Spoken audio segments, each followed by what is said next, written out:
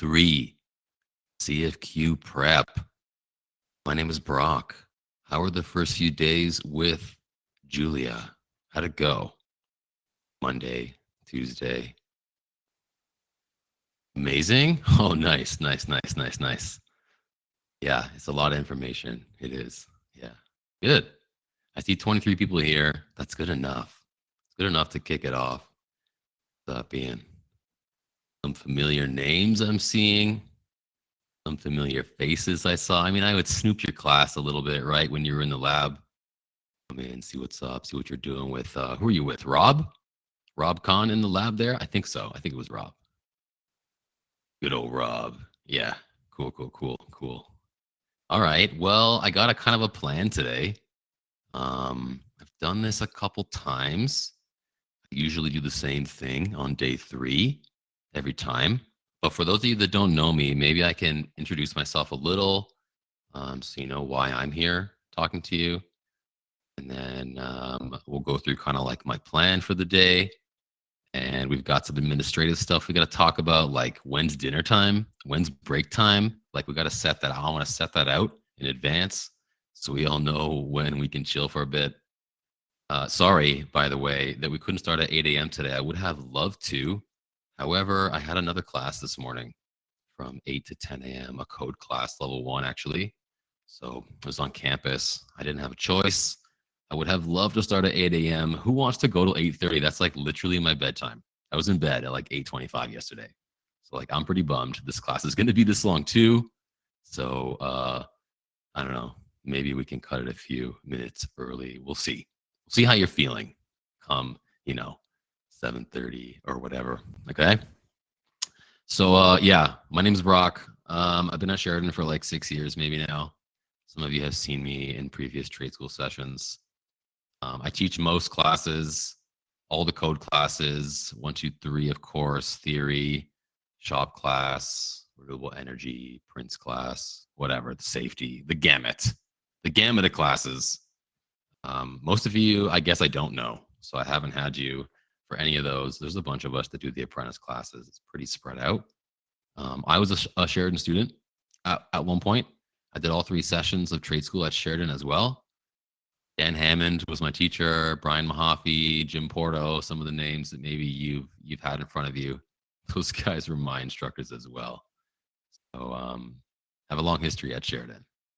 And I recently agreed to start doing these CFQ classes. They're relatively new. I think you're the 3rd group to do them at Sheridan here. And then right at the end of the week on Friday, which I believe is still on campus, that you're going to be writing. It's kind of a new program. Usually on day 3, we do a review, like a whole test review. So that's the plan today. My experience is mostly commercial maintenance. I had a relatively short time to see a lot of stuff. I got really lucky. I've done about half my time non-union, the other half union. I've worked for some of the big companies in the union. I've done some of the big projects. Been in all the car plants. I've done underwater work, tunneling, TTC. Like I've been a lot of places. I've been very lucky, but most of my experience lies in the commercial maintenance sector, new construction. I have a master's license as well. I own my own electrical contracting company. It's called Charge Electric. Each here on the side as like one of the side gigs, one of the other income streams. So consider myself a little bit of a code nerd, but I am a human and I do make mistakes upon occasion. I am not perfect. I could probably do pretty well in the CFQ today, but would I get perfect? Unlikely to get perfect. So you might catch me on something today. Who knows? Teach me something. That'd be great. But hopefully I can teach you some things today too. So I want to talk about breaks. I want to schedule when our breaks are going to be in advance. So I usually do that with some polling. I do some custom polls. Firstly, I want to know how long our dinner breaks going to be. We got 30 minutes, we got 45, and we got 60 minutes as options. You can vote bottom right. What do you want? This will be what? I guess halfway through at about 4 o'clock, I think is the natural reset for our next class. This is only 4 hours we can do in a in a session before it kicks us out. So majority rules, get your votes in. What do you want? I'm easy. I recognize 8 hours is a long ass day. I've already had 2. So this is going to be a 10-hour day for me. So I'm equally happy to take some breaks. I recognize their importance. Let's see. I'm still missing like 5 votes maybe. Your votes in. It's close. It's 8-8 right now. We need a vote swinger. Who's swinging it? This will be one break. No. This is just the big one in the middle. We've got to take a few more like little ones, right? Come on. We'll talk about that in a second. Let's just get the big one. It's still a tie right now. I need someone to break this tie. Bradley, are you here? Darren, are you here? Marjan, are you here? We need your votes to swing this, man. Come on, Bradley. Where you at? Bradley doesn't want to vote today. I mean, I can show you what the poll results are, but it's a tie. So I guess we'll just do another one with the two tie answers. Yeah. So this is what you chose. I got to flip back to here to show you. Half between 30 and 60. So, okay. Tiebreaker it is. 30 and 60. Again, new poll. Break this tie. 45 was an option. You guys didn't vote for it. It's 6-6 right now in the votes. Come on. Put your vote in. Make it count. Democracy rules. That's enough. I don't think if everyone voted the other way that it would switch anything. I'll show you what the poll results are. You guys are choosing 30. Cool. So at 4 o'clock, we'll take a 30. That's what we're supposed to anyways. That works for me. Let me take one more poll here. How many other breaks do you want? 1, 2, or 4? Let's call them 15s. Is that good enough? 15s? You want 2 15s? You want 4? We can split them up a little bit. Every 2 hours kind of thing. Every 3 hours. Let me see. It's 9 to 12 right now.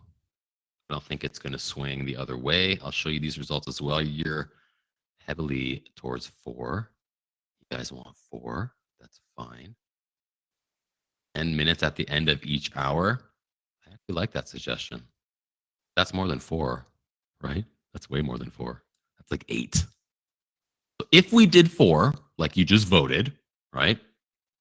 If we did 4, like you voted, let's see. It's 12 o'clock. Call 12 o'clock right now. That means we need 2 between now and 4. So like 1 at 2:30. No. 1 at 1:30 and 1 at 2:30.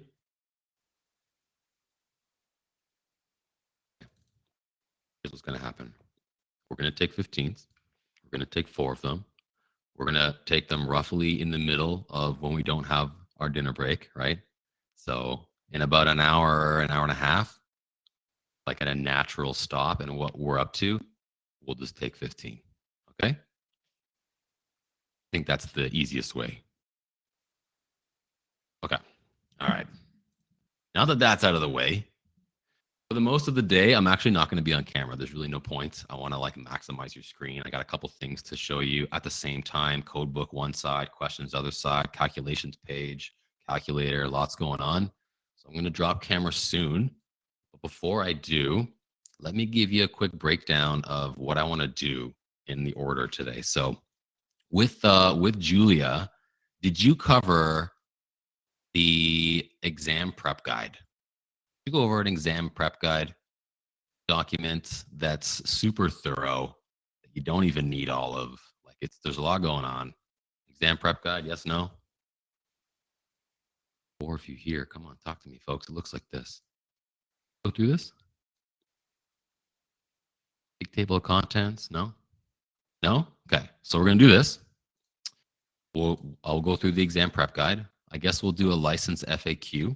It's relatively short. Then I want to give you a list of what I would say are like exam tips. Then we can go through the crane and hand signals. WHMIS and crane hand signals if you haven't done that with Julia. Then I want to go through a document that I call handy spots in the code book. I made a big list of places in the code book that you need to know about. And then after that, I want to start into a practice test that I think we'll mostly do together. So I can kind of show you the way that I approach questions. But I'm happy to switch near the end if you want to kind of take over most of the rest on your own. and I can just like be here to help you.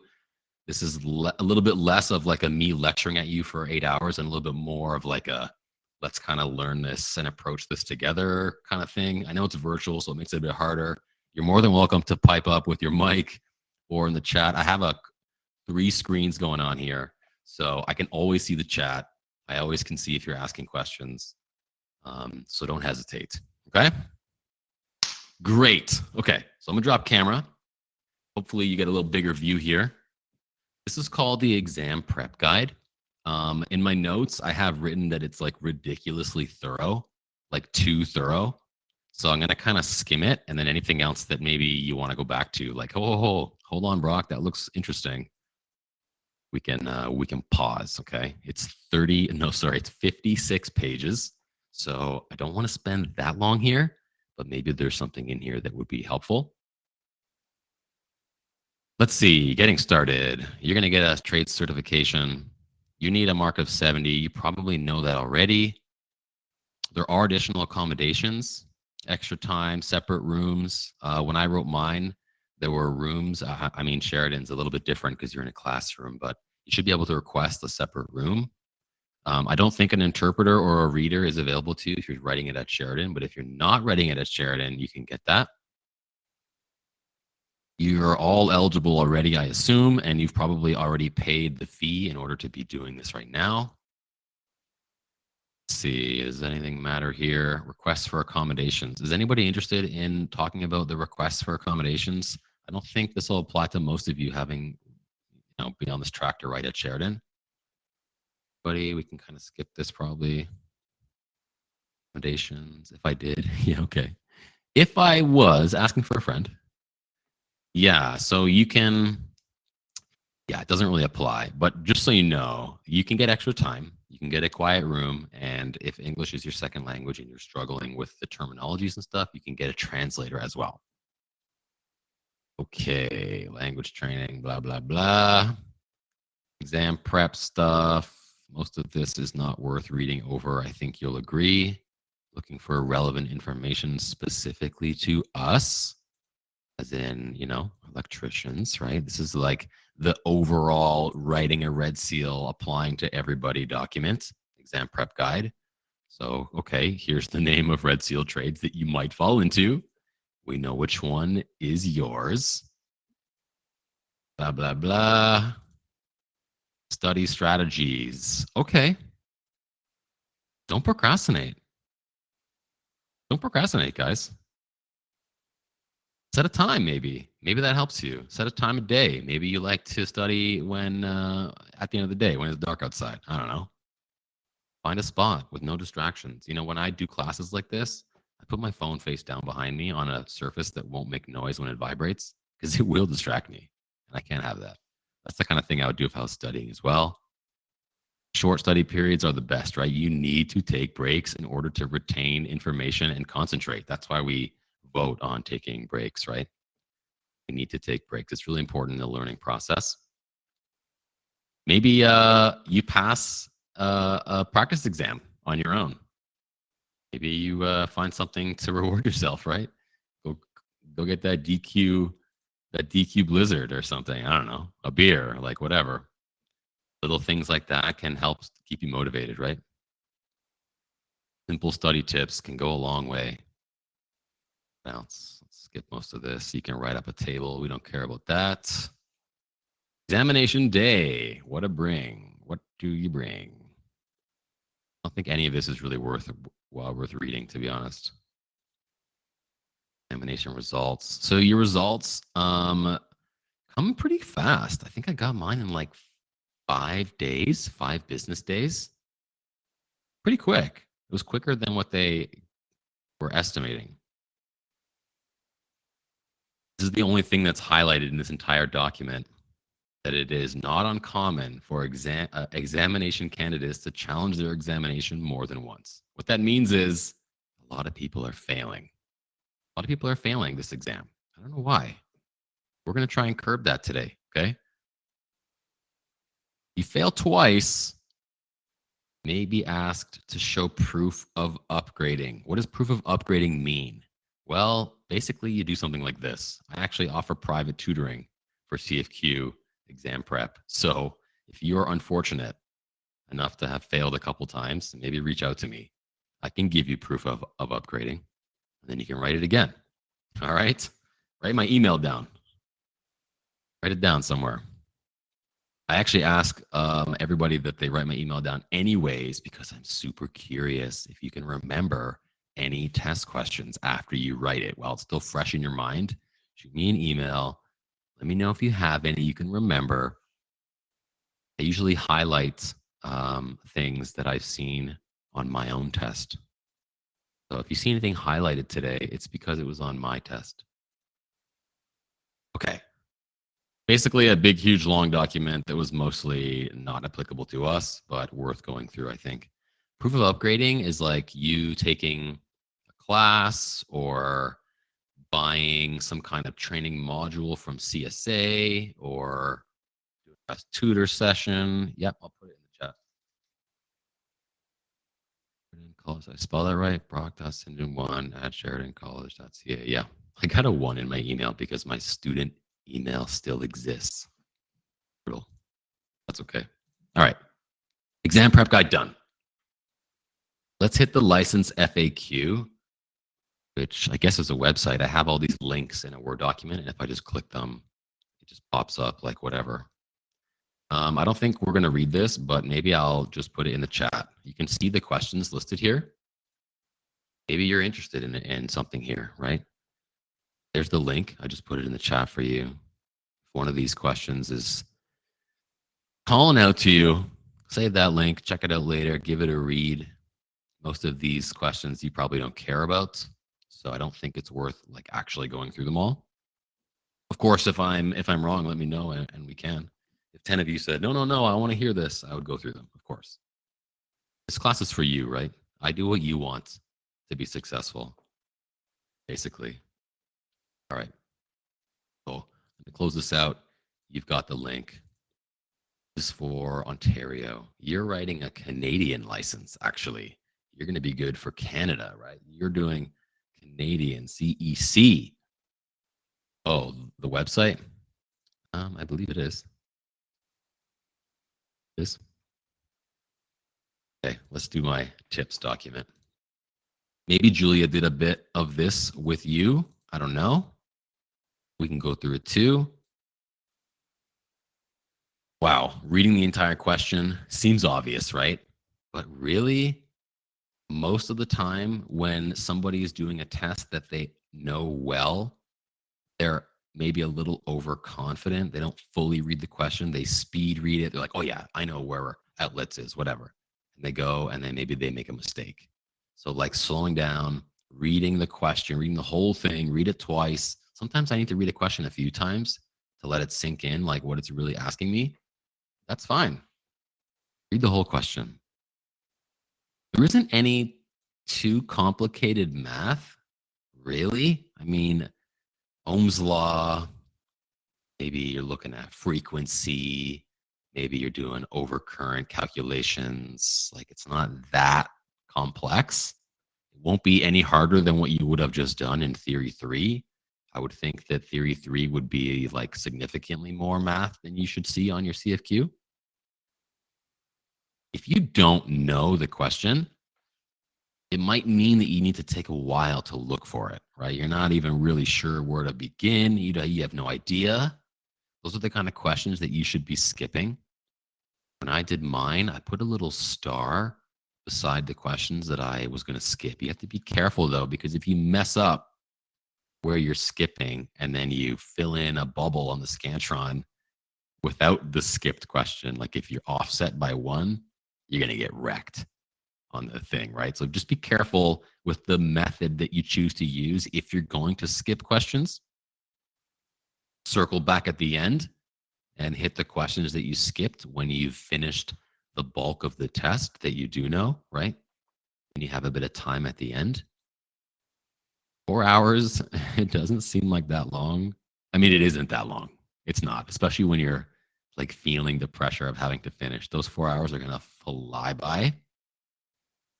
Straight edge, this wouldn't be that helpful for me.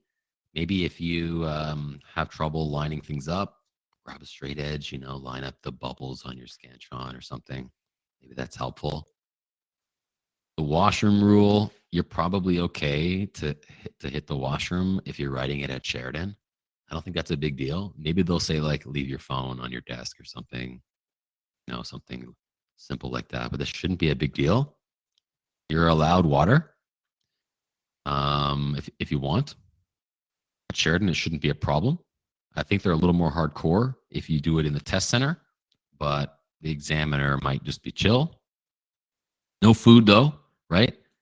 Have a good breakfast, eat something that's good for your brain, get your omegas in the morning maybe, right? Like set yourself up for success that day. That's not the day to go to McDonald's and get the garbage breakfast, right? Do yourself a favor, get your brain running at top capacity, top efficiency. No cell phones, of course. Bonus time. This is like barely a bonus time, but if you like on a Scantron on these various documents, you're going to have stuff you need to fill out like your name, your whatever. You're going to have to write some personal information. If you wait till the end to write that, you can use the first 5 minutes instead to start the test instead of reading all the stuff and filling it out. And then at the end, when they say time up, of course, they're going to have to wait till you put your name and stuff on it to collect it from you. So I guess you could squeeze a little bit of bonus time out of your test if you do it in that order. Cool? All right. Crane hand signals. Oh, by the way, I don't know if I showed you this already. Let's just hit my homepage here. The homepage on our CFQ class, I updated it just a few minutes before class started. Maybe you noticed. Got some documents there that we can reference throughout the day and maybe will be helpful for you. These are the things that I struggle with the most, so I like to make documents for them. I didn't do that much motor stuff when I was working, but I'm fairly comfortable with all the motor calculations in 28. Right now, we're in crane signals and WHMIS, the one that I just opened. So you're welcome to download these if you want as a reference, of course, or open them up or do whatever you want. They're yours now. They're on our homepage. There are safety questions on the CFQ, right? I remember one of mine specifically was, which one of these symbols is the correct symbol that identifies which way your hard hat can go on, front or backwards? Anybody know that symbol? You guys know what that symbol is? I had a question just like that, word for word. Yes, the 2 arrows. Looks like this. I mean, I'm a terrible artist, but yeah. It was like basically on that. Yeah, it's kind of like this, right? Kind of like the guy doing that first hand signal. Yeah. So just a quick, like, safety is on the CFQ, and like you could categorize crane hand signals under safety, I guess, right? So you got the hoist, you got the lower, up and down, same thing, but in reverse, right? You got the stop, arm out, palm down. Emergency stop is like stop, except you're like doing it over and over again, right? Like you're just like throwing your hand out and then back. Bounce, emergency stop, dog everything. I've seen 2 different ones for dog everything. I think this is the safest one for in terms of the CFQ, but I've also seen kind of like a 2-hand version of the emergency stop as a dog everything, but I guess this is the most right one. If you're going to see them on like a multiple choice, I would choose this one with your hands like clasping in front of you. I'm sure you know the WHMIS symbols by now. They've been around forever. Every job you've ever started probably had you doing WHMIS again. These are the new ones.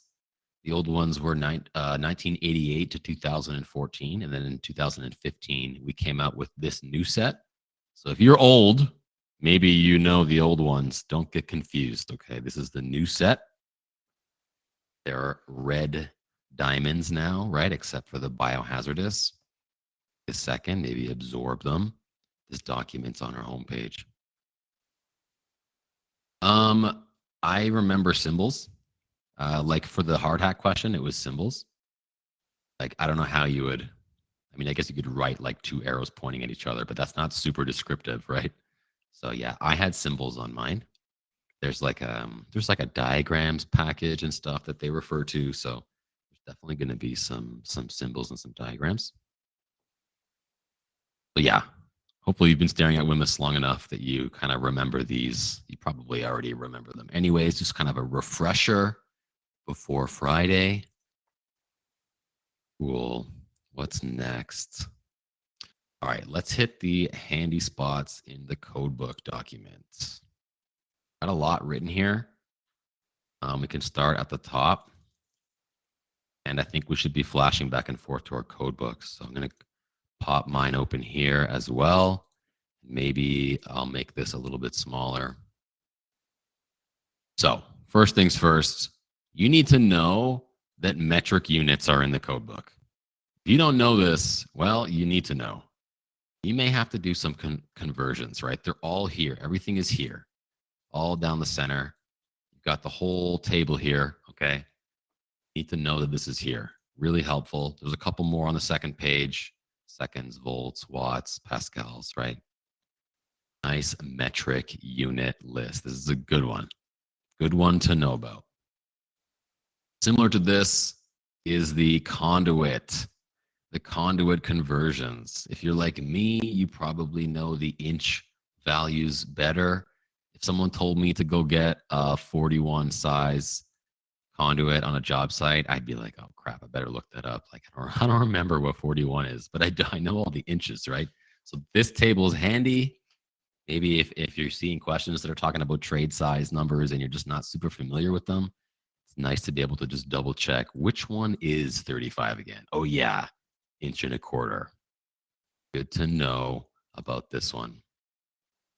Maybe it goes without saying, section 0, definitions. Sometimes they're going to show, like point you to other spots in the definitions. A good example of that is like, you want to look up what low voltage is. It's going to tell you to go see voltage. Low voltage, high voltage, those values have changed recently. So that's why I choose that as an example, right? You see the delta here in the definition. You wouldn't think definitions would change, but now low voltage is up to 1,000. Used to be 750. It's 1,000 now. Just an example of a changed definition. If you're seeing words like extra low voltage, stuff like that in your questioning, and you forget what that means, just come check the definitions, right? Definitions, super helpful. Table 2, of course. I couldn't give you a list of places in the codebook without giving an honorable mention to table 2. Come on. The most used table in the entire book. Please take notes to the things that I have highlighted. These are the only things that really matter in this table, right? More than 3, copper, raceway or cable, 30 degrees. What happens if these conditions aren't, how do I put this? What happens if the ambient is over 30, or there's more than 3, or they're not in a raceway, or they're not copper? Yes, 5A and C. You know how I remember 5A and C? 5A for ambient, A for ambient, and C for conductors, right? C is number of conductors and A is ambient. It's so easy to remember like that. Get to them nice and quick.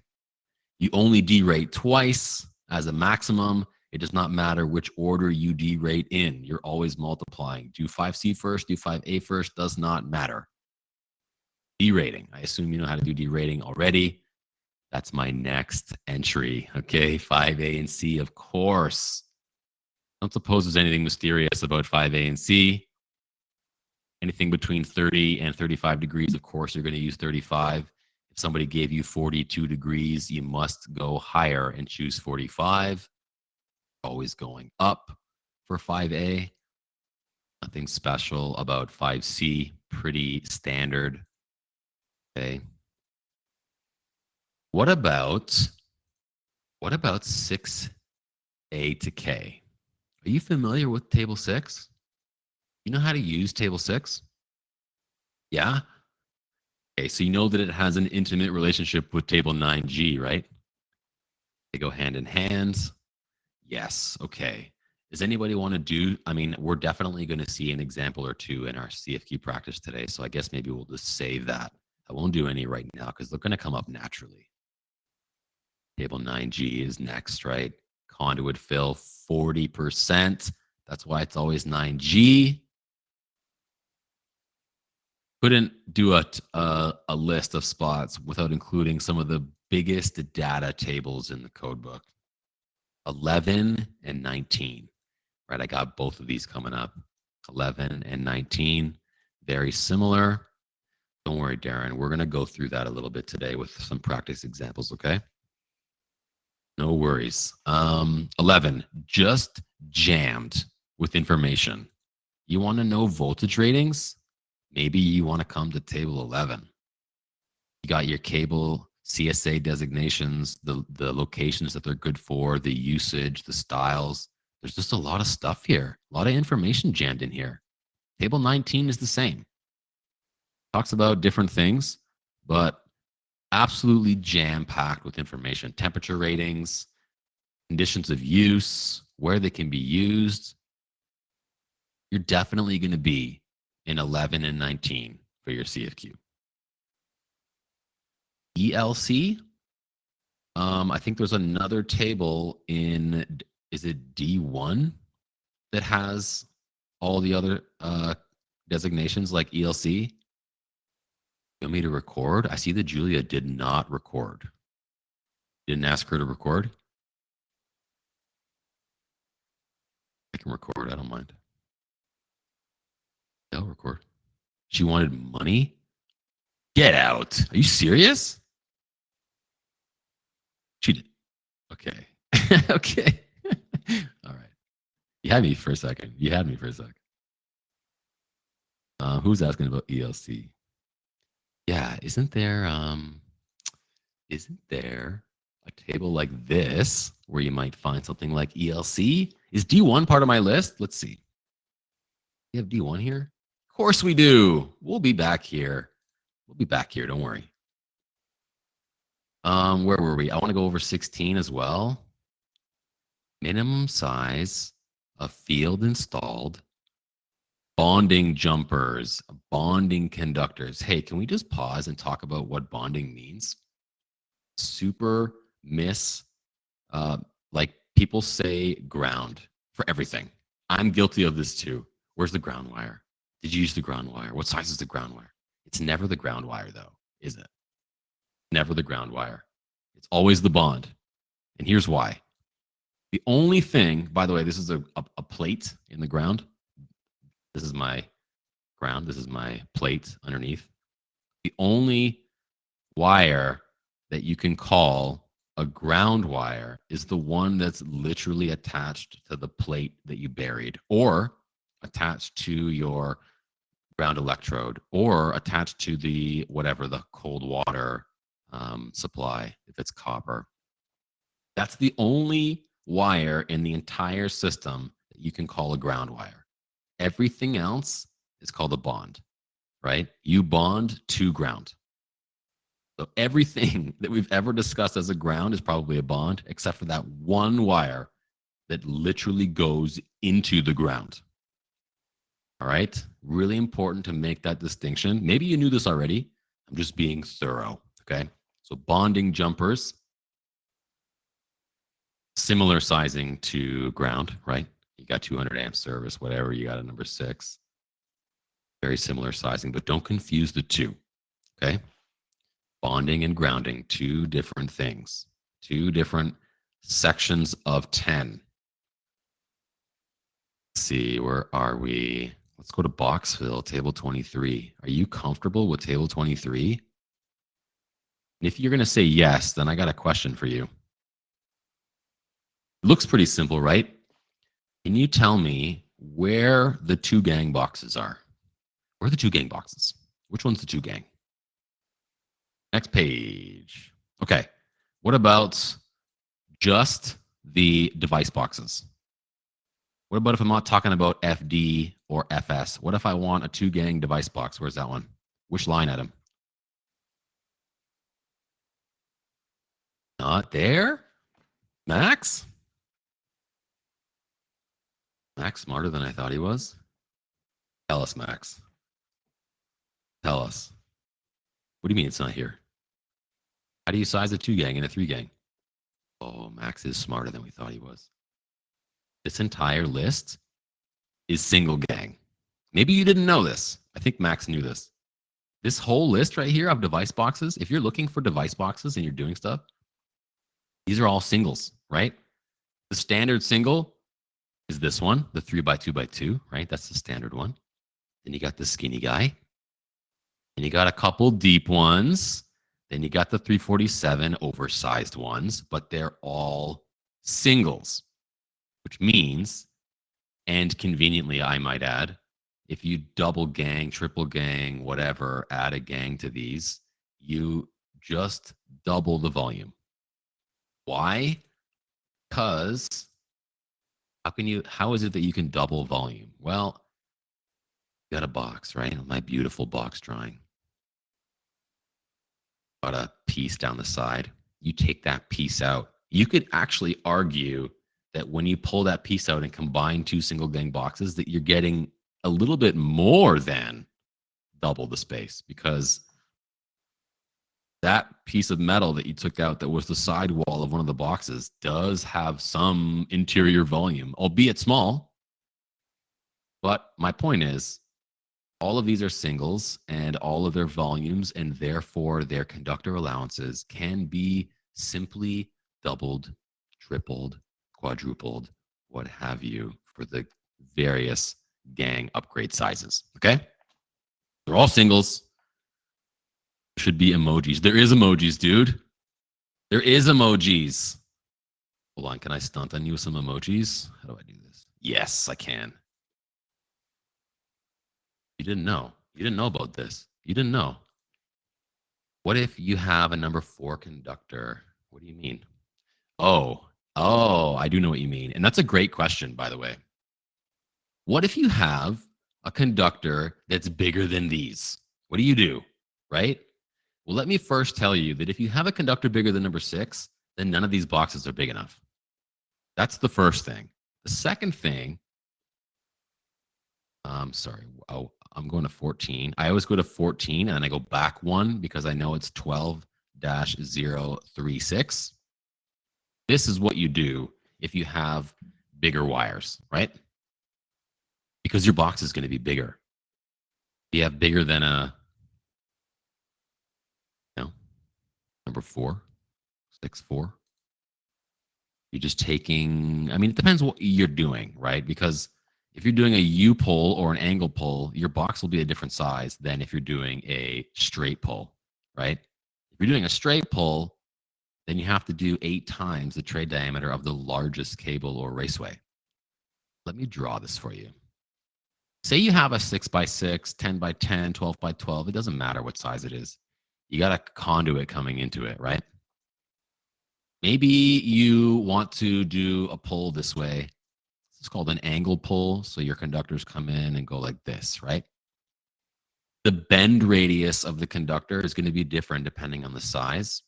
Therefore, the length of your box, right, is going to be different depending on the size of conductor inside, which is exactly what's illustrated in this code rule. If it's going straight through, it needs to be 8 times the size of the biggest raceway that enters that box or cable. If it's a U-pull, it has to be at least 6 times that size, plus the sum of everything else in the same wall of that box. Pretty much all you have is like a straight pull or a U-pull, right? This is what you would do. Whoever asked that, somebody asked if you have bigger ones.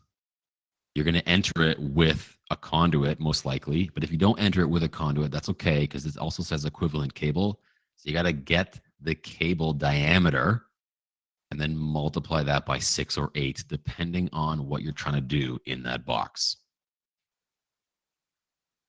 There's also table 22, which I guess ties into this conversation around box fill, that utilizes volume, right? Like there's a number 6 right there. They're saying that a number 6 takes up about 73.7 milliliters of volume space per conductor. It's kind of crazy that they can assign this. This is basically like if your minimum length is 150 millimeters, then this must be, I don't know, like maybe 170 millimeters of wire to be able to assign like a random volume. Because of course the volume would change based on how long the conductor is, right? So they must average it based on the minimum length and like what people usually cut in, I guess. What makes logical sense to me anyway. Table 22, volume, okay? 12, let's go see.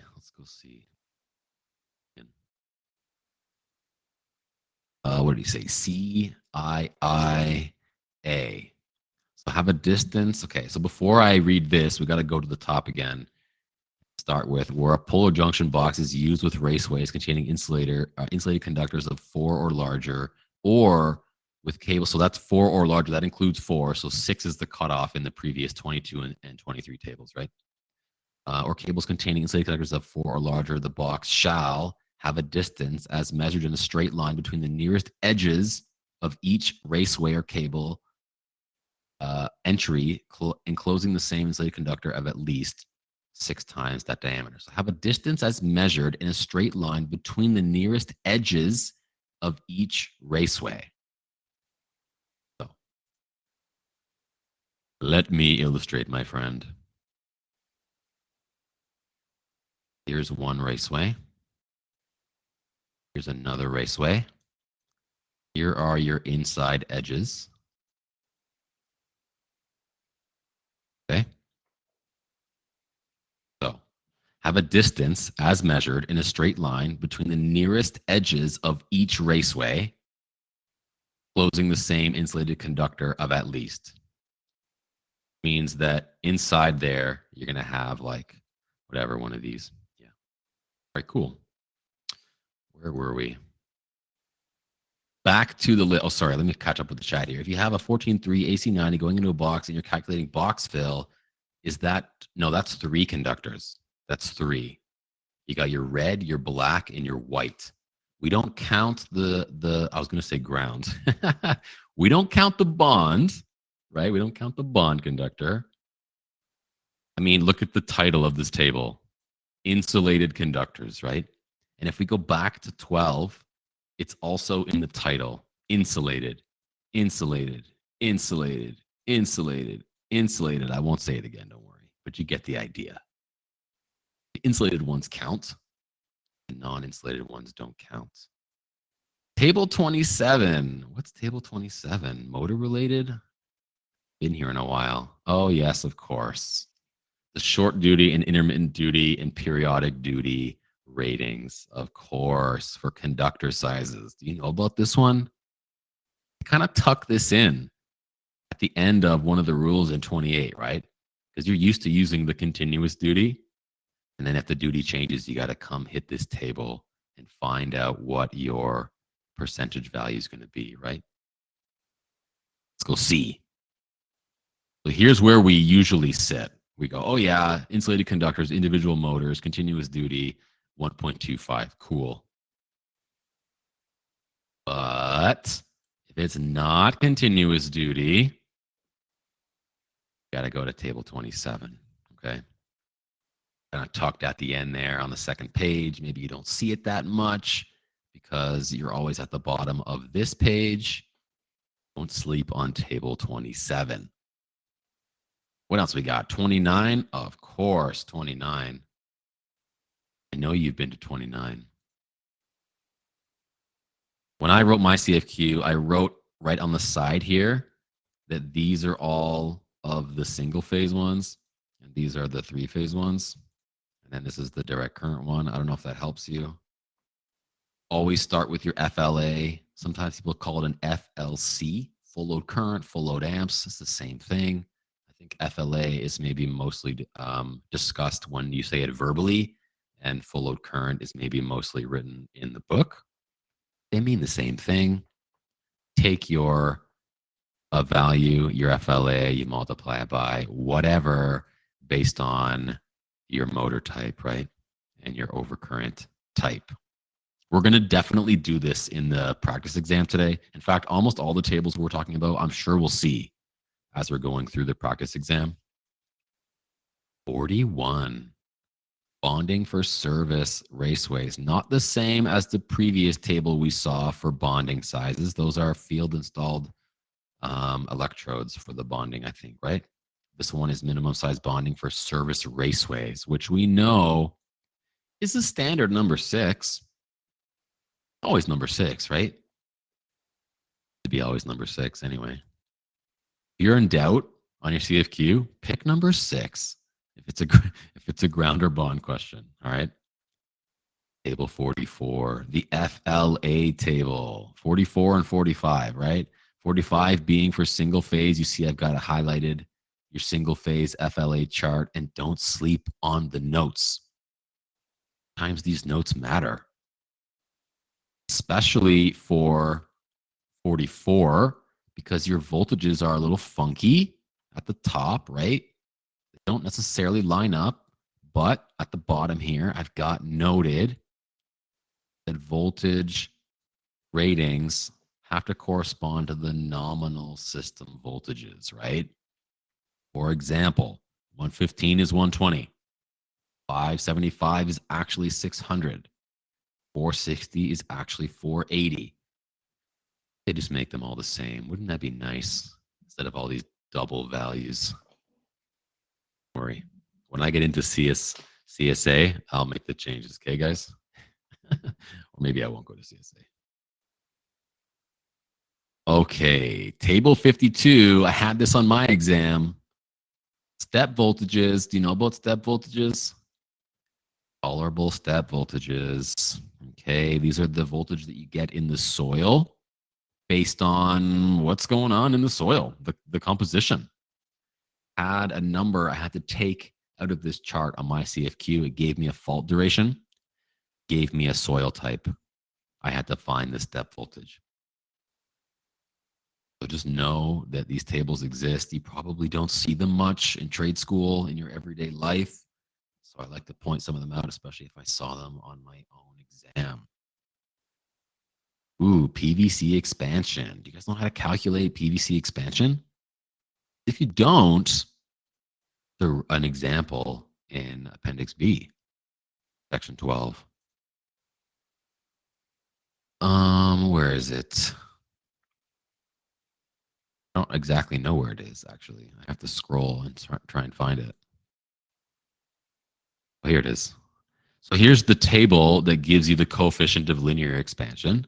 In this case, PVC is our last listing, right? This is when you're adding for expansion joints because of extreme temperature changes, right? Got an example here, which is super handy. We don't have that many examples in the code book. So it's nice that they include an example of how to calculate how many expansion joints you need. If I can break this formula down, it's actually fairly simple. You got 20 meters of PVC. You expect the temperature to be, a low of -40 and maybe a high of 30. Therefore, you take your length, you multiply by the potential temperature change, 40 plus 30 because we're starting at negative, right? So negative to 0 is 40. And then multiplied by the coefficient of expansion for PVC. And then you get 73 or whatever, and then it's 45 millimeters for every expansion joint, right? Take a look. I'm pretty sure it's 45. I feel dumb if I'm wrong, though. Where's PVC? There it is. Restrictions, field bends. Where are we here? Expansion joints, 45. Yes. We're on our game today. 45 mil. If it will exceed 45 mil, you need a expansion joint. I had to practice one where the range was plus 25 to plus 30. So I had to add those two to make it work. The temperature change would be 5 degrees, right? That was your example. Maybe there was a typo. Guys, hold on. You know how many mistakes are in those practice tests that CSA puts out? It's disgusting. Those things are brutal.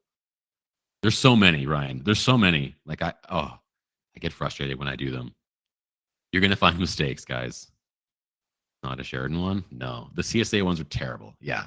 Yeah. Oh yeah. They're rough. I mean, there's mistakes in the code book too. I can show you one later today if you want. I'm sorry to be the bearer of bad news, folks. Yeah, you want to see a mistake? So you know how I mentioned that they've changed high voltage, or sorry, low voltage to be 1,000 volts now? Here's the high voltage section. Oh, but wait, this section applies to installations operating at 750 and excess. But we just got our definitions that said 1,000 was high voltage, right? Here's the mistake. Wah, wah. Who writes this book, eh? Who writes Diagram 1. You guys know about Diagram 1? You should. CSA configure. Yeah, it's 1,000, Ian. It's 1,000. Use the definitions, man. Definitions can't lead you astray. Plus, it has the triangle beside it, which means that they like updated it on purpose, right? Stick with 1,000. Diagram 1. You recognize some of these, right? You know this one, 5-15R. You know these two, 30R and 50R, dryer and stove. I like to think of the dryer one with the L in it, like L for laundry, right? L for laundry and S for straight for my stove. I don't know. Call me crazy. That's how I remember which one is which. Diagram 1. Great for finding details on receptacles. Voltage, right? Maybe how many terminations there might be on a receptacle type of question might be here. And then you got the lockable ones on the next page, the twist lock ones, right? The locking receptacles on the second page of diagram 1, diagram 2. After tables, right? We're in diagrams here. I mean, there's a bunch of diagrams, but those are probably ones that you'll be in for your CFQ. What else we got? Figure B in 10-4. I think that is the diagram of where your options are for your system grounds. Let's go look. Yeah, it is. You got two choices, right? Maybe you already know this. You can either ground at your meter mounting device.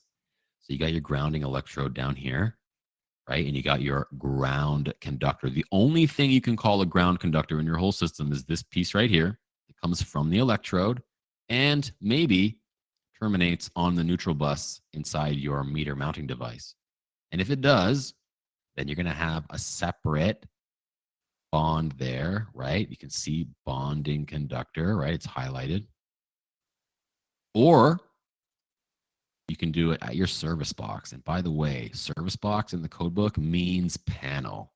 It means panel. So here's your ground electrode now. Here's your ground wire coming up. Notice that it's going onto the neutral bus in your panel. Those are your two options. If you do it that way, you still need a bonding conductor, right? You still got to bond your meter. It's still a metallic box. Still got to bond it. It's going to come off of the bonding bus in your panel, which is the same way it was done here, coming off of the bonding bus when you're bonding your panel if you ground it at the meter. Those are your two options. It's good to know about these well, diagrams. Drawing a blank there. Diagrams. So you can refer to them. Nice to have a picture in this damn book for once, you know. These are some decent ones.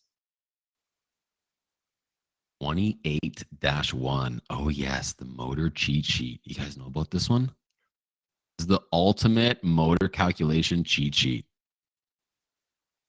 First of all, a couple examples of overcurrent protection, but here's the master cheat sheet. You want to calculate something? You want to know where to find something? Every rule for every piece is listed here. It's the motor control cheat sheet. It's the best. Have you seen this before? Of course you've seen it. Of course you have. I'm wasting my time.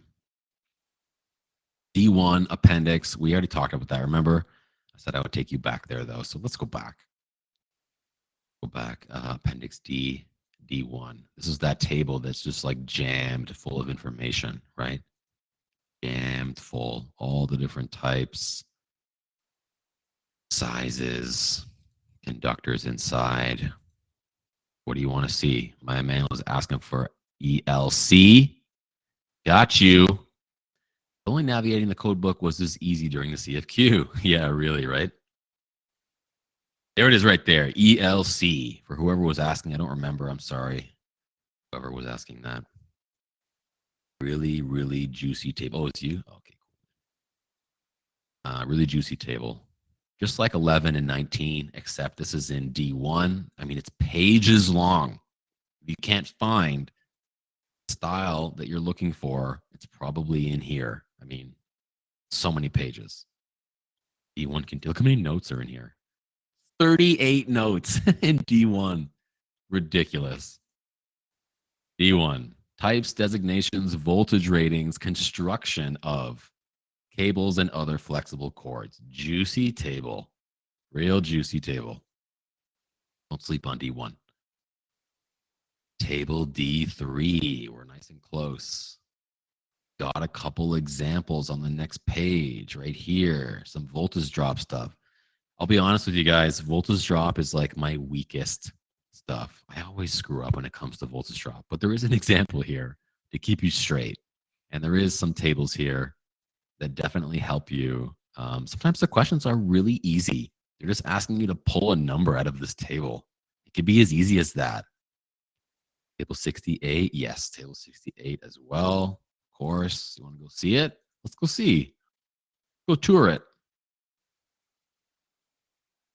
Maximum insulated length, and then this is like the built-in voltage drop table, right? Kind of like does the calculations for you, telling you that this is how long it can be if it's a size 14, right? 38 meters, and then you need to upsize.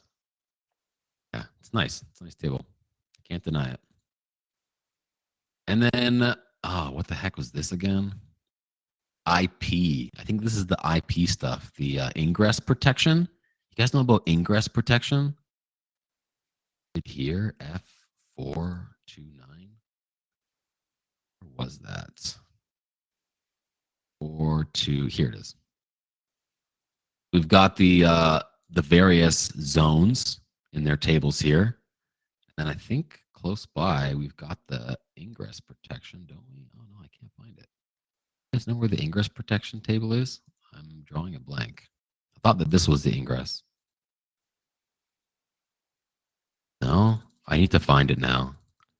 Want to know one of the cool things about the PDF codebook? Check this out. Pull this up and just write ingress. Just like sit back and see what happens. It's the best. Table 65? Table 65? No, this isn't it. It's not what I'm looking for. I want to show you how to interpret ingress. Oh, you found it? It's in Appendix B. B18. That makes sense. Being an 18, of course. Are we sure?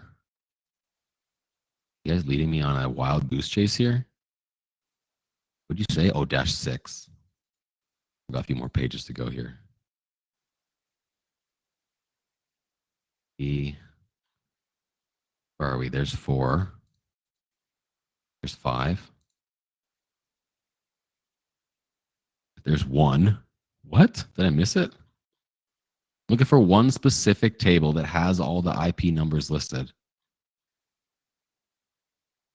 You guys playing with me here? Page 617. I don't think my book has the same pages as you. 1603. Yeah. Ingress. Oh, there's another set of 18. Oh, here we go. Okay. Wow, what a struggle. I should mark this in my notes because I forgot about this one. Ingress. Section. App B. 18-6. Let's call it page 6. Is it 617 in my book too? It is. Wow. Imagine that. For the next group, they're going to appreciate you. So let's talk about ingress. So I had a question like this on my CFQ, and the way that it's presented is each number. So like you might see something written like IP 55. It's always going to be a double number. The first number is from the left column. The second number is from the right column. So like an IP55 would be something that's dust protected and good for low pressure jets. Almost always a double number, IP double number. First number left, second number right. Cool. That's the end of my handy spots in the codebook document. You guys want this, by the way? I didn't put it on Slate. Didn't figure that anyone would care, but I can definitely put it into this list. Yeah, you want that one? Okay. I won't waste time putting it in right now. I'll just do it when we're like on a break or something. I don't burn up too much time. What time is it? 1 o'clock? 1 hour in, and we're over the tips. What else I got on my list here? Okay, we're done that. Table of contents. Okay, good. So we're ready for the practice exam. Yeah, you want to do it right now? Okay, I'll put it in right now, man. Take too long, don't worry. I just drag and drop anyway. What's this called again? What was it? Handy spots in the code book, right? Yeah.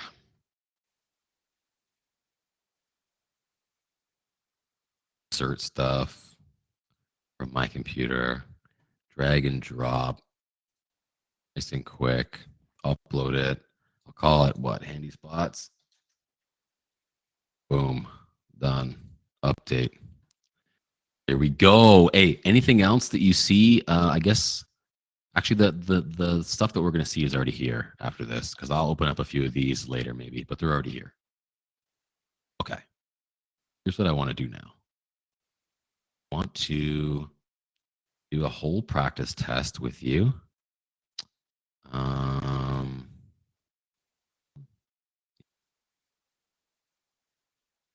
want to do an entire practice test with you. Well, maybe not literally to question 100. You might decide that you want to do some on your own after a while because it's getting easy, but certainly most of it I think we should do together. And I usually do it like the format like this, where I have the questions on one side and then I have the codebook on the other side. Are you okay with the sizing? Get a little bit bigger without blocking stuff out. Is this like roughly okay? Yeah. Okay. And then the codebook, I mean, the codebook is what it is. I know at least that you have a codebook, so you can read it if you need to on your own thing, because I constantly have to open up the bookmarks, which makes everything so small. Okay. I'm going to skip most of the stuff at the beginning. We're basically starting right here with an office strip mall. Office strip mall. By the way, I also have calculations page in case we got to write some stuff down. And it might be smart to open my calculator as well so you can see some live calculations. A bit big, maybe like this. All right, cool. So where are we going for an office strip mall? I mean, you might say 8, and you're kind of right. Certainly, we're going to start here, right? Because this is what? Another type of occupancy. It's not listed in its own rule like a hotel or a hospital or a school, right? So this falls into the other types of occupancy, which you can see in my book. I've got highlighted table 14. That's right. Office being the second listing in table 14. So what's this question saying? It's 8 by 25. First of all, what does that mean? 8 times 25. That means that it's, why are those both zeros? What's happening with my keyboard? See that? Everything that came out was a 0. Oh boy. Try again. There we go. It was bugged on me. 8 times 25. All right, we got 200. Yes, my number lock was on. I was bugging myself. We got 200, okay? So we're definitely going to be in the first 930 category because our office is tiny. It's not that big. I mean, it could be big. And if it was, maybe we would have to break down each of these lines. But we got a tiny office, right? Let's see. What is this thing asking us? The minimum service conductor ampacity. We got to calculate like the office stuff, right? Okay. We're going to start with a basic load like we always do. And this chart is where we do our basic load. So we're looking at an office. Right now, we're looking to calculate the service, right? Asking about service conductor, not a feeder, which means we're going to be in this column, and we're in the first. So we're going to take our watts per square meter, which is 50. This is our total square meters, right? It's only one floor. It doesn't say anything about having 2 floors here. We're going to multiply that by 50. That's how many watts our basic load is going to be, except when we're calculating it for a service, we got to take it at 90%. I don't have to crunch that. We know that's going to be 9,000, right? 9,000 watt basic load starting. Write that down. Basic office, okay, that's a 9,000 watts. Okay, that's how we start. Now let me ask you, what are we doing with this? How do we calculate this stuff? Well, what do you think? Well, we got to go back to the rule, of course, right? 8-210, where we're talking about other types of occupancy, right? And it does mention, first, we do our basic load in watts, which we just did from table 14, and we applied our demand factors, which was the 90%. Now, we want to do our special loads, which include things like air conditioning, maybe some heating, right? Maybe some computers. So the special loads, unfortunately, are just saying with demands permitted by this code. Oh, don't you hate seeing that? It's like, yeah, the answer's in the book somewhere. Good luck. I think that's funny. I don't know. Maybe you don't think it's funny. I think that's hilarious. So what do we do, right? Well, air conditioners are usually taken at 100%. Why? I really like to bring logic into service calculations. It makes way more sense. Picture this, okay? You turn your AC on. You want it colder in your house. Is there any dial that you can do that allows you to do like 50% AC power or 25% AC power? Of course not. It's either on or it's off. Yeah? And if it's on, it's running as, as much as it can run. There's no dial. There's no give me half power today on my AC, right? There's no such thing as that. You can change the fan, potentially, the fan speed on some air conditioners, right? But there isn't a like make it less cold when I have this on function. So that logically says to me that an AC should always be taken at 100%. And it's actually mentioned back here in the residential service calculations that ACs are taken at 100%. So like it comes up once, not mentioned again. However, it doesn't say anything about being attached to a furnace, right? At home, not in an office. I mean, in an office too, but definitely at home. Maybe you got a Nest, you want it to be hotter, you turn it one way. You want it to be colder, you turn it the other way. It turns blue, whatever, it gets colder. That's an electrical interlock, which means you can't run the AC and the furnace at the same time, which is why you take the bigger of the two loads, right? In this particular office, you're seeing an air conditioner that doesn't mention anything about being interlocked. Sure, the word thermostat is here, but that's in relation to the space heating, and I'll show you where that comes up later. There's no other details here, so we have to take the AC at 100%. Do you agree with me? Anyone have something to say about that?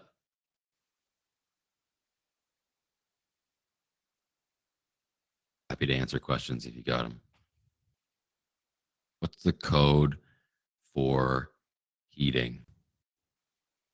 Sorry, what's the code for heating over AC? Yes. Where is that code? It's around here somewhere. Let me see. Accordance. Packeted load, excluding space heating and air conditioning. No, it's not that one.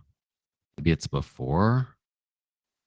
If you find it before me, I don't remember where it is, but I know it's around. Oh, here it is. Where interlocks are installed to prevent the simultaneous operation of electric, space heating, and air conditioning loads. By the way, this rule has been changed. Whichever is greater load shall be used in calculating demand.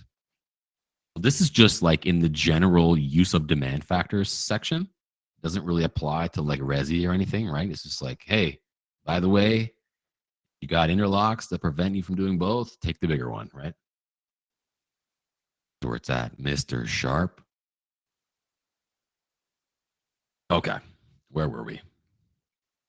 We got 10,000 for the AC, yeah? Now we got a electric space heating at 25,000 watts, complete with area thermostats, yeah? Well, we're going to go to 62 if we're talking about heating, of course, and specifically 118, if I'm not mistaken. 118, come on, Brock. Yes. 118, okay. Let's give this a read. We mentioned the thermostat stuff, right? Okay. So I have a bunch highlighted here. I think these are the important words. Firstly, number 3, you see the word residential occupancy. We can't look at that. We can't do what we usually do, which is sub-rule 3, because that's for residential occupancy. An office is not a residential occupancy. It is, however, an other occupancy like we have down here.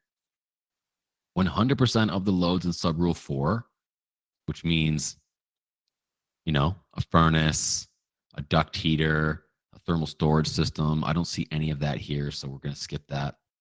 Plus 75% of the remaining connected heating loads, plus the combined loads of other equipment with demand factors as applicable with Section 8, of course, other equipment. Does anyone know what this is telling us, sub-rule B? What are we doing with this value? Any idea? What do you think?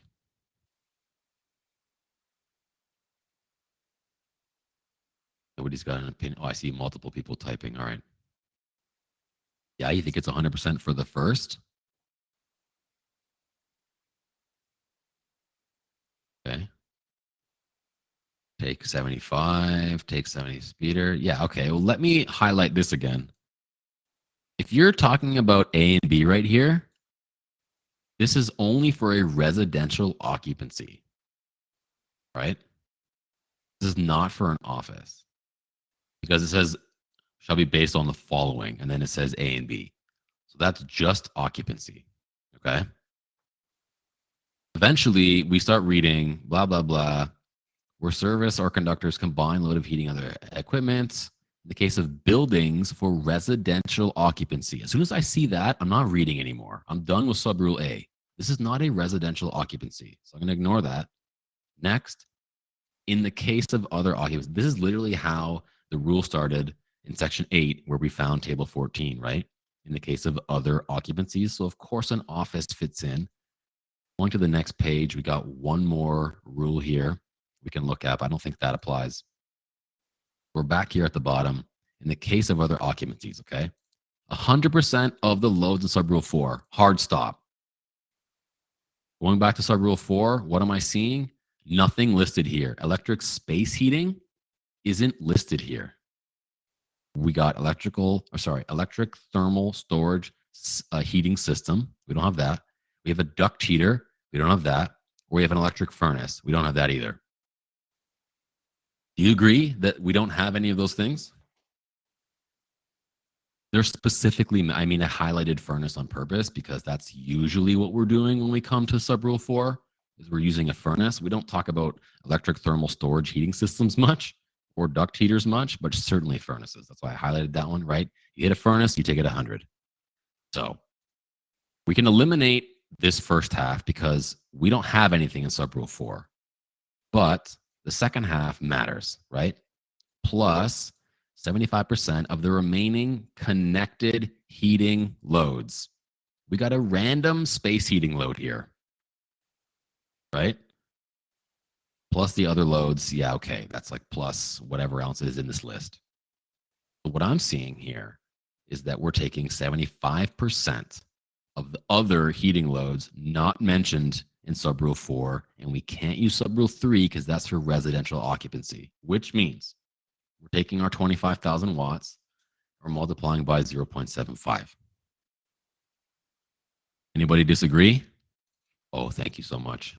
I appreciate when you provide numbers like this. So I don't have to. That's great. The watts.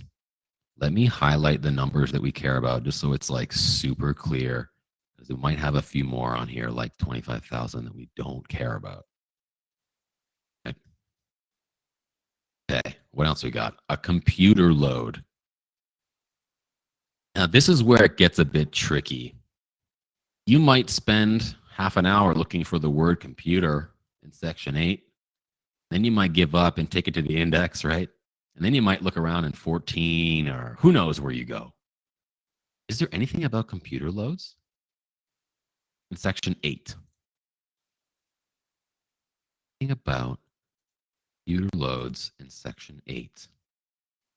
Maximum circuit loading, demand factors. Would it just be considered an additional load? Well, yes, but we can't consider that an additional load until we rule out that it isn't specifically mentioned somewhere, right? So that's kind of like what I'm doing here. I'm just kind of browsing, pretending like I have no idea what's in here, like I'm hitting this on a test question or something, right? Looking around, other loads, vehicle supply, spaces, residential service. Got to skip all this because that's not offices. And eventually we get back down to here where we don't see anything about computers at all, right? Maybe we're feeling like we got to look a bit more. Branch circuits, okay, maybe, but we're trying to find a service. We're not really isolating branch circuits right now, so we can kind of skip that. Right, we got some vehicle stuff here, and we're done 8. What I'm trying to illustrate is that computer loads aren't mentioned, so we just have to like take it as what it is. 1,000 watts, computers. There's no derating. There's nothing fancy going on there. What about our hot water tank? What are we doing with our hot water tank at 1,500 watts? Anybody know? What do we do with that damn thing? Tiny ass hot water tank for an office. Mind you, this office is 200 meters squared, so not that big. Nobody knows? Hot water tank? No? 100. On it. You're right, actually. Why is it 100? Can you tell me why?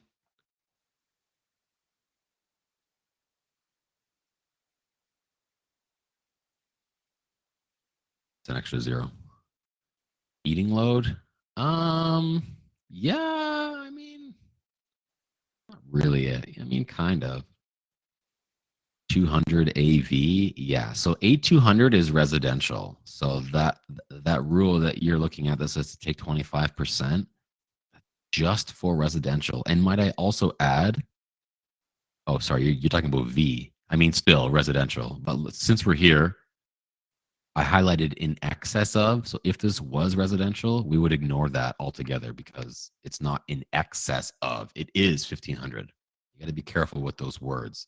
Oh yeah. So we're taking it at 100.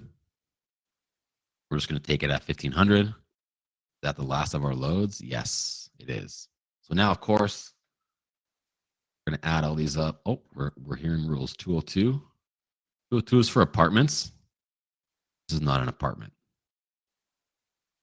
Not an apartment. Can I also add something, though? If this was residential, you would be down here only if it was 1501, right?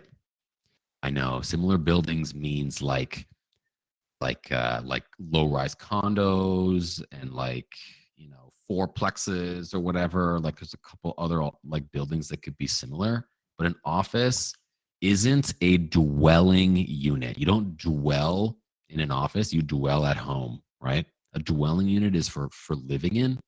It's like a home of some kind. Yeah, that would count. Sure. Yep, that would be a similar building. Yeah, or a quadruplex or triplex. Yeah, for sure. What was I saying? Oh yeah, if this was resi, you would take 25 if it was in excess of 1,500. But what I wanted to mention is that there's a potential for this word tank to be swapped out with heater. If this said hot water heater, HWH, you'd actually be up here in electric tankless water heaters, which I can't highlight for some reason. But there we go. Which is a different value. Now you're taking it at 100, right? Instead of 25. It was a heater in residential. This is not residential. I'm just trying to be clear. Just touching on it because we're in the area, right? So what do we got here? Anybody get a total? I wonder if these are even right answers. We're about to find out. 45 to 50 watts, and then we're going to divide that by 240 volts. Why 240? Why am I dividing by 240 for this office? Oh, it's 188.5. Okay, cool. I'm dividing by 240 because it told me that it was 240. And by the way, this is single phase, so we don't have to do anything funky here with the voltage, right? 1F, I should say 1P, shouldn't it? Make it a P instead. Here we go. For the next group. All right, 188.5. I like that. Only like 20 minutes for the first question. We're on pace to finish this for sure. It's okay. I want to teach it too, right? Not just answer it. Okay. Oops, I shouldn't have done that. We probably need those values, don't we? The total of the special loads. Oh, someone's saying for other occupancies, if the hot water tank was over 1500, you still take it at 100. Yeah, I think you would. And here's why. Other occupancies. Okay. So it lists a couple examples of like what would be classified as an other load, right? Hold on, I see a bunch of questions. Let me just finish this first one. This particular rule isn't very forthcoming. There's not a lot of information here that it gives you, right? Not a lot of stuff here. So all you can really do is take the heating and the motor and the lighting to their respective sections. There's no section for a hot water tank.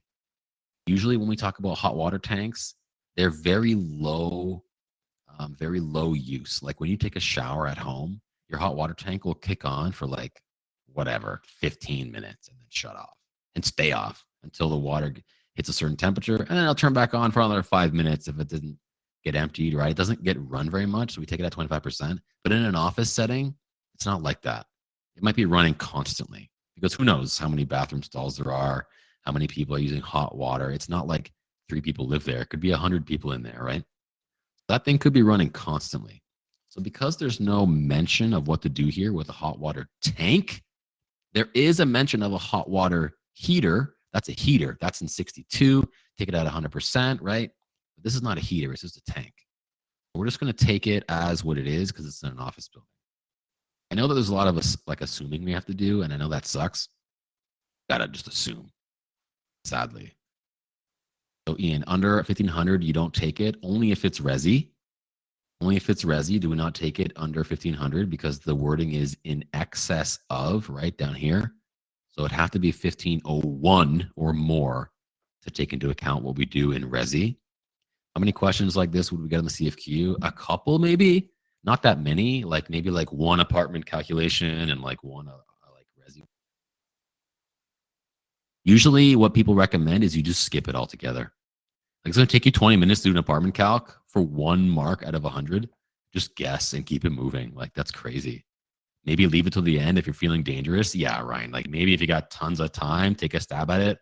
But like be okay with just leaving it, taking the L or guessing. Right? You got 25% chance to get it right. Roll the dice. It's too much time invested. Total of special loads to be used in calculating the minimum service would be, well, it would be everything except our basic load, right? It'd be everything minus that. Okay, all right, cool. Yeah.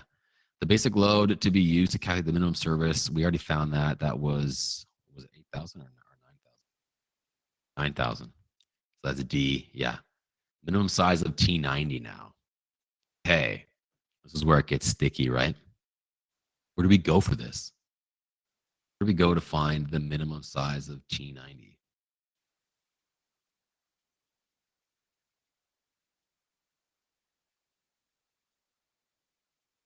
Nobody knows? Table 2, of course. Table 2.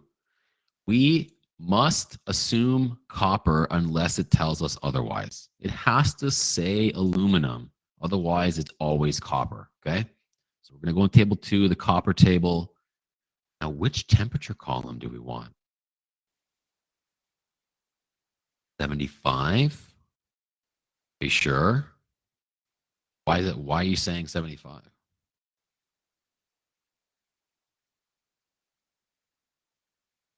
$90, $75, T90, above 100. When you're sizing like this at a table 2, the insulation is almost irrelevant. So the fact that it's T90 doesn't mean anything. It could be T whatever. Like, we don't care. It's going to be more than what's necessary. What we do care about is 4006. Yeah, 4006. This is about termination temperature, conductor termination temperature, right? We're about the size, the wire that's going to touch our breaker, right? It's going to have to terminate on a breaker, but we don't have a listed termination temperature for that imaginary breaker. We have to default to 4006, right? We're looking for an ampacity, right? Based on the allowable ampacity. And to do that, we have to take our temperature into account based on our ampacity. So we got 188, which of course is more than 100 amps, right? Therefore, you're right. We're in the 75. Exactly.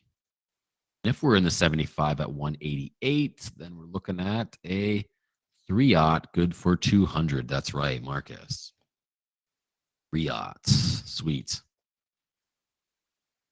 Okay, that was easy.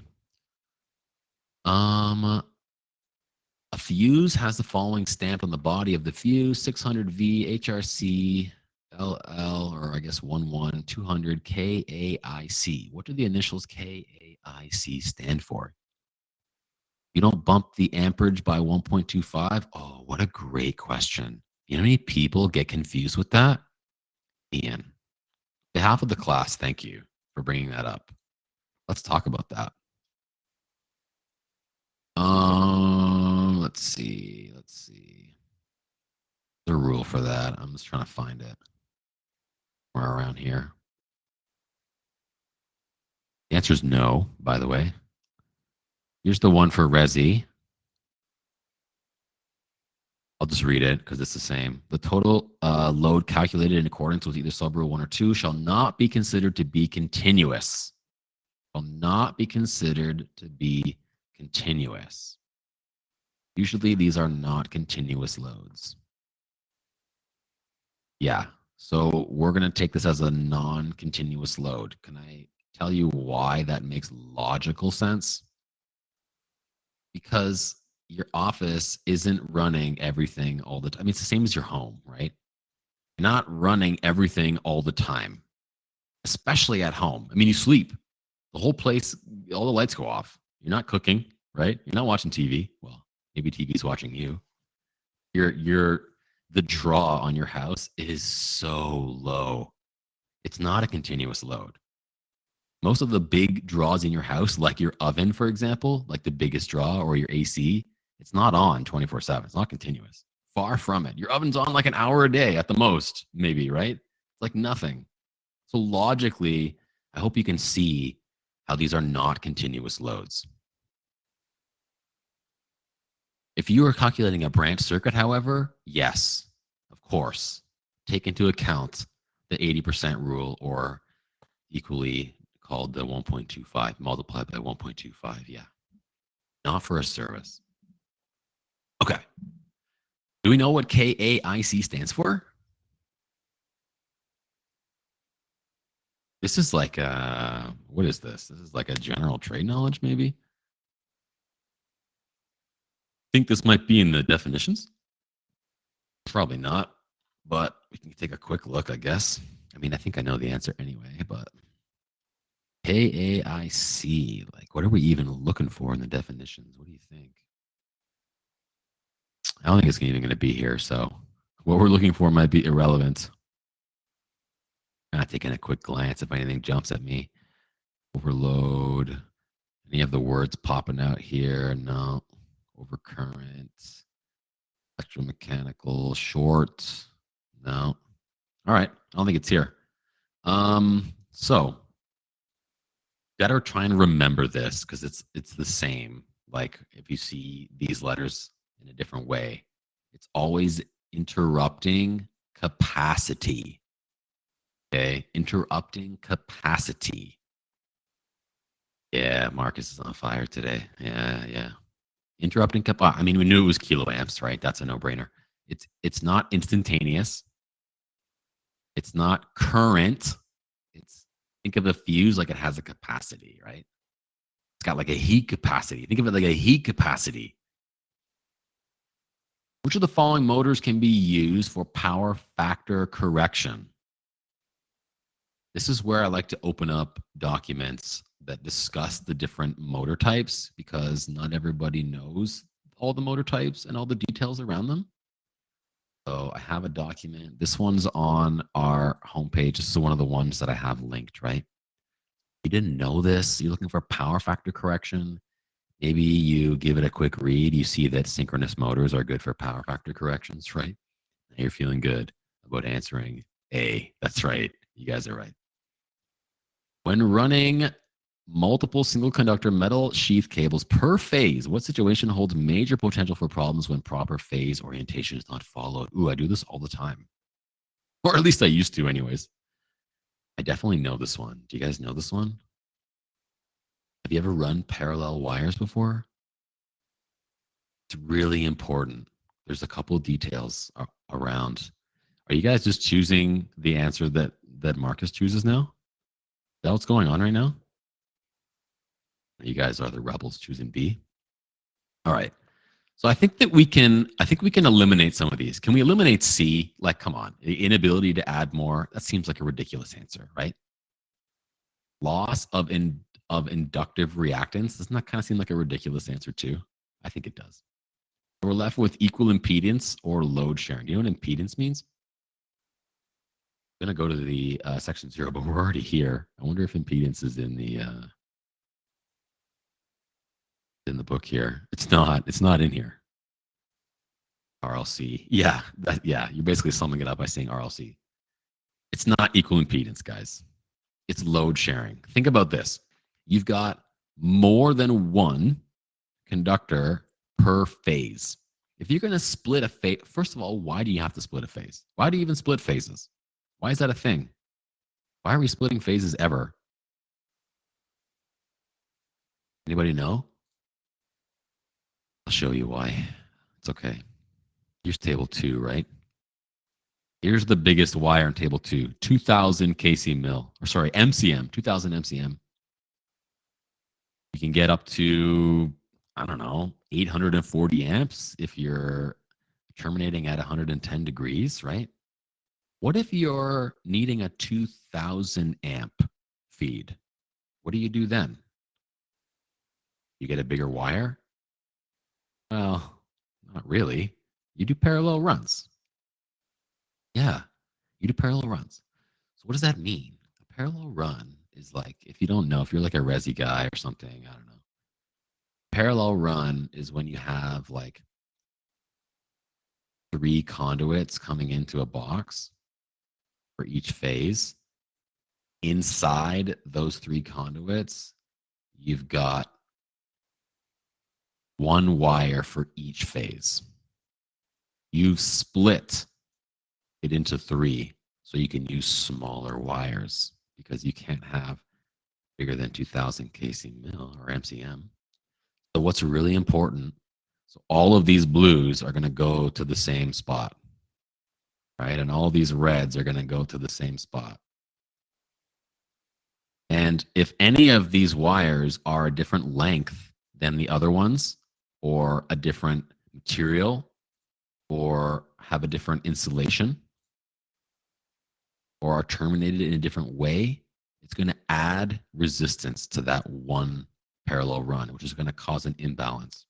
So load sharing is the most important. All of the loads have to be shared equally across the conductors that you're splitting the phase with. Otherwise, you're going to have problems. It'd be exactly the same load. Oh, it's not much. It's really small. It's a great question. I'm not sure exactly. Yeah, it's like a few inches. Yeah, yeah, yeah. It's like you have to run them the exact same way in the same size conduit, the same insulation into the same box, terminated the same way. Like everything has to be identical. You've got a little bit of leeway. It's like a couple of inches. Yeah. Commercial occupancies where the branch circuit voltage is 347 or less. Generally, what is the maximum overcurrent size for branch circuit supplying luminaires? I see the word luminaires. Where's this taking us? This guy see 20 amps already. Um, I mean, I love that you're taking guesses. I think it's important that we at least try and find where these answers are. That's the whole point of like doing something like this. So you're probably right. That's great. But luminaires takes us to section 30. Yeah, exactly. 104, Ryan's saying. Oh, you're quick. Take a look. 104, protection, been changed recently. Yeah, I see 20 amps for input voltage of 347 or less. I'm feeling confident that you're right, that you're all right. But I think it's important that we went to find it. When I teach level 1 code, I tell everybody that the index is your best friend. When I teach level 3 code, I say the exact opposite. Don't you let me catch you in the index, okay? Takes way too much time. Sure. Okay, fine. Whatever. Go to the index once in a while. But you should know that lighting was in section 30 by now. And if you don't, you got to study what's in each section. It saves you so much time skipping the index. Okay, I guess the rest of these questions are based on this motor diagram. Saying the nameplate's unavailable. We got ambient temperatures of 30 or less. Okay, no big deal. In the event of a nuisance tripping causing blown fuse on startup, the CEC permits the overcurrent devices to be increased to a maximum of. Don't take me to the index. You know this is in 28. We're talking about tripping fuses. That's an overcurrent, right? So in 28, first you have overcurrent, then you have overload. So overcurrent comes first, not to be confused with overload that comes next. Not the same thing. So this is an overcurrent. Nuisance tripping, okay? We're going to be in here somewhere, right? What do you think? Where are we going? What are we doing here? Nuisance tripping. Question number 9.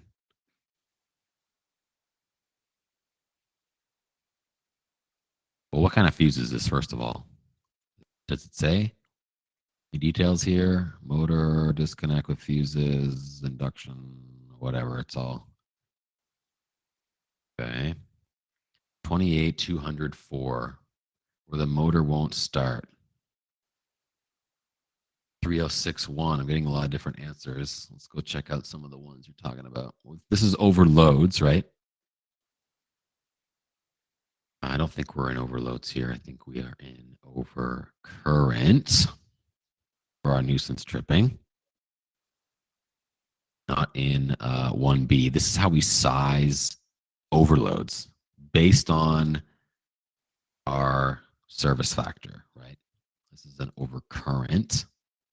So we're up here in the overcurrent, and we need something before we can give an answer here, don't we? We need a piece of information before we can even get an ampacity value. And what is that? What do we need? Yeah, the FLA, of course. Is this a 3-phase or a single phase? It's actually a single, according to this diagram. So if it's a single, we're in 45, right? Single phase. Let's see. What's the voltage here? 230. So we're in this column. What's the horsepower? 5. Right here. So we got a 28 FLA. Oh, someone said that already. Thank you. 28 FLA. So we're starting with 28, right? Put it in my calculator for safekeeping because I'll probably forget. We'll go back to where we were at. Overcurrent protection. Okay. Now, which one of these are we in? I think we're right here in time delay fuse. What do you guys think? Time delay. Why is it always time delay? It's always time delay. When an overcurrent device rated in accordance with subrule 3, right, will not permit the motor to start, which is basically a nuisance trip, because it has an inrush current that causes the trip, we can increase our time delay fuse, which is the standard fuse for a motor, to not more than 225%. Gives us 63. Is that an answer? It is. That's good. I was thinking we'd find some mistakes in this, but so far, so good. What current, I'm going to leave this diagram here. What current does the motor draw from the line when operating at rated load? What current does the motor draw is what I'm reading. Forget about the rest of the stuff. This just means it's operating normally, right? What's the current of the, yeah, it's 28. That's like a complicated way of asking what the FLA is, right? The full load amps, the operating at rated load ampacity. What's the maximum allowable overload? Now we're leaving overcurrent. We're leaving that behind and we're going to overload. And when you size overloads, you're almost always in 306, right? 306. And we use service factor. So we take 28, which is our FLA. I remember, imagine that. We multiply by our service factor is 1.17, which means it's greater than 1.15, which means we're multiplying it by 1.25.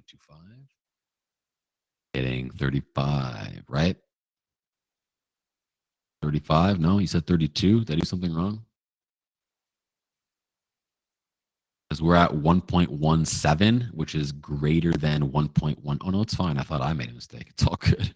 It's all good, man. We're all making mistakes today at some point. Don't worry. So 35. Is 35 an answer? Where are we? We're down here. Yes. D, 35. Nice.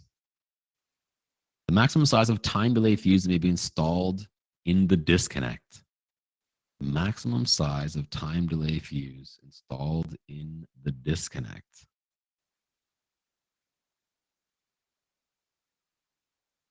Time delay fuses. If we're looking for the rating of an overcurrent device, we got to come back up here into overcurrent, right? Because we're going to have an overcurrent in our disconnect, right? That's where the overcurrent is. And it's telling us we have to go to table 29 to find ratings of overcurrent. So here we are in 29. We know our FLA is 28. Stick that back in my calculator, right? And we want to know which one are we on? We're on this one. Time delay. Time delay is this guy. What kind of motor is this? This is a, what is this? Induction. Induction motor, class A. Other details there, right? Yeah, induction. So we got single phase, we got squirrel cage, full voltage, resistor, reactor. 1.75. So we're multiplying our 28. 1.75, and we get 49. 49, is that an answer? Down here. 49 is B. Sweet. Feeling good. I'm feeling good about this.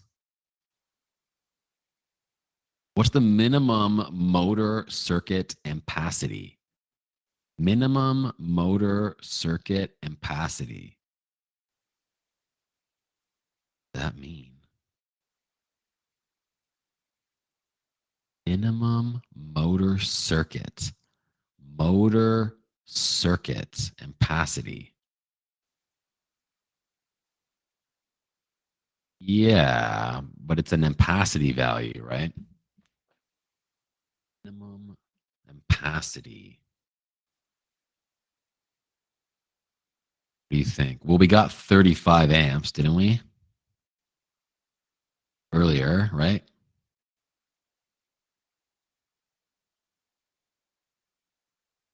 Got 35 again, using Darren's tricks. That's 35. It's definitely 35. Is 35 here? It is. D. Nice. Okay. We're at 14. It looks like we're leaving behind our motor questions. So I'm going to scroll a bit. We're at the top here. I'll keep highlighting them so we know where we're at. Just to double check, for the previous question, we got 49, but technically using table 13, it's 45. Let me make a distinction here. And I think you're right, but let me comment on that. Was that for this one? Maximum size? Because the wording is not more than what's in table 29, right? So it has to be less than 49. 49 or less, right? Technically, but I mean 45.6, I don't really think that's a good answer. Let's go back. I want to show you where it says that. 8, right? No. Not exceed the values in table 29. When we went to 29 and we took our FLA of 28 and we multiplied by 1.75 and we got 49, it can't exceed this. That's the maximum, right? That is our maximum. Now, if it's asking for the actual fuse size as opposed to the calculated maximum, that's a different question, right? So this is saying the maximum size of time delay fuse may be installed. So I think you're right. I think we got to go to table 13 for this and actually look at what size we can use, right? Table 13. It's important to make that distinction, and maybe we just glazed over it. Let's see here. So all of the ratings that you see are real sizes that you can like order. So 49, you can't go to 50. That's too much. There is no 49. So the actual size would be 45. Now that's not here. I mean, I could make it 45 for the next group, I guess. Go to save, like, and then maybe make this even more obvious. The maximum size, the actual maximum size of time delay fuse. Okay. So this could have said the maximum calculated size, and then that would have definitely been 49, right? But the actual size, you're right. We got to go down one because it says we can't exceed that value. So we can't go to 50. There is no 49. We got to go down to 45. Yeah. I'm glad that you brought that up. I think that was definitely worth talking about. So thank you. We just did this one. Okay, we're on 14 now. So due to voltage drop concerns, a run of 16 conductors carrying 14 amps is needed to be increased to 10 with 600 volt RW75 building wire. Okay, you know what's going on here? All of this that I have highlighted is irrelevant. Do you agree? Everything that I have highlighted here is irrelevant. It's just like noise to try and trip you up, right? None of that shit matters, okay? All we care about is how many number 10 RW75s go in and what size of EMT, right? So what do we need to know to answer question 14? What do we got to know here? There's a couple things we have to know, right? We have to know how big is a number 10 RW75? How big is X size EMT? That's like the real question here, right? That's like how to answer this question. Like, what size EMT are we using based on 10? Is it 10? Oh, sorry, 16. 16 number 10 RW75. So yeah, we're going to table 6. We're going to the table that says RW75, XLPE. Any mention? Okay, it says 600 volts. So we're in the 600 volt.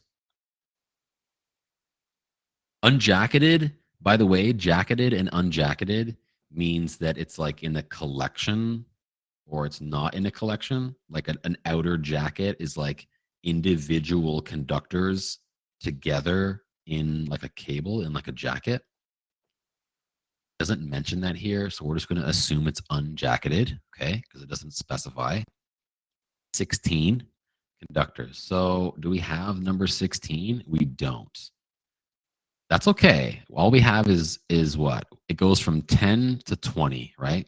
We don't have 16. But what we do have is the value of 1. It's making my shit all weird. There we go. We have the value of 1, number 10. which is 15.69. We can just multiply that by 16 and get how many, like how much space 16 takes up, right? We don't actually have to have 16 in our chart because it goes from 10 to 20. Did I do that wrong? 15.6, because you give me a different number. 15.69. 16. No, it's 250.104. Now we have 250.104. You take this to 9G and find out what size we need, right? E. Here we are, 9G. Electrometallic tubing is this one. We only care about this column right now. By the way, do you guys know what the other column is? IDMM. You know what ID means? Anybody? Yeah, it's actually internal diameter, I believe. Isn't it? Internal? I mean, inner works, of course. I mean, you knew it, right? Yeah. I think technically it's internal diameter. So we don't really care about internal diameter because, well, that's not 40% of the area. So like it's kind of irrelevant. But I guess you would use that value to get the 40%, of course, right? So I guess they include it there. So, okay. We need to have at least 251, which sets us right here at 376, which is what? Scroll over. Come on, take me over. All right, screw this. Yeah, 35. Okay. It's definitely 35, right? 27 will be too small. 27 takes us a little low. It takes us to 215. That's not enough for our 251. We're in a 35 mil. Does that answer here? Yes, it is. So Marcus, it's all good, dude. Don't worry about it. 2-inch EMT must be supported at a minimum distance of, I know exactly where this is, and so should you. You should not need the index for this question. This is going to be right in the center of section 12. By the way, section 12, it's the biggest section, right? It's broken down into 4 subsections. Did you know this? Section 12, 4 subsections. The first one is conductors. The second one is cables. Third one is raceways. Fourth one is boxes, right? 1010. There we go. Maximum spacing of supports. Are we definitely in the EMT spot? No, we're in the flexible metal. Ooh, good thing I checked. We got to go to EMT, guys. EMT may point us back there. It may, but we have to check. Supports. Yes, it does point us back there. It definitely, you knew that already. You knew it was taking us back here. That's funny. 3 meters. 3 meters is right. Do you count a bond in conduit fill? Nah. It's not insulated, right? It's not current carrying either, right? It's not a current carrying conductor. It doesn't have any heat. It might add to the heat that's in there if it's insulated. Yeah. We only count insulated conductors. We don't care about non-insulated conductors in a conduit. Definitely not bonds. Okay. Where are we? Number 16. What size of bonding conductor is required for a non-permanent swimming pool for a circuit using number 14? So it's asking for a field installed bonding conductor for a size 14. What do you think? I think this table was deleted. Didn't this used to be 16A? I feel like this used to be 16A. Is there still a 16A? It was deleted. We got minimum size of field installed bonding jumpers. We got our number 14, but not exceeding 20 amps. So if it's a number 14, guess what? Going to be a number 14 bond too, isn't it? Right? I mean, we're not going to upsize our bond to 10. We're certainly not going to upsize it to 6 or 2-aught. I think that's kind of a no-brainer question, no? Number 14? No-brainer. All right, folks, it's been 2 hours. What do you think? Is it 15-minute break time? Yeah, I like that, Madison. Let's do it. No, no more questions. I'm kidding. Of course, you can ask what's up. That brain's got to cool off for sure, for sure. What's your question first, though?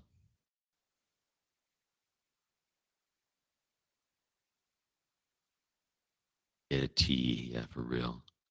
Difference between pulled and laid. Yeah, okay. So in a EMT, for example, you have to pull because you can't lay. In an open raceway, like a cable tray, you can lay them in. You don't pull them. It's a different, like you don't. There's that force isn't applied that you would when you pull. You just lay them in. Cable trays is a great example, right? Yeah. Okay. Let's come back at 2:15. I'm gonna stop the recording now. Come back at 2:15. Okay. I'm gonna take off too, and we'll kick it up in 15 minutes.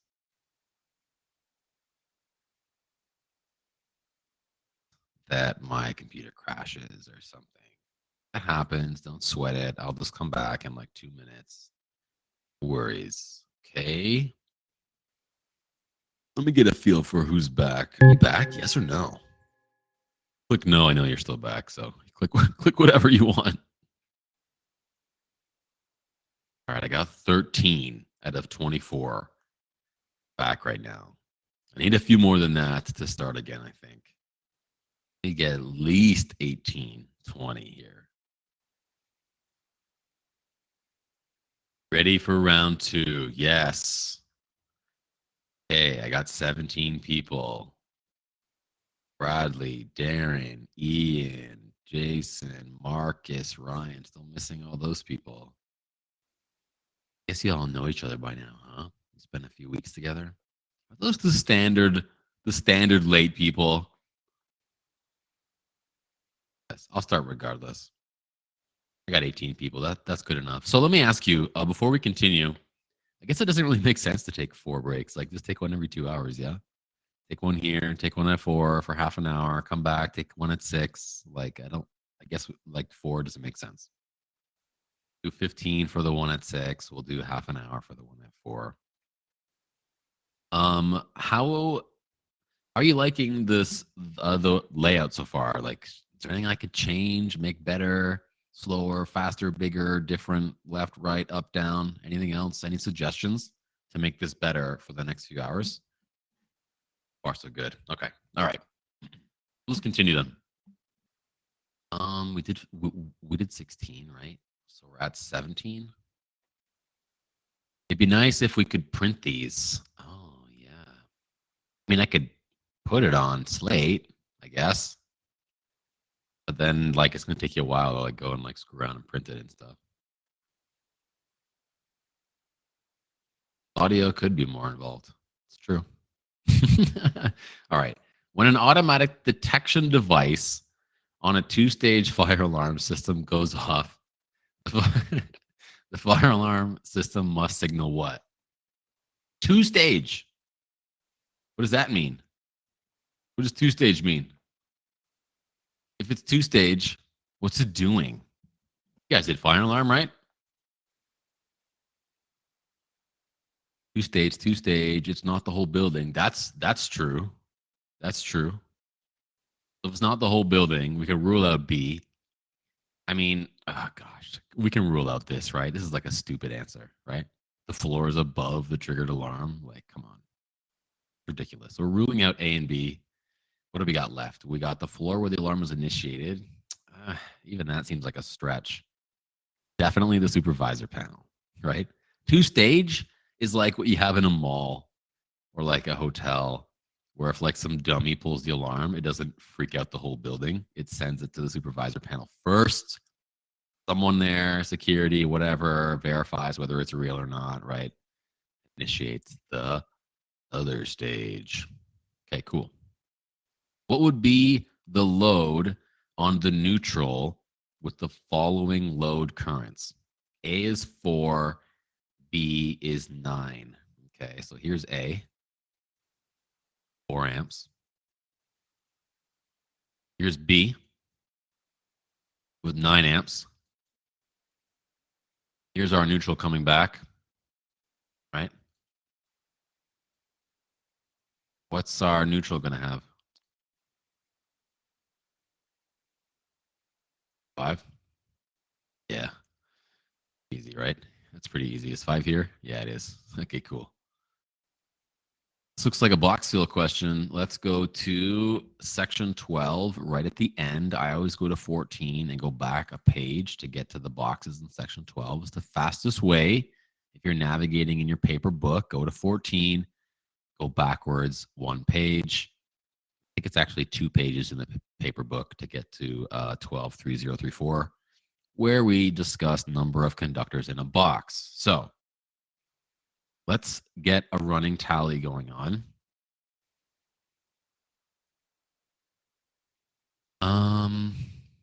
14 3 cables times 1. That means that there's going to be 3. So 14 3 equals 3, right? And then we got 2 14 2s. That's going to be 4 because there's 2 in each. Then we got 3 30 30 cable connectors. Do we count cable connectors? What do you think? All going to be here, right? Yeah. And which rule says that? Which rule says that? Tell me the rule exactly. Does it say that?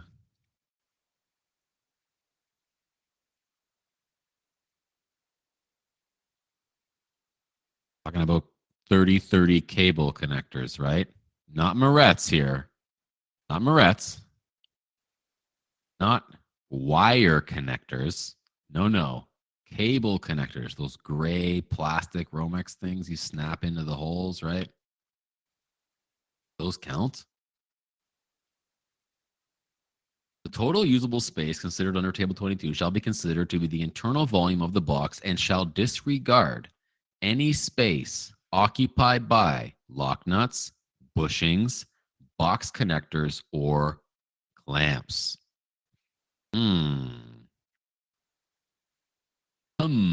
Interesting. Don't see anything else here about cable connectors. Insulated connector running through the box. Only connection will be considered one. Insulated. Connected to the terminal. Considered one. Part leaves. Supplying. Yeah. We're going to go 0 for that, I guess. 30 equals 0. Duplex receptacle. What about that? Yeah, that's going to be 2. Where does it say that? Somewhere around here.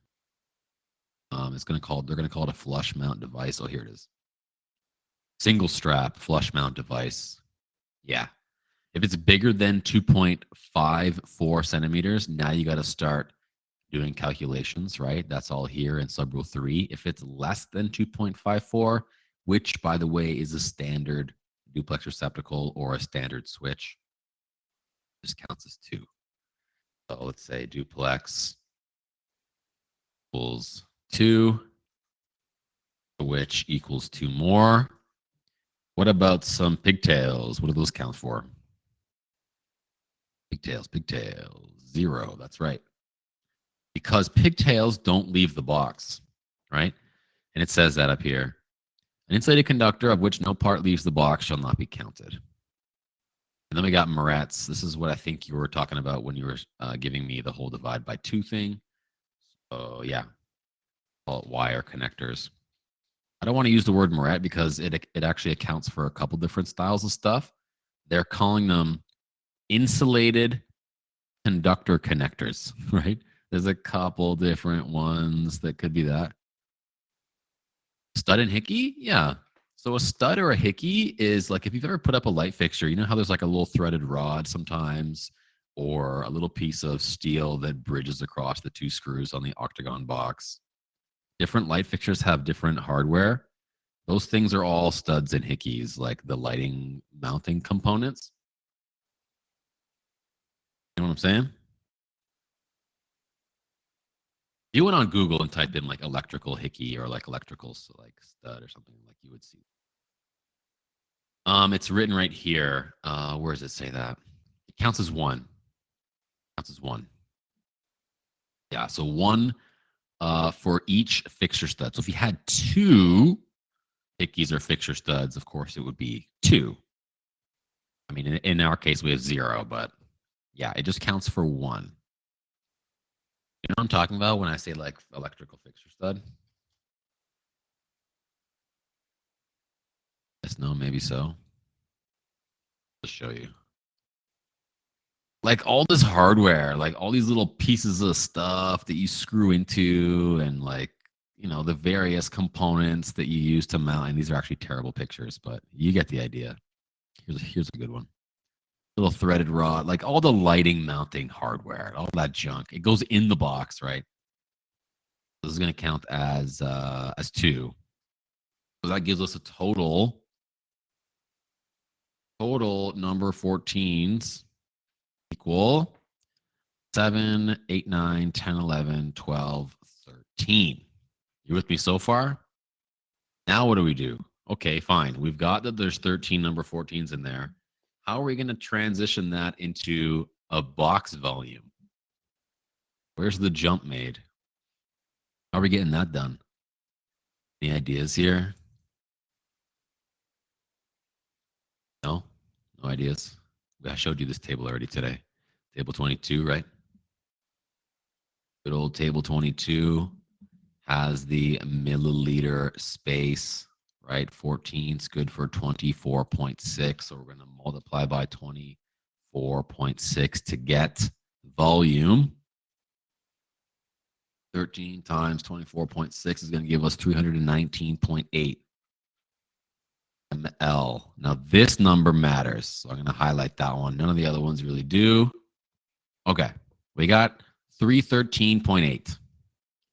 Now, you're seeing now that that doesn't appear here because we need, this is asking like, find the box that fits that. And by the way, what's the volume of that box? It's not asking for the calculated value, right? We got to take this to, I was going to go back to here, but it's actually just the next page. It's a table 23, right? Table 23 has a bunch of boxes here. Anybody have any ideas as to how we might do this? 319.8. Any ideas? Yeah, capacity. I mean, sure, like we are looking here, but like so many boxes are over 319. So like which one? We're assuming square. Why is that? Why would we be assuming square? I mean, it's not the worst idea. Well, we'll think about this logically. We have a duplex receptacle here and a toggle switch. We've got two devices on this box. So it has to have at least some kind of mounting for devices, right? Okay, cool. So we got a couple options here. It's not going to be octagon because, well, you can't put devices on there. You could argue, I guess, that a 4 and 11 16 box has a mud ring that you can put devices on, right? But I think you're stretching saying that. You can eliminate round. Now we're in device. Okay. I guess you could say two of these. What's 163 times 2? Actually, don't know. I guess it'd be what? 326? Yeah.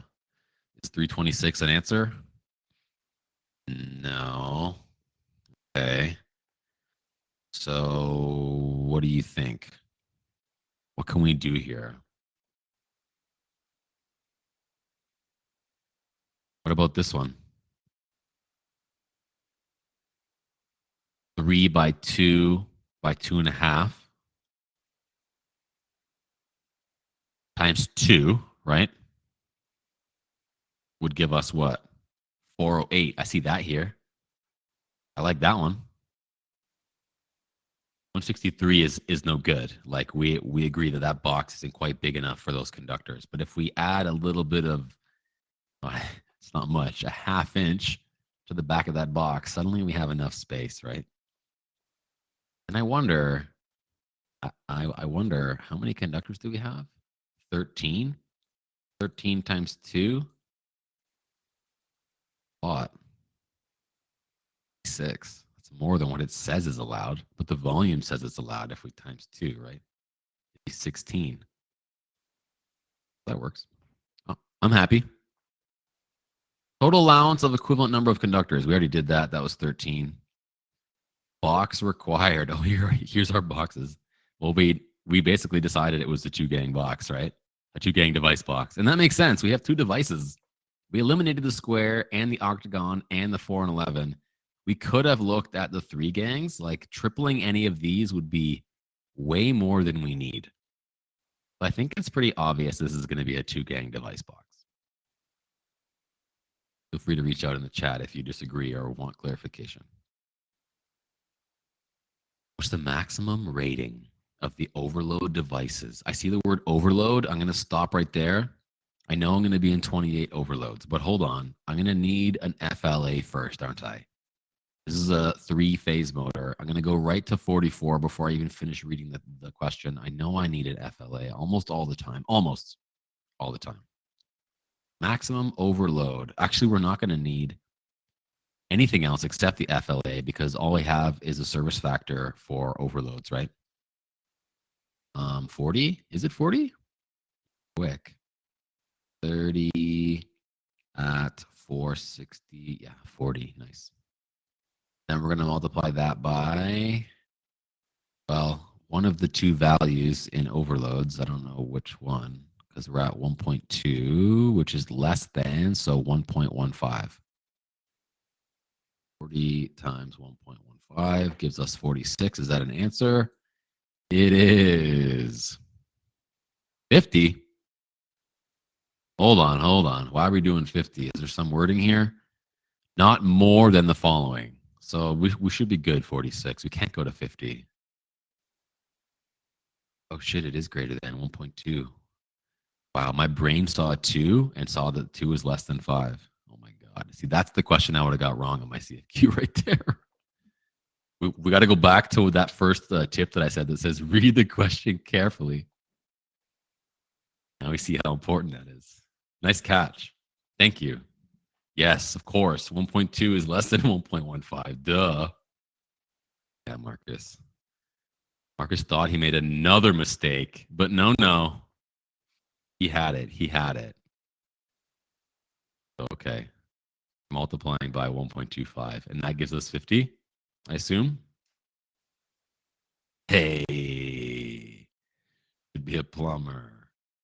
Can copper ground wire be welded to a grounding electrode? For sure, this is in section 10. Dare I say we're looking for electrodes in section 10. Let's see here. Grounding electrodes. That's nice and early. Now I'm going to scan the page for the word weld. Actually not seeing it. Yeah, I'm not seeing it here. Are you seeing it? Is this document on Slate? No, I don't think it is. I mean, maybe. Could be. I'm not sure. I mean, yeah, I could put it. B. I think it's B, guys. I think yes is the answer, but we have to find it, right? Maybe there's another rule here. Material continuity. Grounding conductor connection to grounding electrodes. Ooh, that sounds good. Oh, I see welding right there. Copper welding by a fusion welding process. Feeling a lot better about choosing B right now. Ian, I see you, man. I see you. I see you, man. I see you. I would ask that you don't work too far ahead though. I think doing this as a class is beneficial. Don't like blast ahead and just start firing out answers. That's not like super helpful. We're more concerned with like why the answer is that and how we found it than what it actually is, right? Let me flip this to you.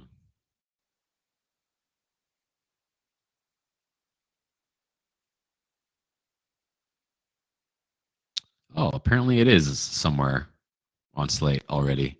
I guess I'll just overwrite it and put it on our announcement.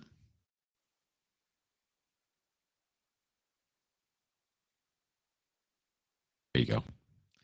Okay, man.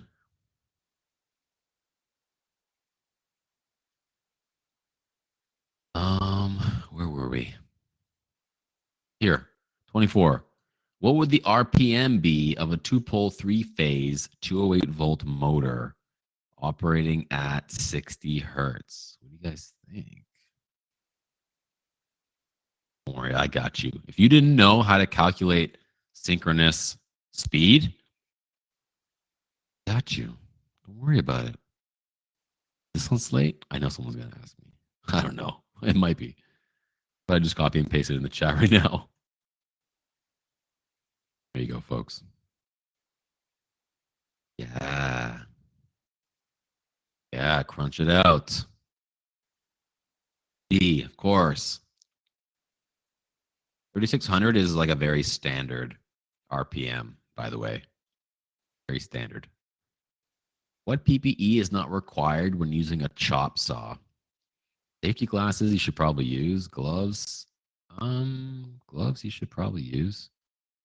Yeah, coveralls is not a PPE, that's for sure. That's an easy one. In order to have a classification as PPE, there has to be regulations around it, right?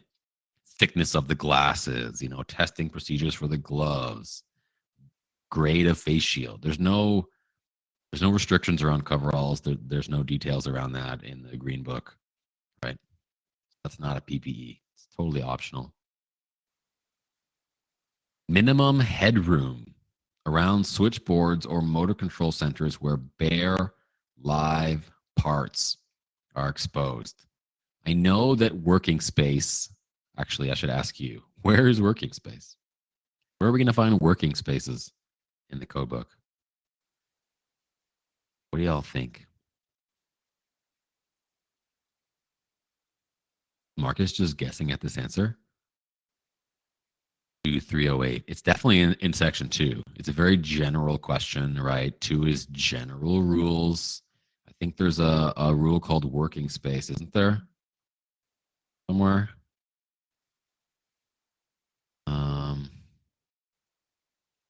Yeah, working space around equipment. I know it's 1 meter, but what about if there's exposed stuff? Is there a table for this? Oh, here it is. Minimum I've highlighted this previously. Minimum headroom of working spaces around switch. This is like the exact sentence that's in our thing. We're always trying to match the question with the code. The more words that we can sync up between the code and the question, the more confidence we have in the answer. I mean, if it's word for word, your confidence is sky high, of course. Oh, Madison thinks that we should check out 56, huh? I think maybe you're right. Let's go look. 56 for minimum working space. So having exposed live parts. We don't know what the voltage is, though. Yeah, because we don't know what the voltage is. Doesn't mention that at all. But we did see 2.2 in the rule, right? 0.2. Yeah. Great reference. Thank you for bringing that up. Happy to visit any tables we haven't seen yet, just so we can all put our eyeballs on it for sure. A punch press has a magnetic release type brake installed on the motor. The magnetic release brake does not engage to allow the punch press to operate. What is the probable cause of the magnetic release brake not allowing the motor to operate? Okay. No power in the brake. Oh, that sounds good. Mechanically jammed. Do you guys know what a magnetic release is? Not much in terms of mechanical movement there. I mean, sure, something moves. I'll give you that. But I don't think it could easily jam. So I'm not liking mechanically jammed. Electrically jammed isn't a real thing. So we're left with either no power to the brake or a blown fuse. Well, a magnetic release needs power to operate. It's an electromagnet. It's only active when there's power flowing. So I'm thinking that our friend Marcus is right again. No power to the brake. Marcus, you want to swap roles, man? I wouldn't mind chilling for a bit. I wouldn't put you on the spot like that. Which of the following DC motors has the most constant speed from a no load to full load? DC motors, no load to full load. What do you think? You guys know about motors? What do you know about motors? Shunt? Yeah. I have these documents on our homepage, right? Standard motor types. Furnace, squirrel cage, split phase. There's this one. And I also have the standard motor configurations, which is the shunt, right? So we're looking for one that, what did it say? Is constant speed, good for constant speed. So here's the shunt, right? Shunt motors are commonly used in applications where speed regulation is important. Yes, shunt. Hey, the emergency shut off for a hot tub switch. Oh, where are hot tubs? The 8, you got to know this. Don't take me to the index. And what are we looking for? We're looking for disconnects, I guess, or something. Ground faults. Hot tubs. Here's hot tub. Here's control equipment. I see 1 meter. Is that an answer? No, that's not it. Keep going. I see 15 meters here. What's the chat saying? Oh, Madison knows. I think what Max meant to say was 15. So 15 is the only option is D there. So within sight. It does also say within sight. So I'm feeling high confidence with this answer. We found it in what, like literally like 9 seconds. You're averaging 9 seconds. Okay. Be it, I'm using a digital code book. Okay. Like fair enough. But if you can average quick like that, you're going to be doing fine. Copper grounded conductor. Okay. I'm going to stop you right there. You know what this is already. It's always 6. I know. Wouldn't that be nice? Then you could use the like search feature and stuff. Oh, that'd be great. Yeah. Section 10, of course. Yeah. Is it 10114? Oh, I got it. Eh? Hold on. Let me go check. Let's read it. Let's read it. I think I have it highlighted too. Yes. Number 6. Of course, it's number 6. All right. To whom do you report an unsafe condition on a construction site? It's not going to be your journeyman. You're about to be the journeyman, so it's not that one. Site supervisor? No. Safety rep could be an apprentice, as you know. Maybe one of you are the safety rep, so that's not going to fly. It's definitely your supervisor. Of course it is. That's a no-brainer. What's the minimum size of R90 conductor in a conduit required to carry or supply a 75 kVA 3-phase dry type 600 volt primary with a 120 208 volt second? That's a lot. There's a lot going on here. Okay, it's not as hard as it looks, right? We're talking about transformers. So what section are we in? Where are we? Don't take me to the index. You should know this. You should know where transformers are. Yes, 26. First half of 26, right? Second half is all like receptacles and stuff. Okay, so we're looking for what? We're looking for wire size, conductor size.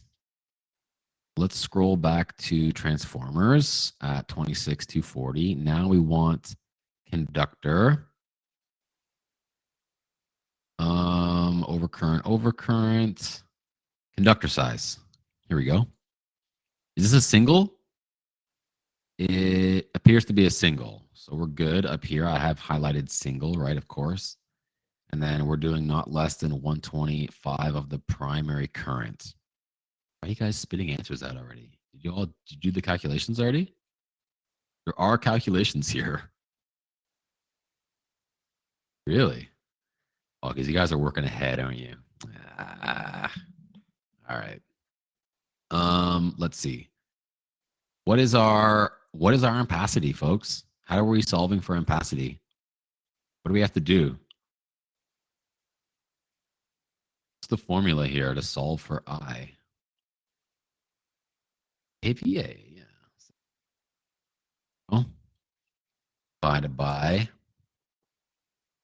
bracket. I put brackets, 600 volts times 1.73. Close bracket equals. Did somebody get a number already for this? Yeah, you can do root 3 as well, Max. That's valid. I prefer it like this because I can do this in one line in my calculator.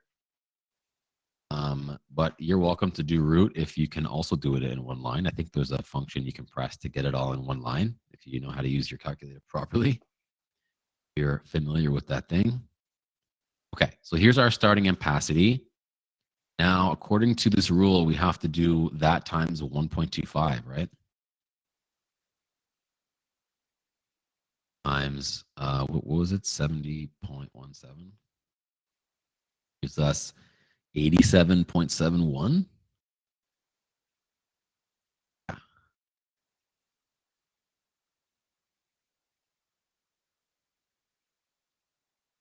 And now we're going to take this over to table 2, right? Because it's copper.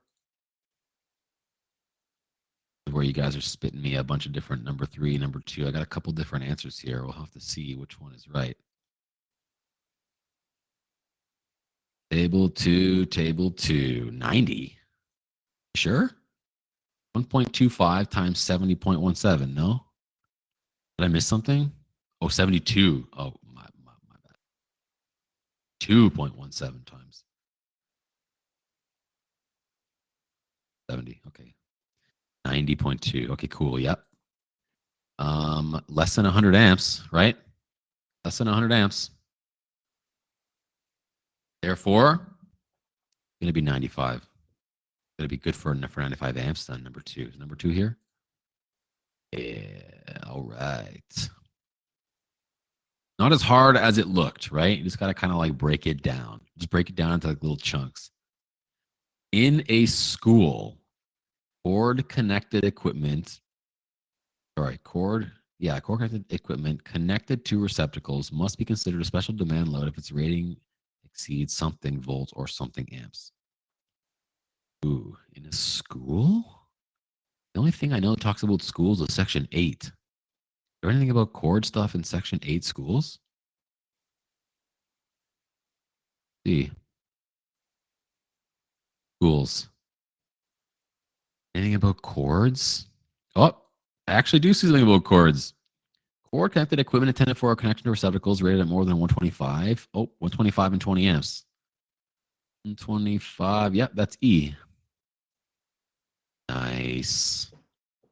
I wasn't sure if this was going to be here, but I wasn't sure where else it would be. Because as far as I know, this is the only mention of schools in the book. Right here. All right. How are stranded conductors with more than 7 strands? Okay, I see fire alarm. I'm going straight to 32. Should know 32 is fire alarms. 7 strands terminated connected to the fire alarm device. So what are we looking for?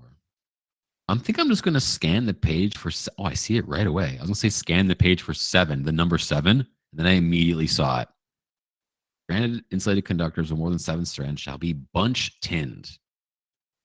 Bunch tinned or terminated with compression connectors.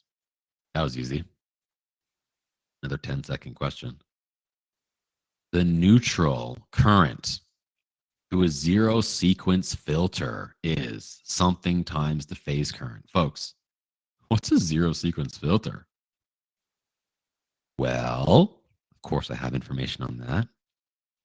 They are an electrical device used in power systems to mitigate or eliminate zero sequence currents. What's a zero sequence current?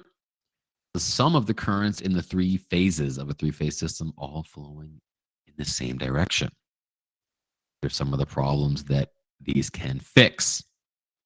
A little bit more here. I won't read this whole thing. This is on our announcement, okay? More importantly, though, is where are zero sequence filters discussed in the code book?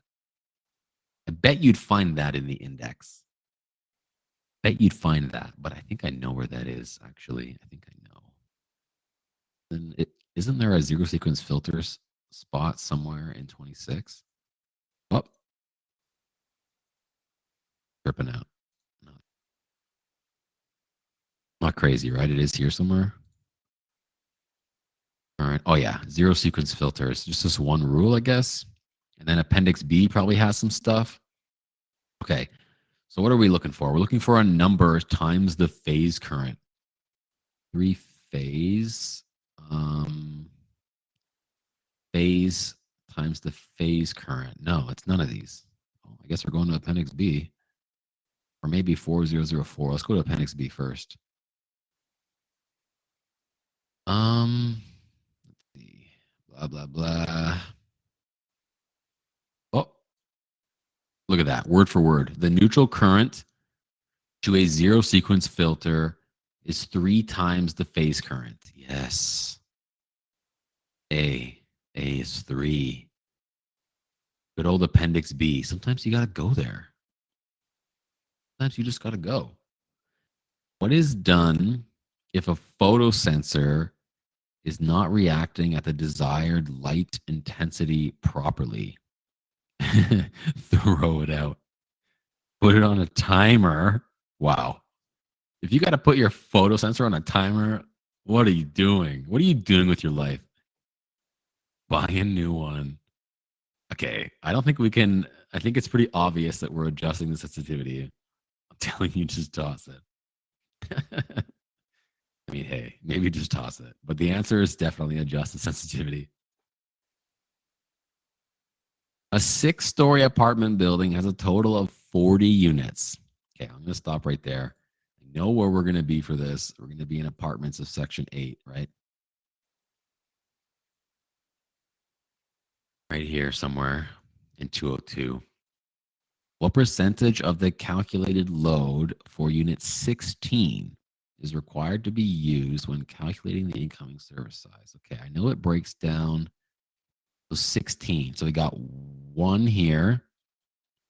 We got 2, 3, 4, 5, and then all the rest to 15 at 25%. It's going to be 25%.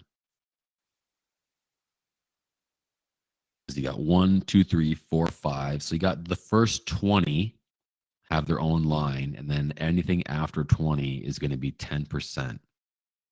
The unit 16 is going to fall into this one for the next 15 units, which means 25% is the answer, and that's here. So I'm feeling good. Any questions about that? Nobody said anything. That makes sense? 10? It would have been 10 if they were asking like what number 40 would be. But unit 16 is going to be in this one because you have 1, 2, 3, 4, 5 units accounted for there, and then the next 15 here. That's up to 20. So 16 is less than 20. Yeah. So this makes a lot of sense to me logically. Think about it. Like you've got 40 units in an apartment, or maybe more. Everybody's on different shifts, right? People working nights. Some people have no one living there. There's this one person, there's a family. Every every apartment is using different loads. Most of them aren't doing it at the same time. So you can kind of start to derate the values as you increase the number of apartments, right? I like to make the logical connection. It helps me remember these things and understand them better. What's the maximum required spacing between supports for 1/2-inch PVC? Know where this is, right? I think this is one of the ones that sends you back to the rigid, just like last time. 12, 10, 10, wasn't it? Now what Madison was telling us. 12, 10, 10, no. That's for rigid. But is PVC the same?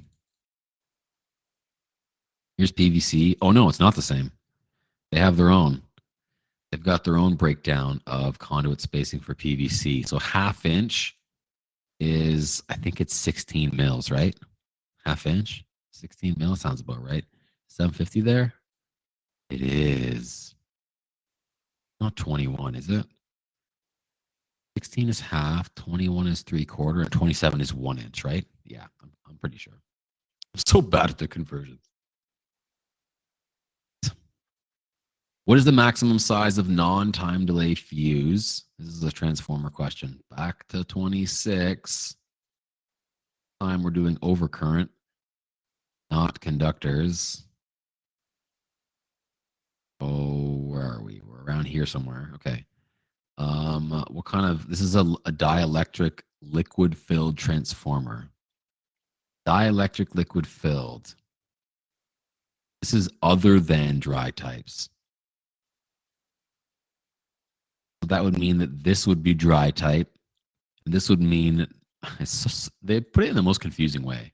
This should say like dielectric filled or something. Super obvious, but it doesn't. It says other than dry type. So the other transformers that aren't the dry type ones. And is this 750 or less? Let's see. Rated at 750 or less. I mean, the primary is 25 kVA.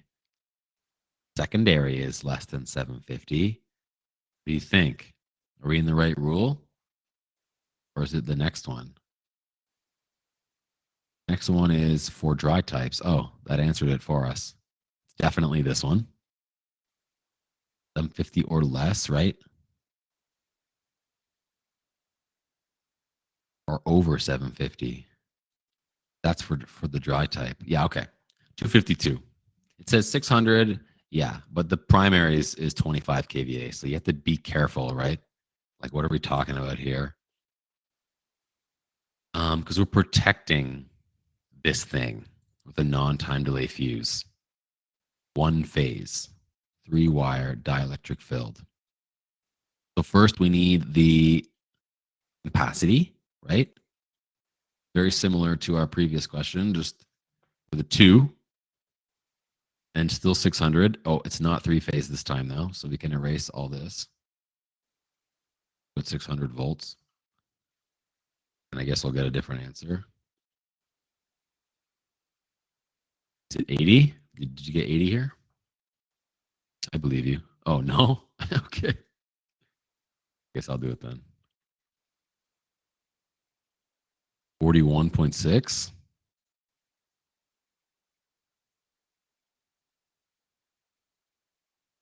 41.6 it is. So that's just the ampacity, right? Now what? After multiplying by what? 1.75. Oh, right. So now we're down here. Are we doing 1.75 though? Are we doing 150? 1.5? Because we are looking for overcurrent for other than dry types at 750 or less. So we're going to shall be provided with overcurrent rated or set at not more than 150% of the rated primary current. So yeah, we're going to multiply 41.66 times 1.5. Get 62.49. But let's read this again. Set at not more than. So it can't be more than. So it has to be smaller than this. So we're going down. The next size I can only assume is 60. Do we have 60? Of course we do. We got 60. But hold on, because there is a caveat here, right? Let's see. When the primary current is 9 amps or more, and 150% of this current does not correspond to a standard rating, that's true, the next higher standard rating shall be permitted. So let me break this down, okay? What we did was subrule 1. And we thought that that was great. And we got 62.49. Where the rated primary current of the transformer is 9 amps or more, which is us, and 150% of the current does not correspond to a standard rating, which it doesn't, because it's 62, of a fuse, or what are we looking for? We're looking for a fuse, a non-time delay fuse, so we like that too. The next higher standard rating shall be permitted, or less than 9 amps doesn't account for us. Doesn't account for us, doesn't talk about us. None of the rest of this is for us. Secondary current, coordinated thermal overloads, none of that stuff applies to us. So what this is saying is only in the very rare circumstances where you get a nice, clean number when you do this calculation times 1.5 of your rated current, which I guess is super rare, that you get a nice clean whole number like 60, 50, 90, whatever. If it doesn't do that, then you can go up to the next size, which will be 70. Yeah. 70 is also here. I think maybe that's the confusing part, Claudio, is that like it's hard to believe that this ever happens. Like, when do you ever hit a perfect fuse size? I don't know. I guess once in a while. But most of the time, it looks like you can size up. I mean, we are over 60, right? So, like, maybe a 60 would be tripping. Maybe that's why we're usually sizing up. So if it says shall, we can still use 60. I'm sorry, Jackie. I'm not sure I understand what you're asking. If it was 60.2, you would size up. Yeah. Shall be permitted. Yeah, that means like you can use the next size up. We'd be using 70, right? We'd be using 70. The next higher standard shall be permitted. That means must. Shall means must in the code book. Basically, like this is what you do if this is the case. Like, this is the next step. Shall be permitted. This is allowed. Let's go with 70. Everybody good? If you wanted to choke it off to limit the secondary, then you can still go lower, but answer-wise is 70. I mean, there's tons of options, I guess, and there's variables that change all kinds of things. But just with the information that we were given, it's going to be 70 because what we calculated does not line up exactly with the fuse size. A 30 horsepower motor has a load of 33 kVA. If the motor operates at 100% efficiency, what's the power factor of the motor? Okay. When you're doing power factor, there's a really easy way to not screw it up. There's like a surefire way to get it right every time. Let me write it out so it's visible. Small over large. Small over large. It's as simple as that. No matter what crazy wording is in the question, always going to put the smaller watts over the bigger watts. That's always how you do it. You can't find efficiency if you do anything other than this. So in this case, maybe you don't know what the input and output is because of the way the question was worded. That doesn't matter. Doesn't matter, right? 30 horsepower motor. How many watts is that? How many watts is a 30 horsepower motor? Yes. 22, 380 watts. The other one is 33,000, right? By the way, guys, VA is volt amps. What's V times A? It's P, it's watts. VA basically just means watts, right? KW should say. So now that we have our 2 watt values, we don't need to read the question. We don't have to try and interpret which one is in and which one is out. All we have to do is put the smaller number on top. It's that simple, okay? Try and remember this. Because they will try and trip you up with the way these things are worded. 10 times 100, right? To get a percent. Is 67 here? Well, I guess they're rounding up because it's 67.8. I guess we're going with 68%. Is this like an easy way to remember how to do these, Marcus? What do you think? You remember that the smaller number just goes on top every time? And kVA means watts. Great. If it wasn't 100% efficiency, do we times the efficient with wattage of the HP? If it wasn't 100%, we just times the efficiency. Oh, I see. To like scale it back. Yes. Yes. But that assumes that you know which one is the input and output, right? So you gotta figure it out in that case. If this is 100 or if it doesn't mention, then you got to stick with my crafty rule here, all right? Small over big. All right. Which of the following best describes a station ground electrode for a high? Oh, I see high voltage. Section 36. Talking about, I mean, I guess technically this could be section 10, but very rarely is the words high voltage in a question and it not be in 36. Because grounding might not talk about, like section 10 might not discuss high voltage stuff. So I see already the word ground grid conductor here in the definitions. I'm feeling good about this, that we're in the right place. So I'm going to start scrolling, looking for something to do with grounding, I guess. Oh, grounding and bonding. Feeling good.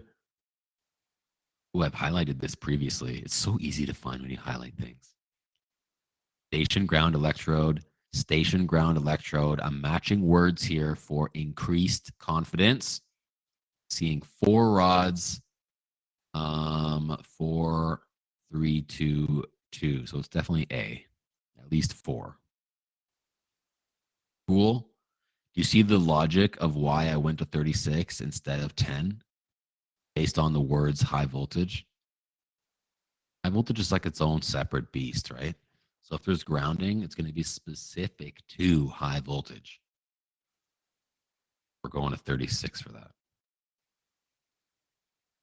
If the cord of an appliance isn't long enough to reach the nearest receptacle, is it permissible to use a flexible cord as a permanent means of plugging the appliance in?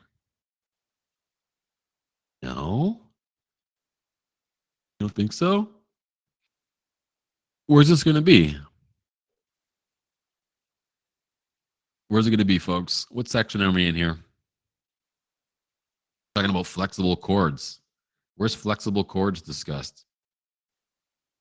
Ooh, there's 2 places that I would be looking for flexible cords. The first is in section 12, and the second is in section 26.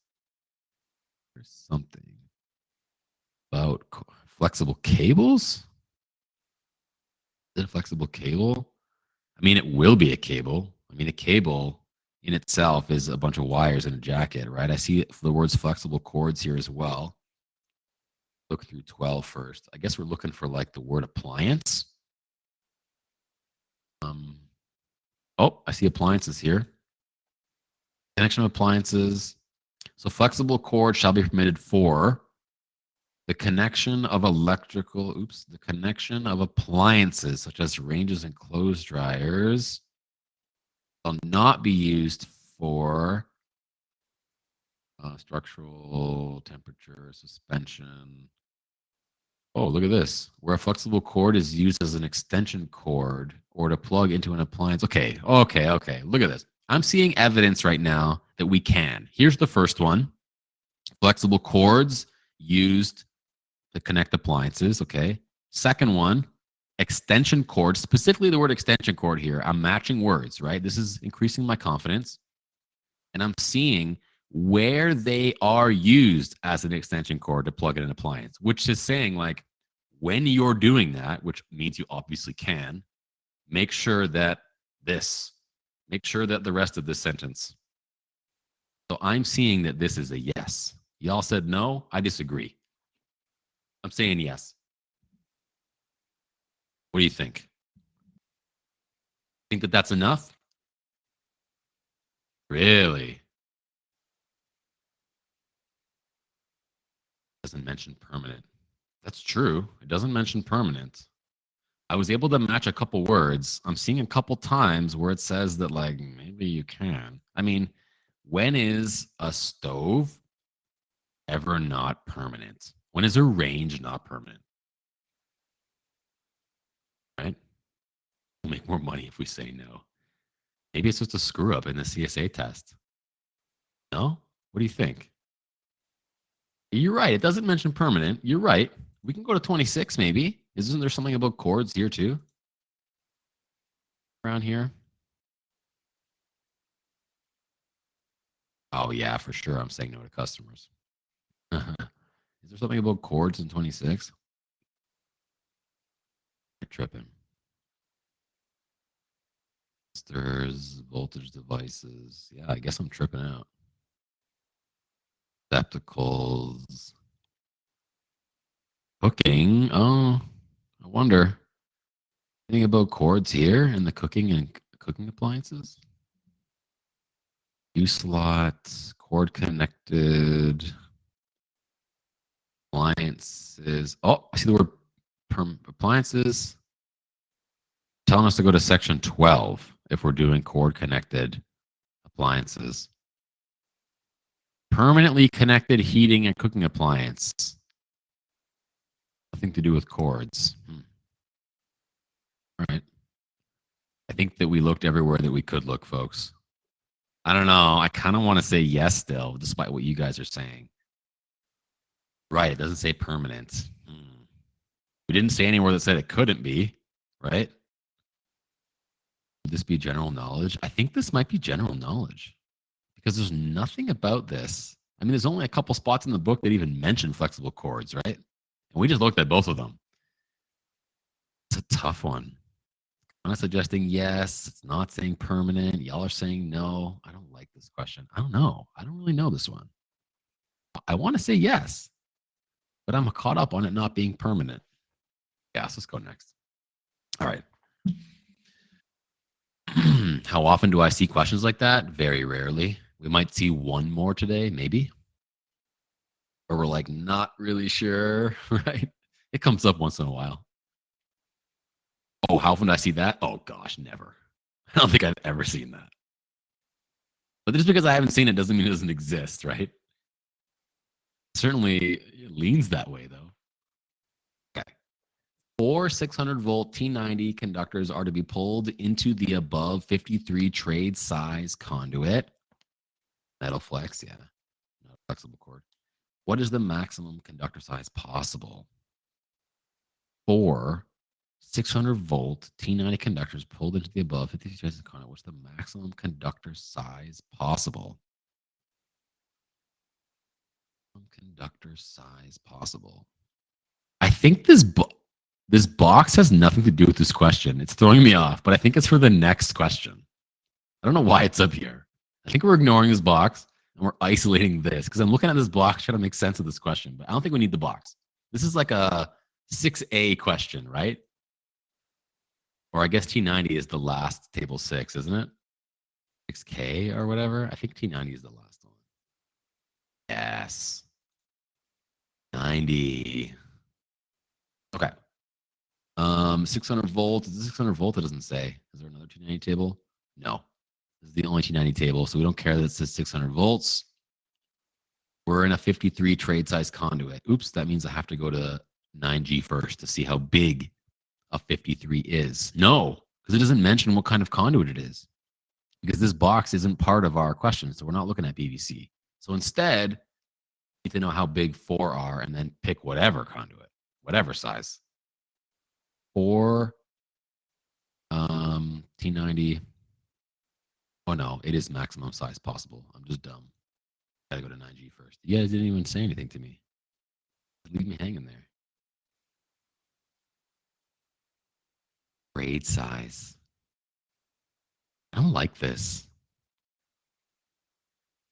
I don't like this question. What size conduit is it? Or what type of conduit are we using?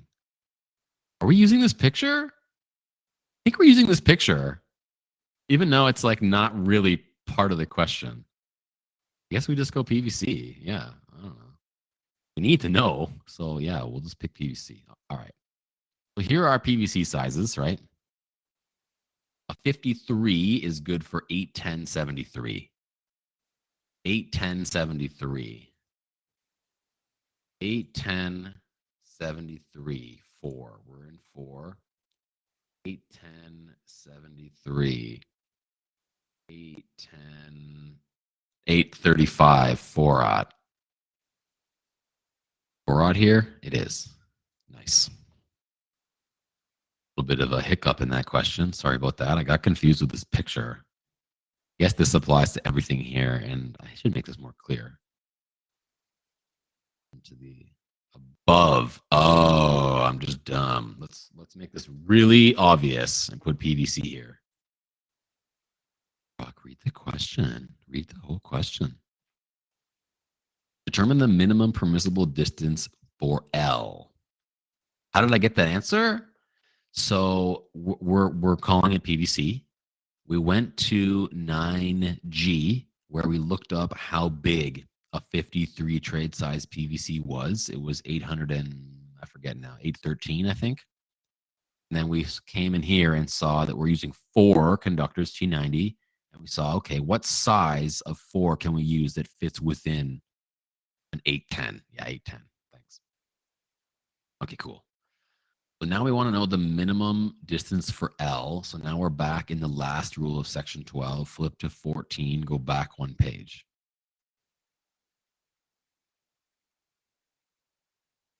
We're in an L pull. We're going to call that an angle pull, right? That's like in one side and out the angular side, okay? So if we have an angle pull, we need 6 times the trade diameter of the largest raceway, which is a 53.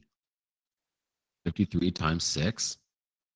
And it says plus, right? Plus the sum of the trade diameters of all the other raceways on the same wall. We got another 53, so we're just going to add 53. We get 371. Is that here? Nope. Not here. We screw up. It says, oh, I'm so dumb. It's on an L pull. It's a U pull. My bad. Same one, though. U pull has the same values. Distance to the opposite wall, that's L, the opposite wall, of at least 6 times the diameter of the biggest one. They're both 53. I didn't screw this up, I don't think. 6 plus the sum of the other raceways on the same wall. That's definitely the same wall. It's definitely a 53. Definitely 371. I'm going to change this. I didn't screw up, right? L. Yeah, that's the one. 2 sizes, 53. They're both the same. It's times 6. It's plus the other one. It is asking the distance of L.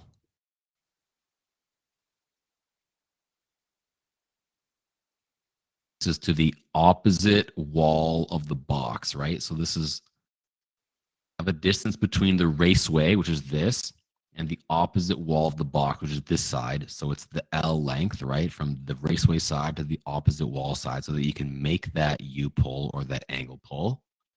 It's not straight. Yeah, I think there's a screw up here. I'm going to change this answer to, what did I get? 371. Tell me I'm wrong. Tell me I'm wrong here. Correct me. Do they verify all the questions on the CEC? Yeah, really. I think so. I think they do. But this was made by a previous instructor, right? This was made by, what's that guy's name? An old guy. Mark Kennedy, I think, made this. Yeah. Yeah, Mark Kennedy. How'd you know? How'd you know it was God. You guys know Mark, eh? Oh, God. Worst time of my, okay, all right. Let's be nice to Mark, okay? I didn't mean to throw him under the bus here. I didn't think you guys are going to be raging, but I'm pretty sure that Mark made this. It is recorded. Oh, that's why Julia didn't want to record. All right. I'm saying 371, okay? Saying 371. I think these are wrong. I don't think there's anything I missed here. It's pretty obvious what to do here. Okay. Now we want to know the distance for X. X is the value between. This is that inside edge one. Remember we were talking about this? I think it's down here, right?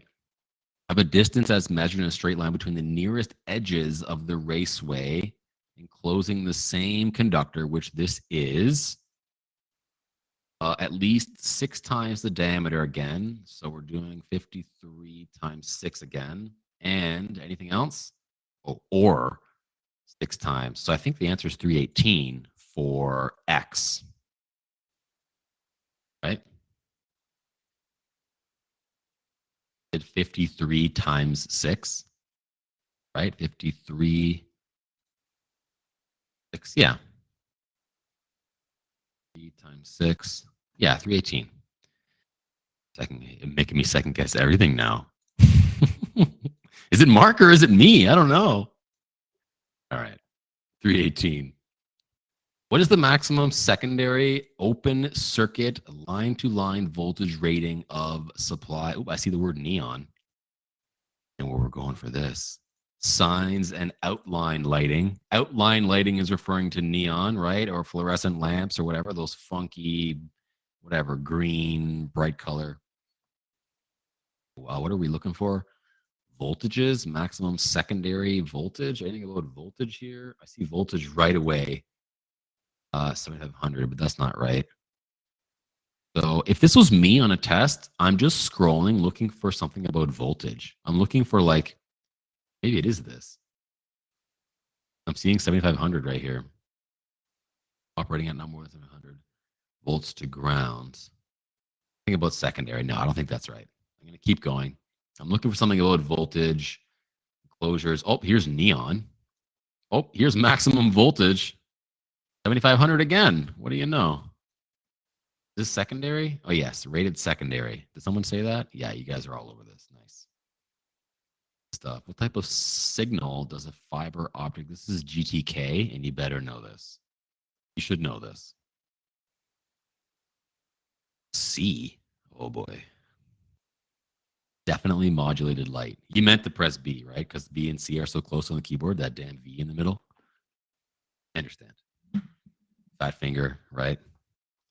That's definitely modulated light. Fiber optics, little packets of light. They call them modules of light. Class 1 control circuit is required. Hold on. Section 16, class 1 circuits is required to carry 0.5 amps of current at 24 volts.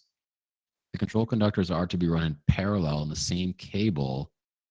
What is the minimum conductor size? The conductors are to be run. Well, I'm going to go to class 1 circuits at least and see if I can see anything about this. Methods of installation. Overcurrent. No, we're looking for conductor sizing. Conductor material and sizes. Not smaller than 14, I'm seeing, for class 1. If installed in a raceway. Are we in a raceway? No, we're in a cable. If we're installed in a cable assembly. Oh, okay. It's looking like 14, unless subject to the conditions specified in 1. Conductor shall not be smaller than. Does it say? Oh, it's to be run in the same cable. So this is raceway, and integral assembly. None of those count. So I think we are sticking with 14. 14's not here. Huh. What is the minimum conductor size? I don't know. I guess we're assuming that this is an integral assembly, even though those words aren't here, and we're picking 18? Yeah, I guess so. It doesn't say cable here. My confidence is low on this one. I'm not matching too many words here. I'm kind of going out on a limb saying that it's number 18. It does. It does, but I like to see the word cable.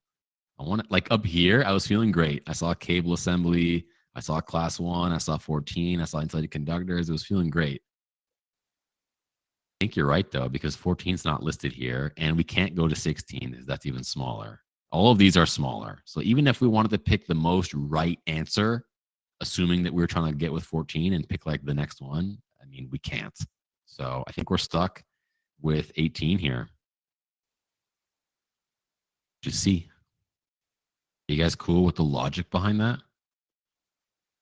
We just kind of like deduced that it has to be that because of the available answers. The CEC does shit like that too, right? Like pick the most right answer of the options that are available. Yeah, I agree too.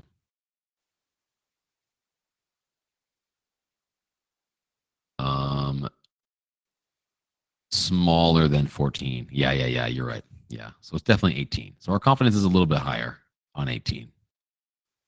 What's the maximum size of conductor that can be used in a run of EMT before an insulated bushing is required where the conductor leaves the raceway? EMT, definitely section 12, sort of in the middle-ish, right? 1,500, something like that. There's raceways. There's EMT, 1,400. I was close. We're looking for a wire size, right? Because all the answers are all wire sizes. Anything over 30 amps? What? No, it's a wire size, I think. We're looking for a wire size here. I'm just going to start scrolling. For wire sizes, EMT supports, restrictions of use. Oh, I don't see it here. Oh, that's non-metallic. I don't see anything about wire sizes here. Do you? Bushings. I wonder if it's something about bushings. Go back a bit. Maybe before we get into specific conduits, like back in the general section. Maybe it'll be back here somewhere. Raceways, maximum raceways, metal raceways. Metal raceways and plaster. Points. The table? No, I think I know this answer. I think it's number 8. I just don't know where it is. Yeah, we're on 49. Yeah. On 49. It's around here somewhere. Oh, protection of insulated conductors at the end of rate. Oh, yes. Yes. Number 8. Okay, hold on now. Maybe it's 10. Let's read this. Where insulated conductors are number 8 or larger. Or larger. So the maximum size before you need a bushing would therefore be 10, because 8 or bigger is requiring a bushing. So smaller than 8 needs no bushing. So the next size smaller would be 10. I knew I saw this 8 somewhere. Okay, cool. This will be in a table, I think. There's a table for this. I have this on my CFQ. Yeah, there's a table for supporting these, isn't there? Isn't it like one of the later tables? Was it like 60 or something? Something up near the back somewhere? 21? Oh, I was way off. Supporting of insulated cables and vertical. Oh, that's perfect. Okay, so we got what? Aluminum, AL, right? And any other details here? We got size 2. That's like a 2-3. That means like a 3 conductor size 2, right? We're in here. Wouldn't it be 60 then? Aluminum, size 2, 60 meters. Is shaft the safe as a raceway? Is shaft the same as a raceway? I think it is. I think it is. I mean, look at this table. It's got a wire size and it has a wire material and it has meters. This question has aluminum, right? It has a meter value and it has a wire size. Like we're kind of matching a bit here. I'm feeling pretty good about this. Vertical runs, vertical. Remember, raceways can be like just like a cable tray, or you could even argue that like maybe unistrut on the wall, supporting it every once in a while, and a cable is a raceway, right? Like a cable. The word raceway is like a very like umbrella type of word that everything kind of fits underneath, right? Like a conduit, a cable tray, duct bank. There's a whole bunch of different things that will be considered raceways, including like shafts. But yeah, I'm going to stick with 60 here, I think. Sticking with 60. The rule for this, 12-120. Porting of conductors, yeah. Look at that, RA90 is right there. Vertical runs, such as RA90. And then it tells you to go to table 21 here. My confidence is increasing as we continue to talk about this. So I'm feeling good. I'm feeling good about this. We move on. How do you get the 60? Yeah, so the 60, this is AL, which means aluminum, right? AL. We're in aluminum. And 2-3 is a size 2-3 conductor cable. So we're in this range in aluminum. So we're at 60 meters. Where's the connection between the hot and cold leads of an electric heating cable for an outdoor concrete driveway? I know that heating cable sets are in 62. Heating cable set, tracer set, all that stuff is in like heating, right? So we're looking for what? Electric heating cable. I'm not really sure. Terminal connections. What are we looking for? The answer is like some words. Oh, you're giving me a Appendix B note for this? Really? Hold on. Let me look through here first before we start jumping to Appendix B. Looking for connection. Something about connections. Ground fault? No. Demand factor? No. Temperature? No. Installation? Field? Tracer? Non-heating leads? About junction boxes, connections, embedded in concrete, floor covering, close, no. Sinks and showers, no. Space heating systems, no. It's not a space heating system. Electric surface heating, I like this. Trace heaters, heating panel below the surface. This looks like we're really close, like it's right here somewhere. What are hot and cold leads? They're like the different sides of the loop for a trace heater, like an in and an out, if you want to think of it like that. Let's see here. If we're making connections, we want to be outdoor, under the driveway, surrounded by, including the point of connection to the non-heating leads. I think that's it right there. Be embedded or covered to a depth of 50 below the surface. In a junction, direct buried in the concrete or direct buried in the earth below the concrete. Direct, be embedded or covered to a depth of 50 millimeters. Doesn't say anything about concrete in this line, does it? I think direct buried in the earth below the concrete? What do you think? You think it's somewhere totally different, eh? Let's go check out 18. We'll see what Ian's up to. Let's see what Ian's up to in 18102.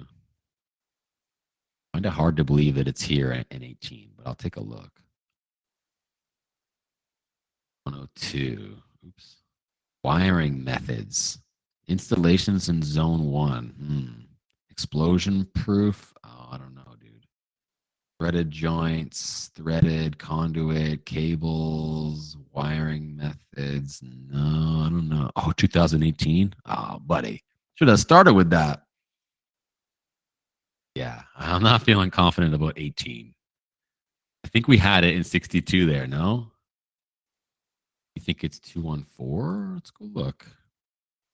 We passed by here. Installation of trace heater sets in plaster? No, not in plaster. Not in plaster. B166. Oh, man. I think it's where we were looking, guys, but I'll go there. B186. There's 3, 2 again. There's 6 right there. Ingress protection, buddy. I think you're off on this one too, man. Yeah, we're doing this 51. You're right. Eventually, we're going to be back here for 54. We will be there. You want to just do 54 right now, and then we'll go back to 51? You might as well, eh? So what level of ingress protection is needed to make the enclosure dust proof? 5 and it's suitable for low pressure water jets. That's also 5. So IP55 for 54. Okay. So there's the double number. I knew we'd get here eventually. Back to 51, though. I'm pretty confident that we're where we just were in what, 304? 300 and something? Yeah, I think that we're here. It's talking about the kind of cable that we're talking about and talking about being below the heated surface.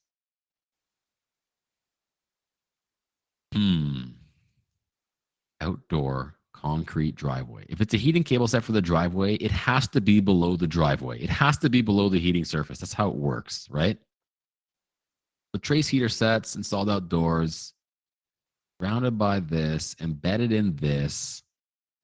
I guess we got to go to Appendix B, huh? Maybe something's here. Medium, recommended, installed outdoors, be installed, secured, installed, recommended, no curbs. That's it. It doesn't really say. I don't think this is like super obvious. I think that like this is all we have to really go off, no? Check the next rule. Caution, skin effect, impedance, hazardous locations, other heating systems. Yeah, I think we're stuck here. This is what it is, right? Like this is the right thing. Is concrete a cementitious material? Yeah, I guess it is. I don't know. Cementitious? This kind of sounds like cement. I mean, you do cement concrete, right? It goes from something that's not hard to something that's hard.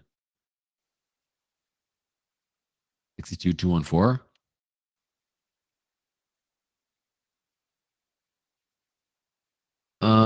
Should be secured in place. Anything about connections? Yes, including connections to the non-heating leads. Oh, the entire length, the heating portion, including the connections, shall be completely embedded in a non-combustible material. That's like saying buried in the dirt, though, right? It's the same thing because dirt is non-combustible and embedded. Like, I still think maybe we're here in C. I still think in C. Direct buried in the concrete. It could be that one too, because you're saying that that's cementitious material, right? The entire length. All right, let's go with D then. Because cementitious material kind of sounds like concrete to me. Yeah, non-combustible. It's all non-combustible. No, the earth is not finished floor. Yeah. Yeah, you would. Yeah, I think so. All right, let's go with D. It was either C or D, and I'm thinking D. Now that you showed me this rule, I think maybe you're right. Because it does mention connections to the non-heating leads. Like, I got to highlight that maybe. Embedded. Now highlight this. Give it up. It's a good call. Both of those things are like suggesting the same thing, though, more or less. Okay, let's move on, though. We're spending too much time on this question. What component does a split phase AC motor have? Split phase AC motor. Split phase. What does it have? Yeah, starting and running winding. Yeah, that's some GTK for sure. Ooh, we looked at this earlier today. For lowering the load, that was the opposite of the hard hat symbol down, right?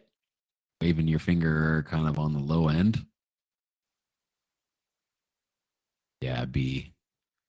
Arm extended downward, forefinger pointing in circles. Yeah. We did 54. What is the first item that should be checked when repairing a rapid start fluorescent fixture? That sounds like GTK as well. What are we checking first? Supply voltage? Probably. Like, is there power here? Right? Maybe that's logical. The logical first answer. We're not checking the diffuser clearance. You know what a diffuser is? Anybody know what a diffuser is?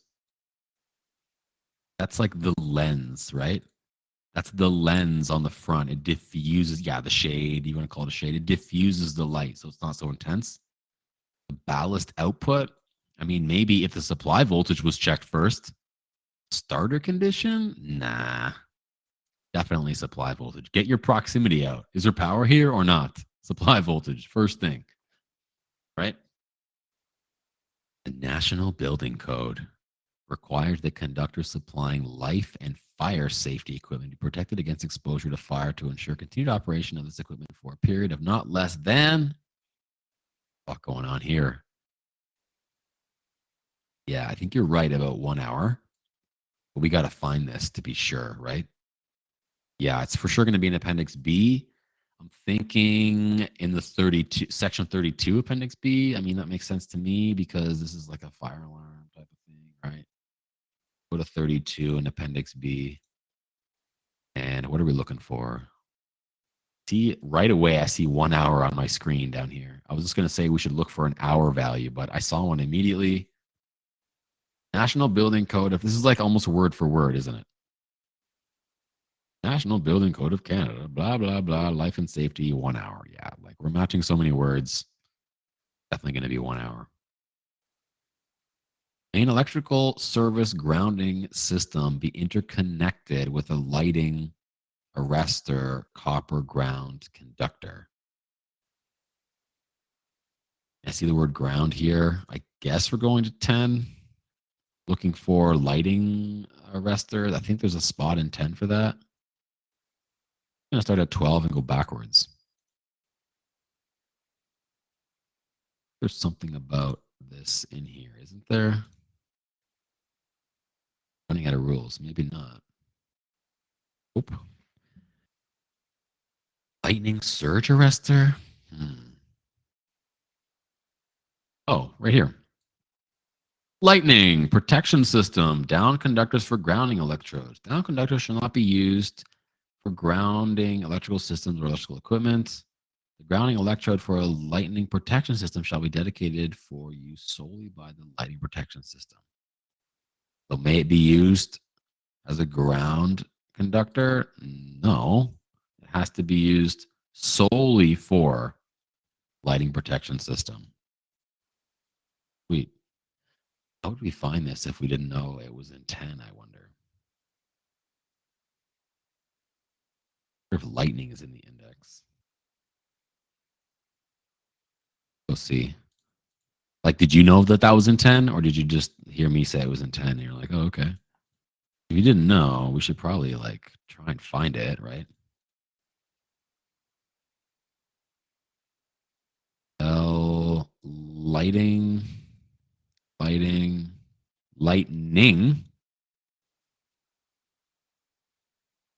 lightning protection ground electrode. Oh boy, right there. 10108. What do you know? Where it was. So you would have found that in the index if you didn't know where that was. What's the maximum voltage allowed between conductors in an unmarked surface raceway? You know where we're going for this. Definitely 12, right? Going to 12 for sure. We're starting in raceways. Does raceways start again? After cables, anyway. Raceways, 900. Okay, so we're looking for a maximum voltage. Something about voltage, conductors in raceway. I see voltage down here, the word voltage. We're looking for a value, though. Okay, so I'm going to scroll the page for what appears to be a voltage value. Not seeing one yet. And we're out of the general raceway stuff. Did I miss it? On the first page? Oh, yeah, 1,000 volts on the first page. Maybe it's that one. Is that an answer? It is. Run of conduits. Anything about them not being marked, though? Between 2 points. I don't know. I'm not feeling confident about this. That's 1608. Oh, yeah. Check it out. Conductors in surface raceways. What do you know? Oops, sorry. maximum voltage? 300. We have 300? We do. And that's if they're, unless they're marked. So the word marked is here. Feeling good, Michael. I'm feeling good about this. We're matching a couple words here. And surface was in the question too, right? Surface raceway. So this specifically mentions surface raceways. I like it. I'm going to highlight 300 volts for next time. What is the maximum size of non-time delay fuse that can be used to protect a 600 volt, 3-phase, 25 kVAR reactive? You know when it says kVARs, talking about capacitors, right? The reactive volt amps. Capacitors in section 26, just before transformers. If you didn't know that, you could look up capacitor in the index and you'll definitely find it. Capacitors, right? So we want a non-time delay fuse. We're looking for overcurrent protection. This is something you should have done in advanced code, actually. You should be pretty fresh on this, right? You would have just done this. I teach capacitors in advanced code. Did you just do this in advanced code? Okay, good. Good. So 250%. But first, we have to calculate what our ampacity is, right? If it's 3-phase, we're doing 25,000 divided by bracket 600.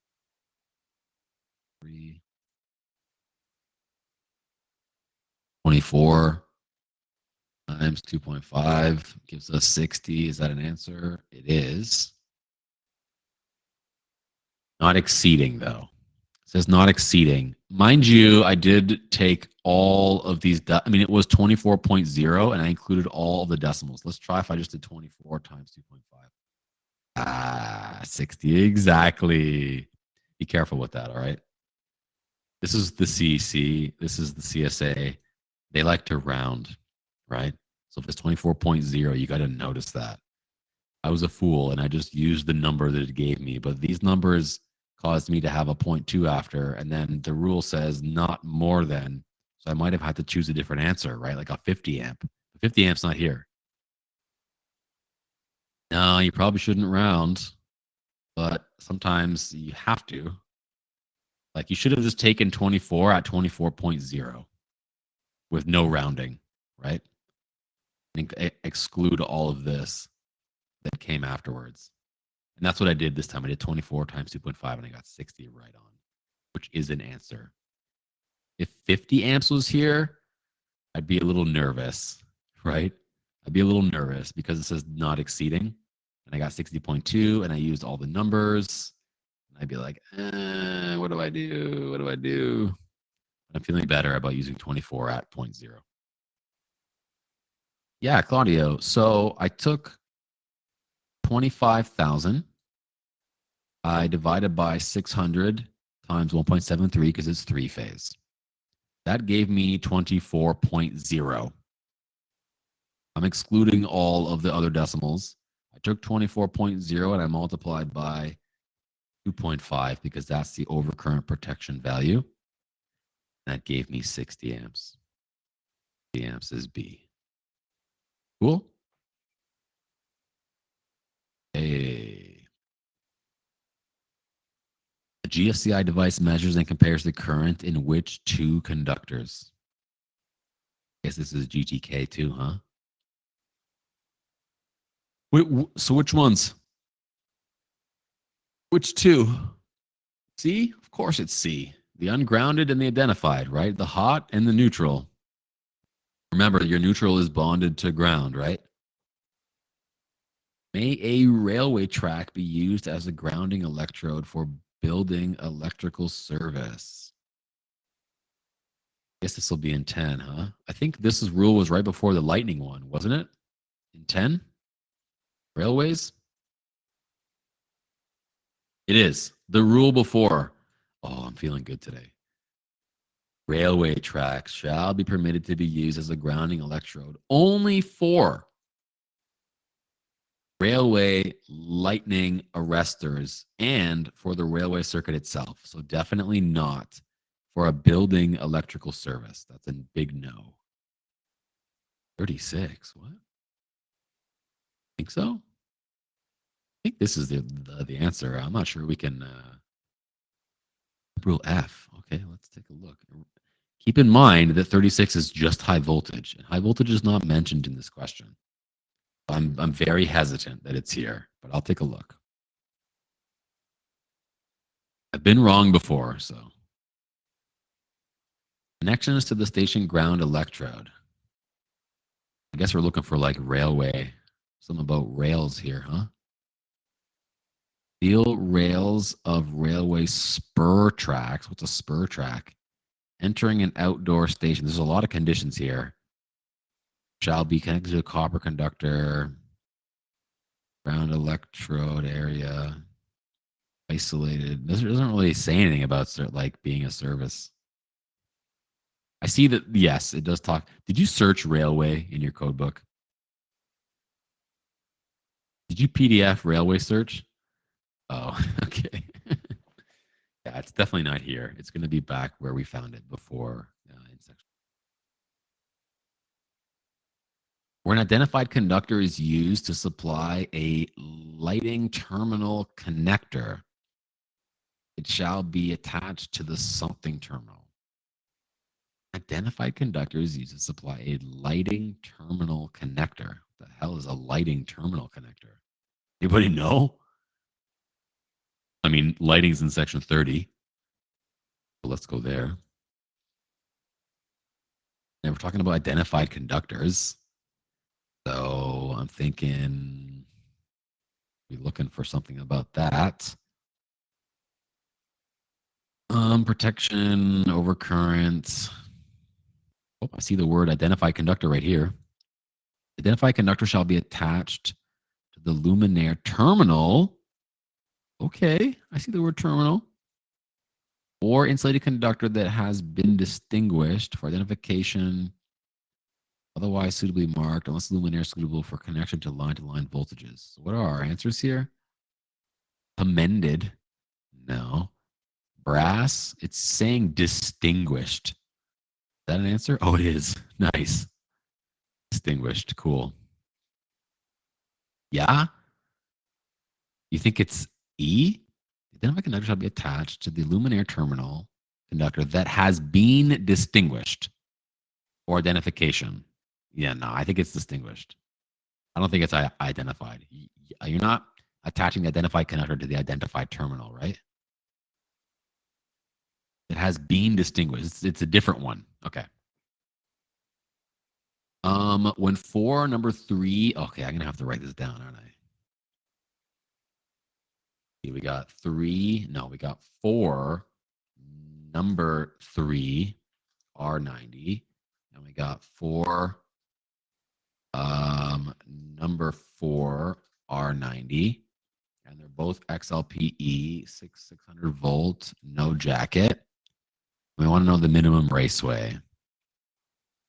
Yep, we're going to take a break in 8 minutes. Thank you for that heads up. The class is going to close, and then I have another one already pre-made that will open up at 4:30. Our break's over, all right? Hopefully we can finish this question in the next 7 minutes. Let's see. We're going to table 6. I don't know which one for R90. Is it like the second one, maybe? Check. R90 XLPE. Oh, that's the first one. Unjacketed 600 volts. So what do we got? We got 4 number 3s. Number 3 at 4 is good for 247.73. Right? So we're looking at number 3. We're coming across to 4 of them. It's 240. Yeah, 247.73. And then we also got another of the same style. This applies to both. I just wrote it on one line. And this is number 4. 4's is 209.7. meters. And then we got, of course, we got to add that, right? 209. 47.73. Find our total.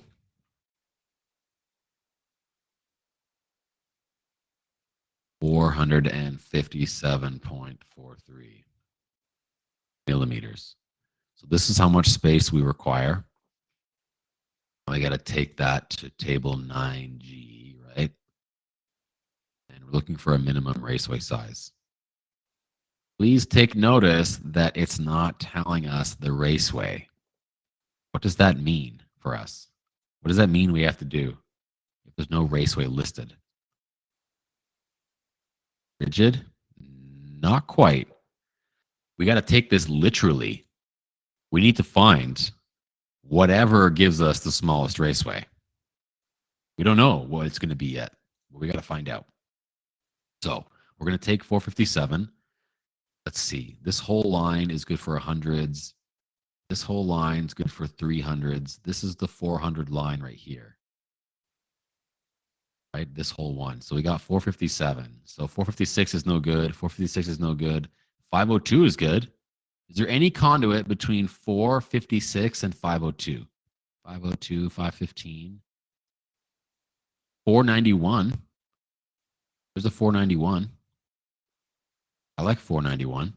Anything between 457 and 491? The row before us is all 300s. Looking like 491 is the one we want. Is what? What size conduit is that? It's a 41, right? It's a size 41. 41 mil. Answer is D. Success. Did you see how we found that without knowing what the conduit was? We just found the space and we looked for the smallest conduit that was bigger than this. Happened to be what? NMNT? Yeah, a non-metallic sheath or non-metallic tubing, sorry. And we don't care what it is. We just need a size. So that size corresponded to 41. All right, it's 356. The next question may take us past 4, and then we'll get the class closed on us, and that would suck. So why don't we just take a bonus 4 minutes on our dinner break or whatever, and I will pop up the next class at 4:30. Sound good? Okay, awesome. Enjoy your break. I'll see you in half an hour. How did I learn all this? I've been doing this for years, man. It's like my hobby. I love looking at charts. I love lining things up. I love options trading. I've like forced myself to think of learning how to trade like a hobby, like something I enjoy doing. That's how I learned, by forcing myself to like it. Now I actually do like it. So I'm interested in it, right? So I want to do it. It's like instead of watching TV, I'd rather make some money, do some trading, learn some charting. You know what I'm saying? Where's the rest of the people here? We had 24 before. We got 18. Are you guys falling off on me? When did you finish with Julia on your first couple days? When did you finish? Did you guys cut it a little early? Like, what's the deal? What do you want? What do you want out of this? We started at 8. Yeah, 8 a.m. Yeah. Early. Yeah, I know. Really usually does that. I want the most knowledge. Yeah. Give me the knowledge. Well, we don't actually have to go like hard to 8:30. What I was kind of hoping, to be honest with you, is that near where we're at, you would say, you know what, Brock, I want to try some on my own. I'm ready. I said, cool. I'm going to stay here and you can hit me up if you get stuck. Like it'll be like a standard class, right? Like I'll hang out, but I don't want to hang out for 4 hours. That's a long time. Well, I mean, I will, but that's like a long time for you? I was thinking like maybe we go to like question 75 or something, or I don't know, and then like give you some. It's kind of up to you. Would you say that the practice exam we've been doing here is comparable to the actual CFQ? Well, not quite, because there's no diagrams in this one, right? I'm pretty sure that Julia covered diagrams with you. Didn't she go over diagrams? So I'm trying to keep it a little bit different and just like heavy. My specialty is code. Like I'm a code nerd.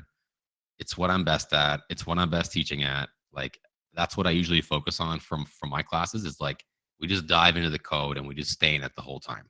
I can't help you with GTK. Like you know what you know, right? I can't help you with general trade knowledge. So what I can help you with is navigating the code book. That's like 90% of the test. So I figure that's like the best value spent. So why don't we do some more of this, like a little bit more? I see some of you are down to do some on your own. I'd like to keep going, doing questions with you. If people want to do their own, they could, right? I hate all the stupid charts. Yeah. Any tips on formatting question? Any tips on formatting question? I'm not sure I understand, Madison. Doing the test, like ones you don't know versus you know.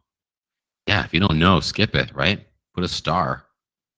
Skip it, put a star, swing back around when you're done. Like maybe you find the answer while you're doing the rest of the test. That happens, right?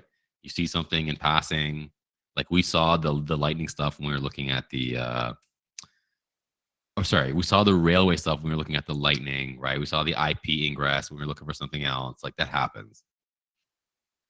I don't separate them into categories. No. Do you do the read full through? Right? What? What? Do you do the read full? Like, do I read the whole test first and then go back? It's okay, man. No. No, I would just start at one and I would just start chipping away at it. And if I didn't know one or I couldn't find it, I'd put a star. Like we've hit maybe 2 questions that were like, we're not like fully sure. Those are the ones I'd be skipping. You're spending more than like a minute or two, like skip it. You should be slamming these out in like 30 seconds or like some of these we can do in like 10 seconds, right? Not that hard. They're fairly easy to find. If you can't find it fast, put a star, skip it, come back later. I'm not looking to try and anything that you try and do in terms of like extra formatting is just going to take more time away from your test, right? You're going to be screwing around trying to like categorize things and just wasting time. You can get scrap paper that you can write on. That's what you're looking to do.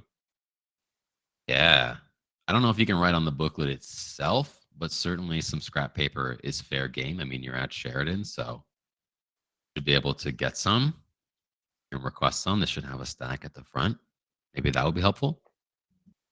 So maybe let me feel you out. Let me do a couple more custom polls here. Let me see like when you want to finish. 8:30, of course, is our scheduled, so I'll put that as an option. I'll put 8, I'll put 7:30, and I'll put 7 in case you're feeling crazy.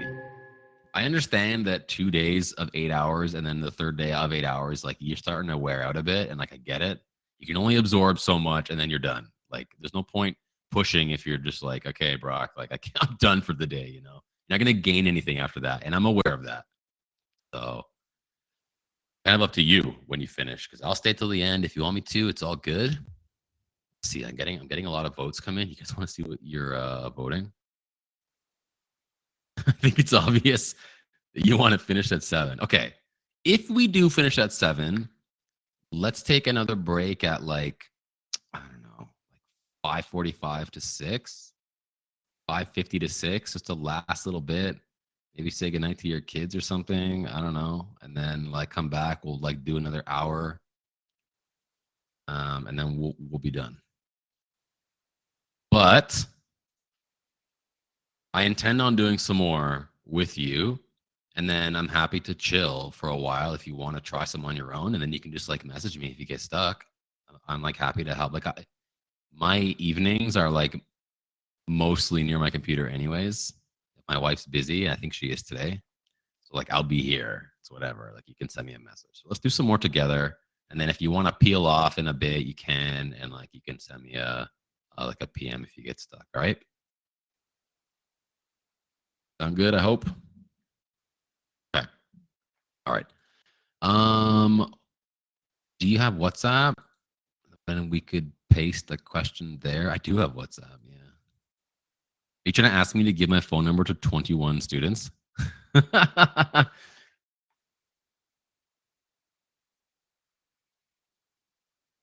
Actually, my phone number is like pretty out there already because it's on my business card, so it's no big deal. You can have it. My website too. Me up on WhatsApp if you want to. All right, that's love right there. Okay, that's love. Don't abuse it, there. I'll block your ass real quick. Email. Oh yeah. I more than anything, I really want y'all to send me some test questions if you can remember after Friday. Don't forget about me, okay? Just give me one that you remember, so I can compile a list of like test questions. That's what I'm trying to do, anyways. I need like real ones. I mean, I have a couple, but I've mostly told you them already. Send me an email after if you can remember anything, like when you get home, or put it in the WhatsApp or something. No, I've had that same email since I got hired. It's gonna stay that way. Nope. You also do tutoring if things. Yeah, I do. Yeah, but things are gonna work out for you though. You're gonna be fine. You won't need me, man. Shouldn't assume your gender. My apologies. I haven't met you. Just say guy. Like if your name's Madison, I guess it's kind of obvious, but I don't actually know, so I apologize if I got it wrong. You can get WhatsApp on your computer, so you could do. Oh, really?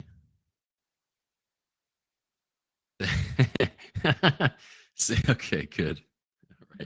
All right. All right. Where were we? Did we do 63? Check my notes here. Where did we finish on? This is 63. We're on 64. Thank you, Jackie. Okay. So when splicing aluminum and copper conductors together, what do you use to prevent galvanic corrosion between the aluminum and copper conductors? Saying this is like Nolux, right? We call it Nolux in the field. I guess in the book they call it joint compound, but it's like Kleenex, right? It's like Kleenex versus tissue. It's like a brand. Nolux is a brand. We just say Nolux, right? It's all good, Lucas, man. Am I recording this? No. I'll turn on the recording right now. My bad. You didn't get the recording of 64. Sorry. What is the maximum voltage rating of a consumer service when the meter is installed outdoors ahead of the service box? That is, by the way, the standard, right? Your meter is pretty much always before your panel, and your service box in the book is actually the panel, right? Maximum voltage rating of service. So, section 6 has to do with all of the components of a service, the like physical components, right? Actually, I don't know if this is in 6. I'm just guessing. It sounds kind of like a 6 because we're talking about consumer service, talking about meters, talking about service boxes. These are like physical things, right? I'm hearing 6. I know that there's a meter section near the end somewhere, I think, right? Yeah, metering equipment. So we're probably here somewhere. I see some voltage ratings right here. Let's see. Metering equipment shall be connected on the load side of the service box. That's load side. Except shall be permitted on the supply side where the supply of the AC does not exceed 300 volts. 300 here? Yes, it is. Cool. Good stuff. That was easy. What is required when connecting a 200 amp lighting panel? Okay. Let me give you some tips right here. I think there's only 2 places in the code book that talk about panels.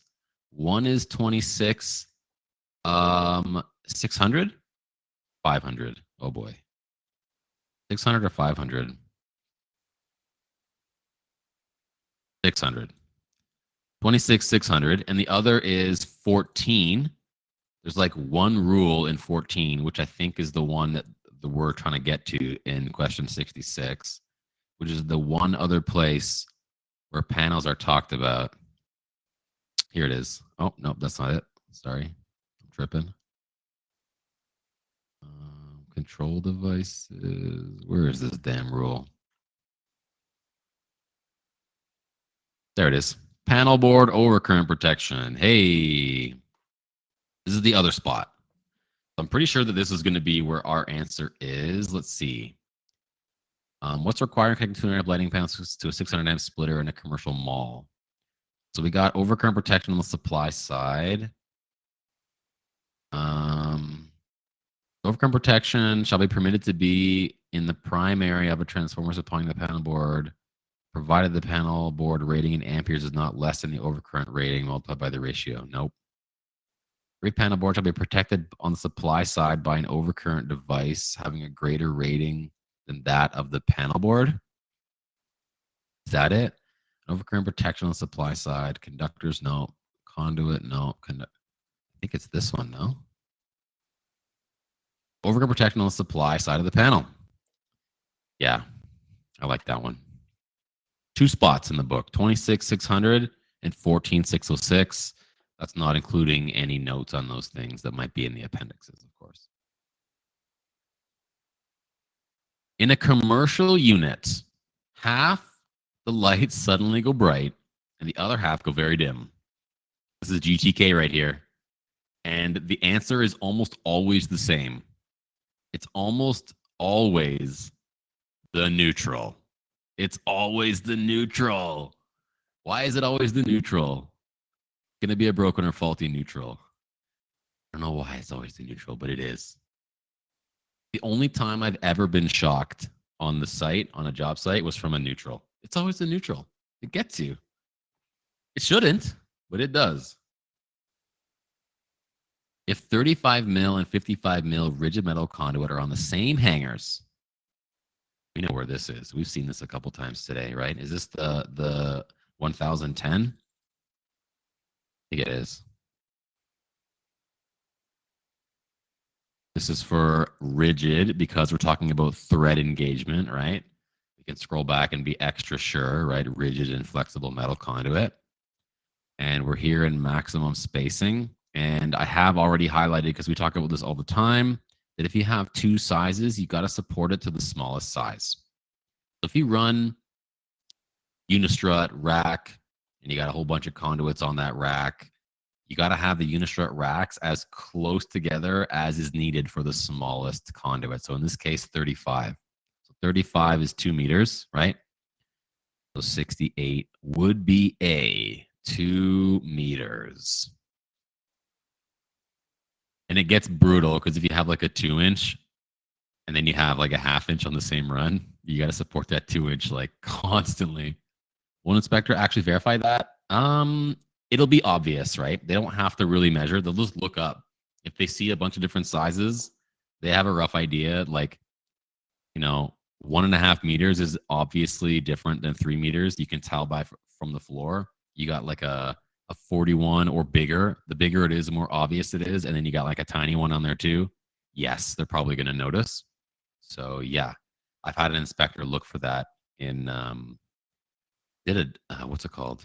A data center once. I have a photo of it. I do. I got photos. I did a data center like this.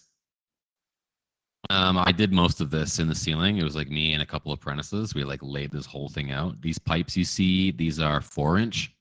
So there was many different sizes, many different racks in this data center. We had an inspector walk through and he looked at all the different sizes. I mean, there's so many racks that like we're probably fine. But, like, here's the view from the bottom. There's layers and layers and layers of conduit, right?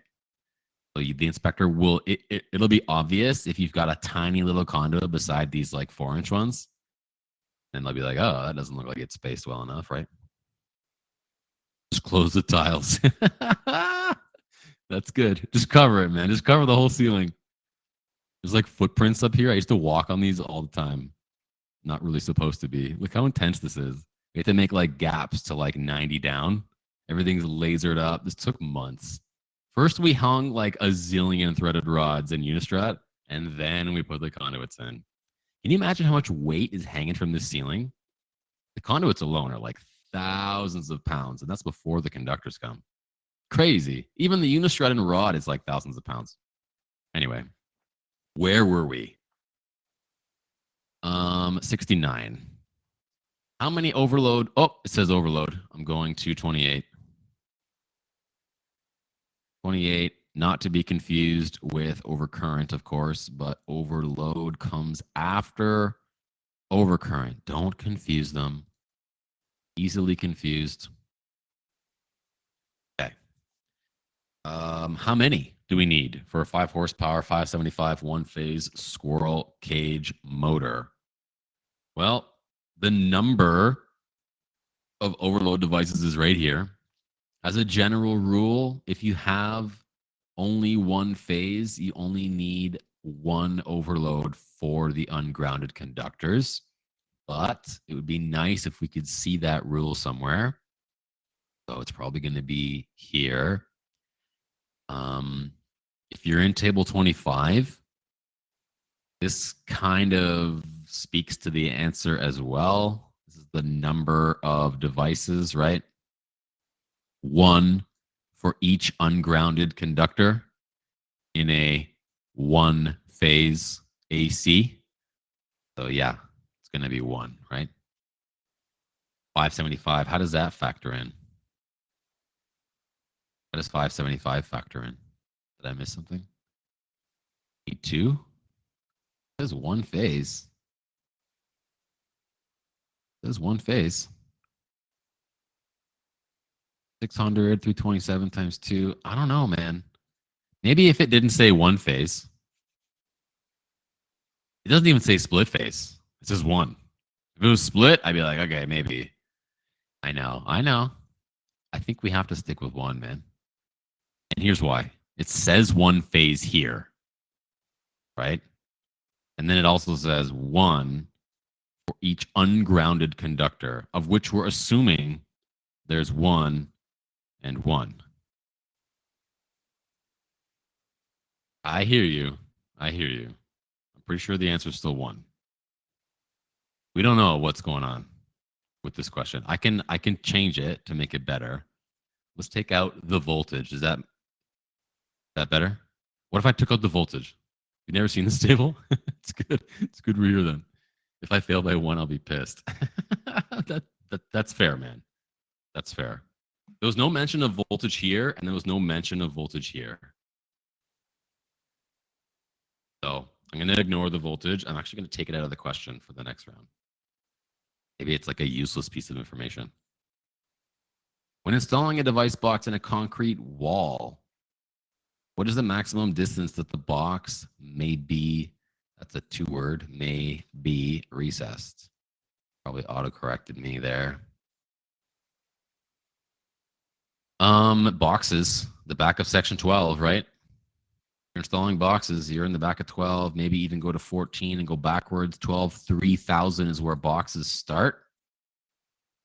You can always go to the beginning of that right here, the bottom of my page, and we can just kind of look around looking for something. Oh, boxes in concrete construction right here.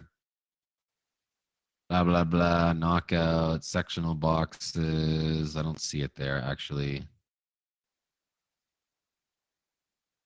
Outlet box supports, accessibility, outlet boxes. Oh, I see the word flush here. 3008. I don't know. I think we just found it maybe right here. The question again? If it's in a concrete wall. Okay, so the front edges of boxes installed in walls or ceilings shall be set in more than 6 mil, or not be set in more than 6 mil from the finished surface, and where the walls or ceilings are of wood or other combustible material shall be flush. Okay, so if it's combustible, it has to be flush. If it's not combustible, you can set it in 6 mil. I see 6 mil as an answer here.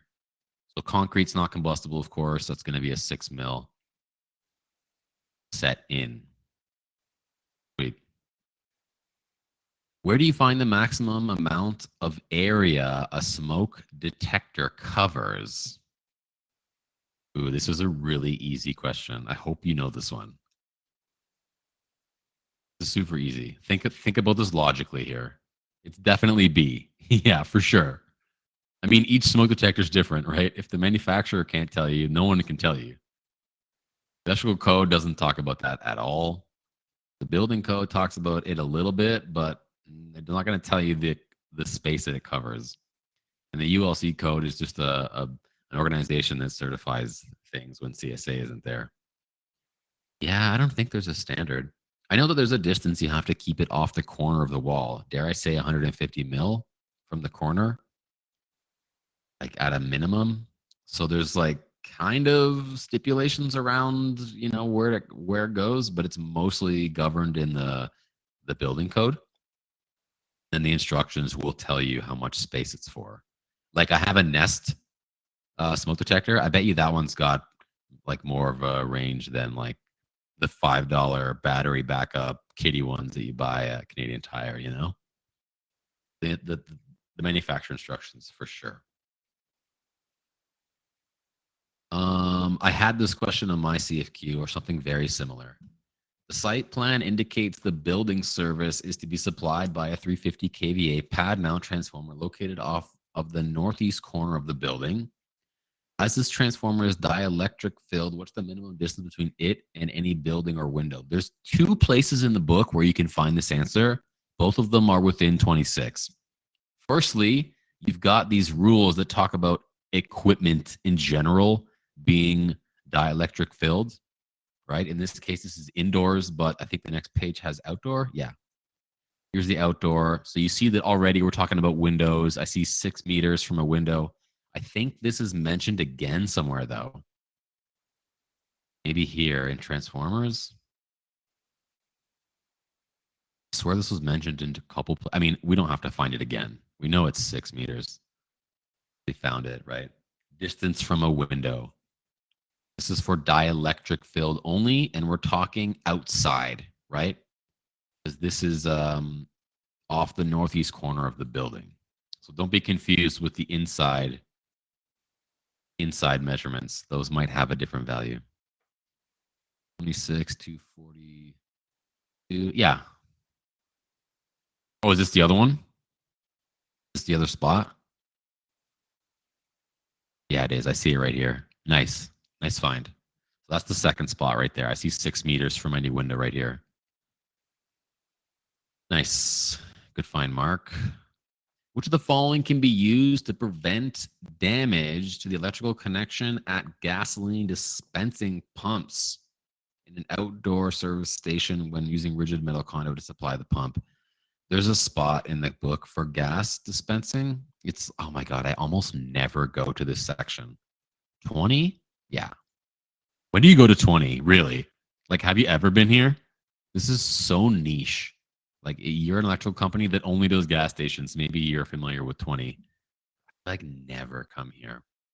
Not very familiar with 20. That doesn't mean we're not going to find this, though. Let's see. What are we being asked exactly? We're trying to supply a pump. We're preventing damage. So we need something to prevent damage. So, like, what do we got here?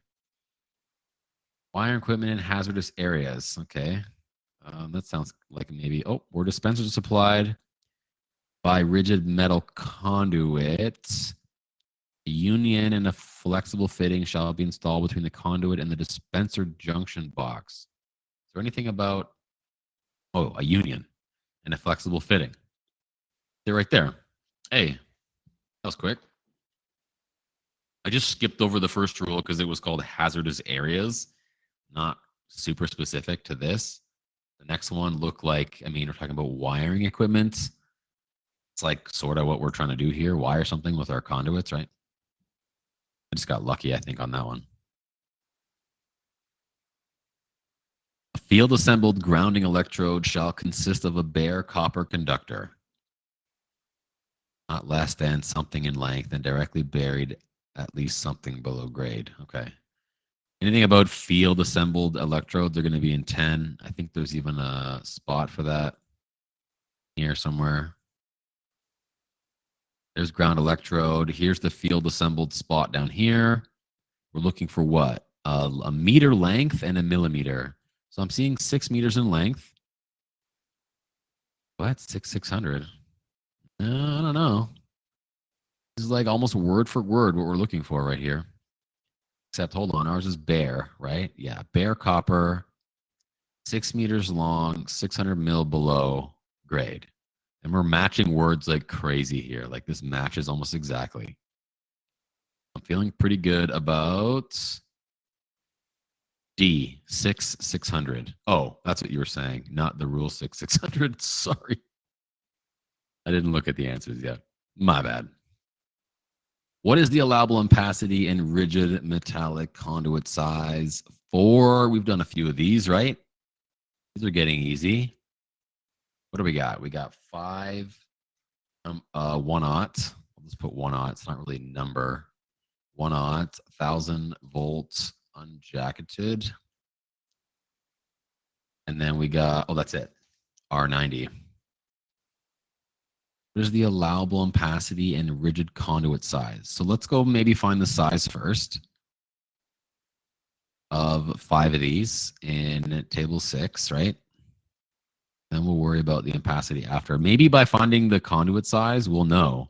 Like, what if they give us 27 or 53? Then we know already, right? We don't even have to go find the ampacity. Maybe this is like the easier way. I don't know. Let's see. Unjacketed R90, that's this. Except this is 600. We want 1000 volts. There's the 1000 volt one. 1000 volt R90 XLPE. Okay. And we've got 5 1 aught, which is down here. 718.88. 718.88. Yeah. Now we need to see what size this is going to fit in. What are we looking for? Rigid metal. So in 9G, we're looking for rigid.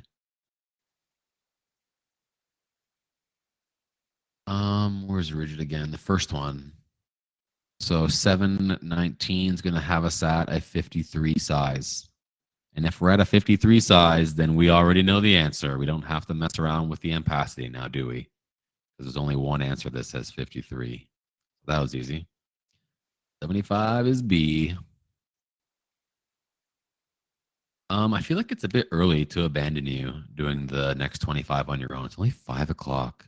You want to like finish this whole one, maybe, and then you can like try another one on your own, and I can help you with that one. Like we could probably finish this whole thing like before 7, like well before 7, maybe. Not that many questions left. I don't know. We'll see. Yeah. Okay. 76. Communication cables are to be installed in a conduit. Run to an outlet box in a room that contains bare electrical power. What's the distance required? Okay, so we're spacing communication cables. What is that? 64? What is it again? Nope, not 64. I swear it was 60 something. No, am I tripping? What's the section for this? 56. Oh my God. That's fiber optics. Where's communication? Oh my God, I'm staring right at it. Brain fart. Okay. We're looking for spacing. Spacing. Separation. I like separation. That's like spacing.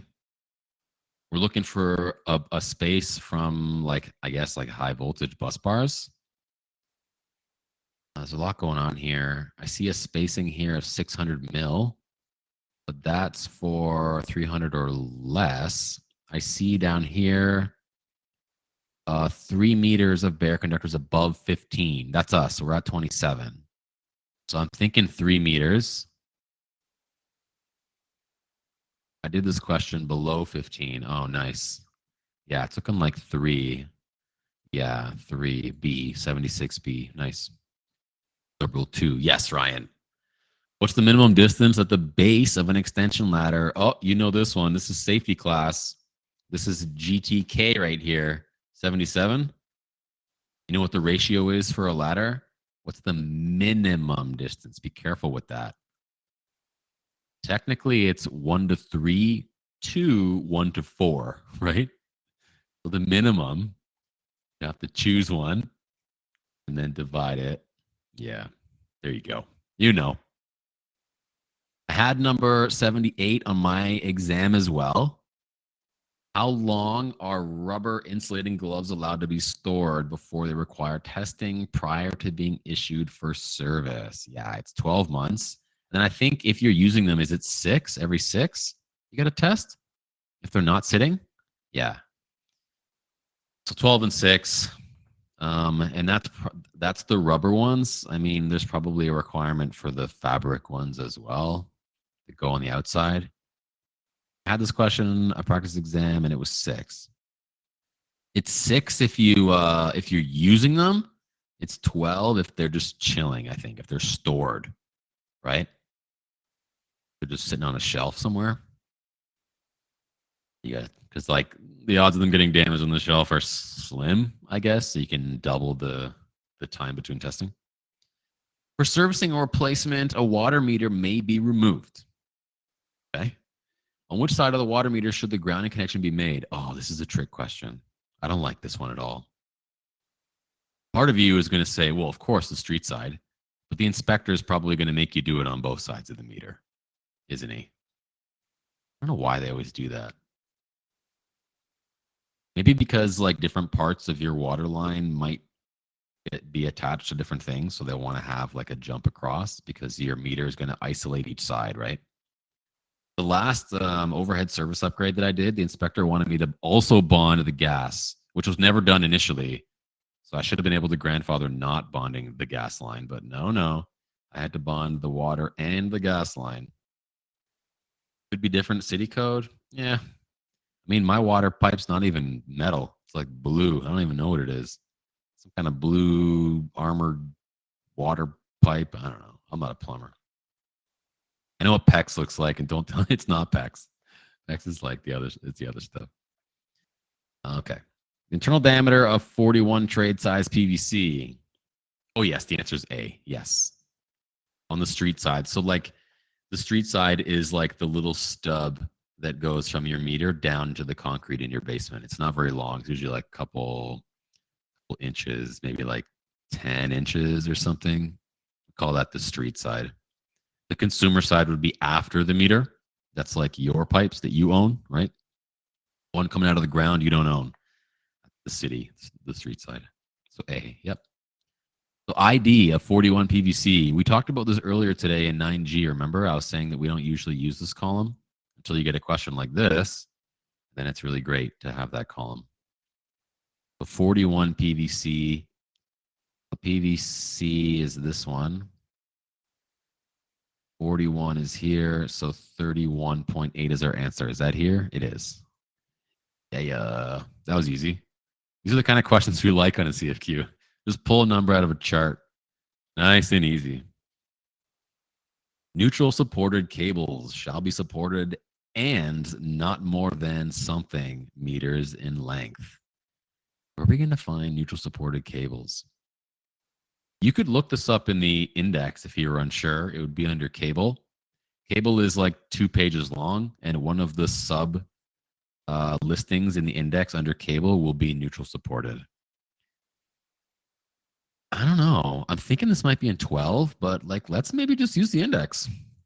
Let's do what I was just saying. Let's go to cable. We don't come here much. See how long cable is? You got all this. Oh, there it is right there. Neutral supported. 12318. Let's go. But hold on. Also, this is all cable. Sorry, only half that. I guess we stop like here.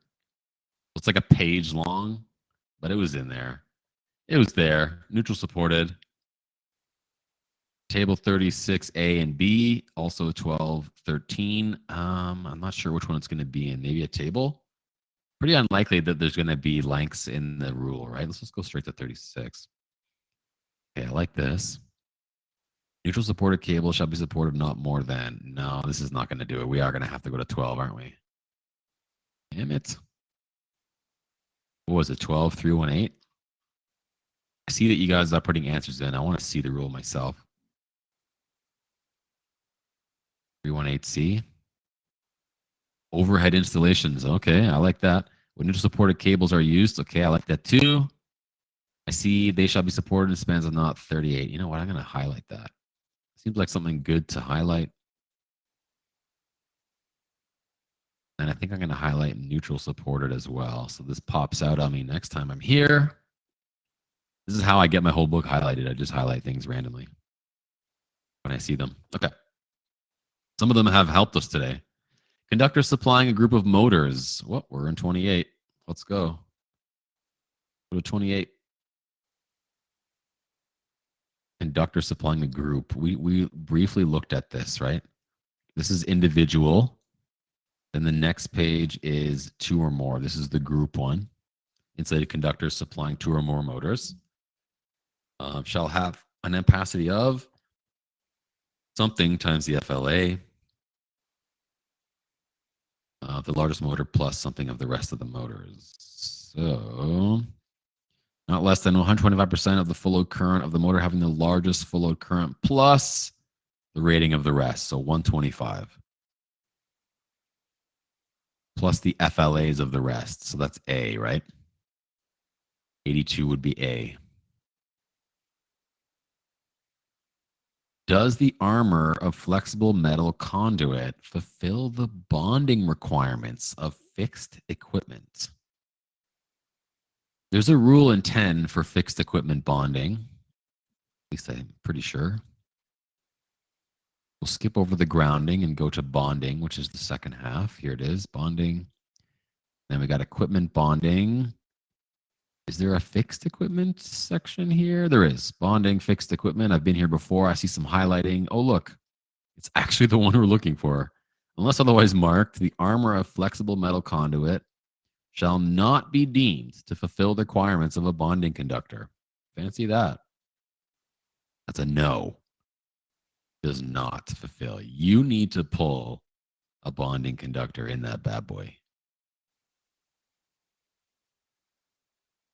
We're not going too fast, are we? I'm seeing that you're not saying much in the chat. Is that because you're just trying to keep up in your paper book? You can tell me to slow down, you know. I know it's faster for me to navigate with clicks than it is for you to flip pages. No, you're good? Okay. A line voltage switch is required to be added to equipment installed in a car wash. Oh, so this is going to be like a direct spray type of enclosure, right? We've got to go to the enclosure page. You know where the enclosures are? Enclosures are, I think they're listed in 2, but then there might be a table for them too. Isn't there a table? 26? No, I don't think so. Pretty sure enclosures are in 2 somewhere. Come on now. There we go. Enclosures. Okay, let's see. We got falling liquids. I think maybe a car wash is a bit more than just falling liquids. Outdoors, I see what? Direct streams of water. I'm liking that one so far. Hazardous dust. Okay, I'm thinking type 4. Yeah. I think that there's a table for this. 65. Oh, yes. Juicy table 65. Enclosures. So we were picking a 4, right? Which was good for direct sprays of water. Where's the spray? So there's the hose down. They call it a hose down right here, right? Hose down and splashing water. 4, and there's the X. Maybe note table 65 for enclosures. You probably have an enclosure question on your CFQ at some point, somewhere buried in there. You find it in section 2, and then the table matches, right?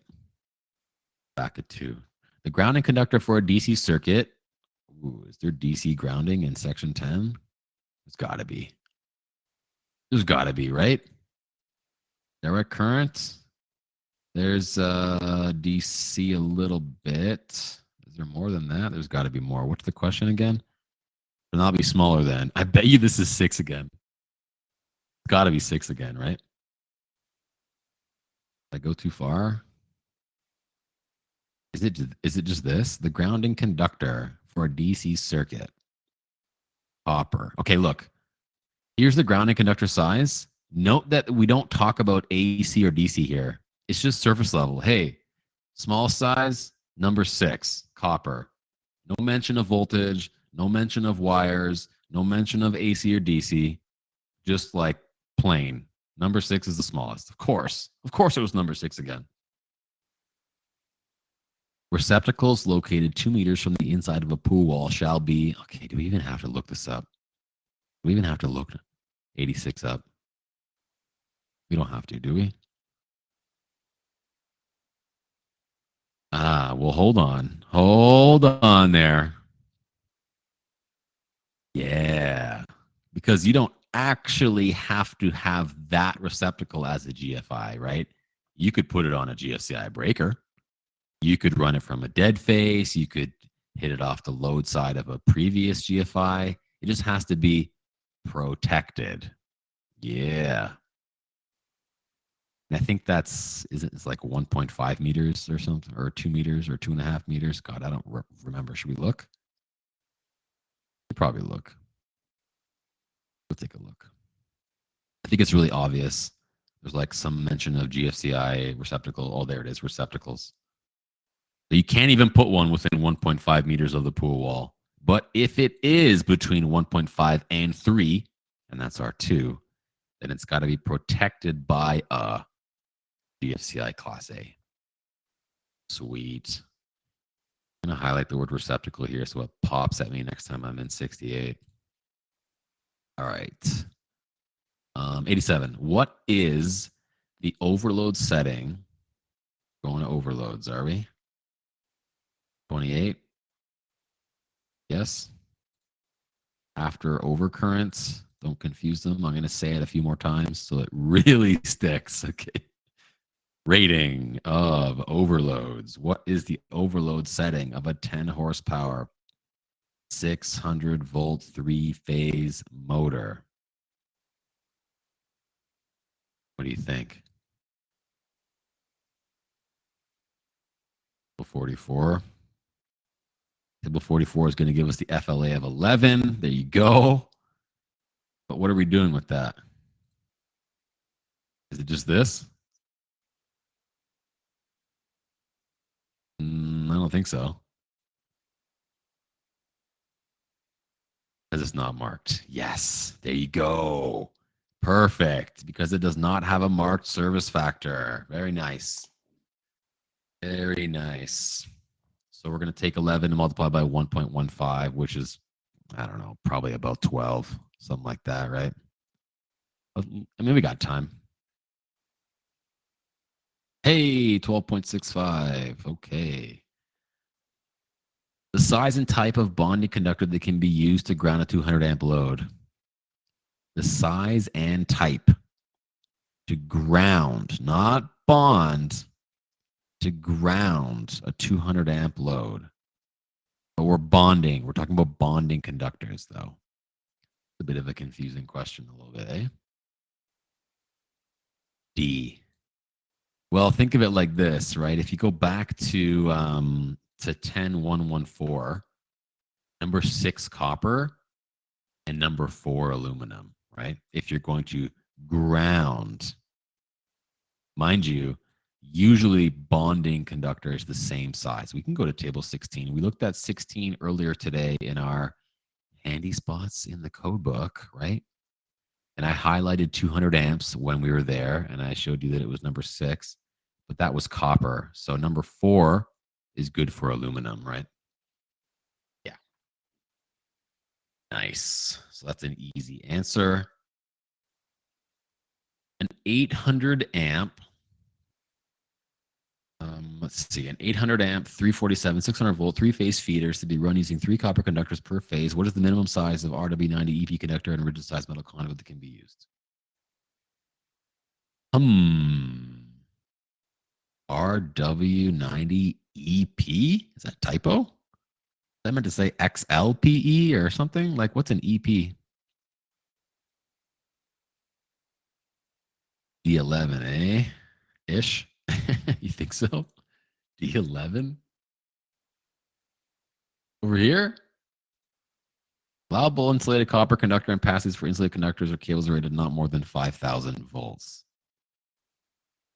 What is the minimum size? Rigid metal conduit.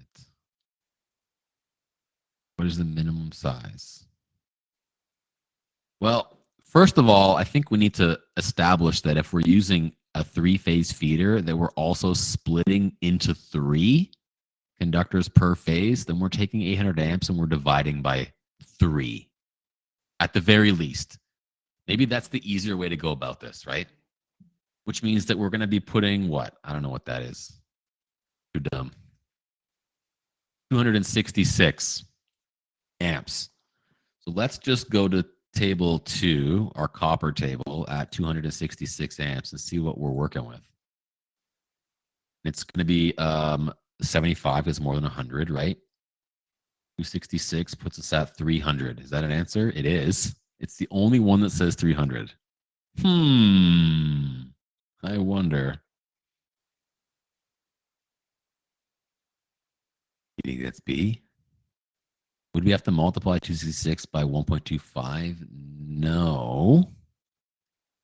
No, I don't think so. I guess the RW90 makes it tricky because it's an underground conductor. RW90. It is? Doesn't it have to have a U at the end to be underground? RWU? I mean, some of them you can use underground. Using PVC rigid, yeah. Using PVC. What's the minimum size? So we're looking at size right now at 300. We could go and check the conduit size given 300s and see. No, I don't know. I don't think it's in D1. I don't think it's in D anything. I mean, I don't know that. Fairly certain that it's going to be B, but we can go check what size conduit is needed and see if it's a 78, right? In 9G. 6C. You guys are just linking all kinds of stuff right now. Okay, so 78 is right here. What are the odds that this is the size that we need? I'm thinking out loud. Oh. In order to actually find the size, I guess we got to bring our 300 Casey Mill RW90 to table. Oh, that's why you're saying 6C. Right, of course. Makes a lot of sense now. Okay. Oh, there it is. R90 EP. Funky style. 600 volts. 600 volts. Yep. Is it a jacket? Is there an unjacketed page for this? 1,000. What about the next one? Nope. So this is the only table that we got. So that's nice. And if we're doing 300s, then we're down here. And if we've got 3 of them, then we're at 12. Oh my gosh, it's messing up my numbers. I can't see what that says. We're at, won't highlight it this time, 1203. 1203. 1203. If I don't say it a few more times, I'm going to forget. 1203. 1203. You're talking about rigid. 1203 puts us at, what do you know, 78. Almost like we had the answer the whole time. Okay, so we're just like being extra thorough here, right? Just like absolutely for sure it's B. So we hit it from both sides and we got the same thing both times. Confidence level high. How did you get 300 Casey Mill if it was 266? Because we are using the 75-degree column, because it's over 100 amps from table 2 and it was copper. Yeah. Great question. Rigid PVC conduit must be installed with a minimum of something expansion joint if there is a probability of expansion or contraction due to temperature change exceeding. We already showed you this today, right? It was 45 mil, remember? It was 45 mil. So it's either going to be 1 for 45. It's not 2 for 45. It's 1. We saw that earlier in, where was that? 1000 something in the PVC section, right? We go back, take a look-see, so it cements in your brains. Why not? Why not? It was 1000 and something, wherever the PVC stuff starts. Or around here. Rigid PVC. There we go. Now we're looking for expansions. Where's expansions? There it is. Expansion joints. At least one expansion joint for every 45 mil. 90s B. 91. 10,000 ohm resistor produced a 10-volt drop. How much resistance should be added to produce a 600-volt drop? Do you guys know how this works? This is a logic question. This is just like using logic and numbers. Yeah, it's kind of like a ratio, but you have to account for this after you do the ratio. Yes, it's going to be 590 because you're going to take 10 and you're going to times 6, which is 600, but then you're adding, right? So you already have this. So you got to subtract that, and then you get 590. You're right. Everybody's right. Yeah. What a way to word a question indeed. What a way.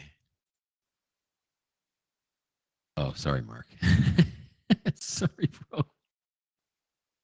When are supplementary protectors allowed to be used as the only protective device in a branch circuit? Oh boy.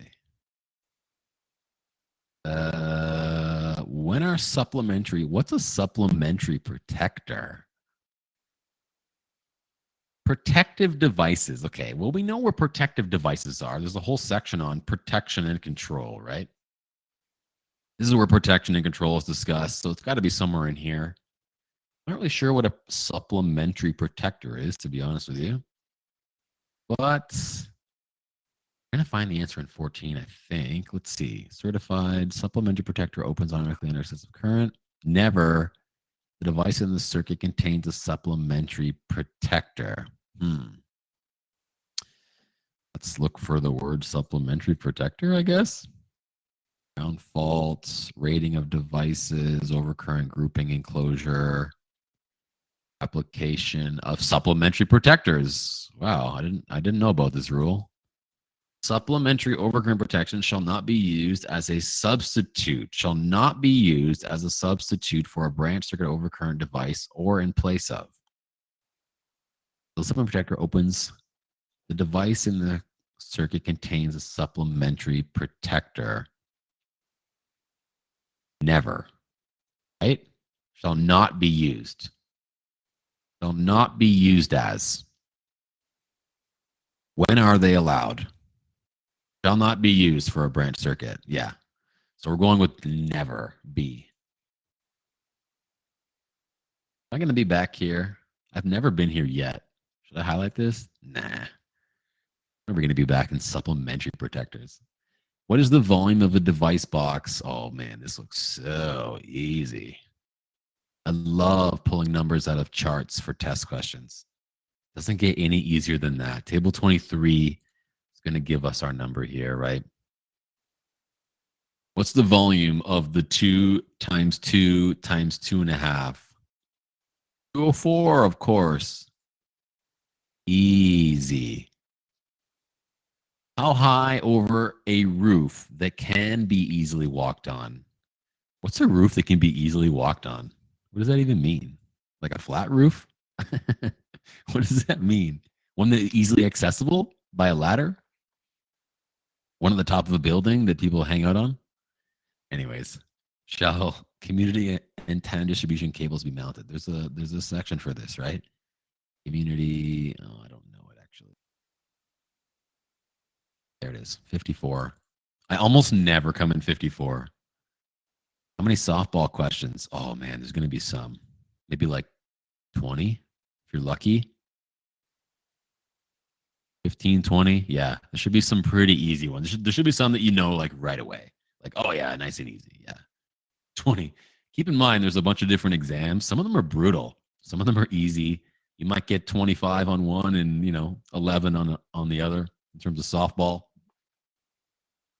I've heard some are a little more motor heavy, some are a little more service heavy. It's kind of random.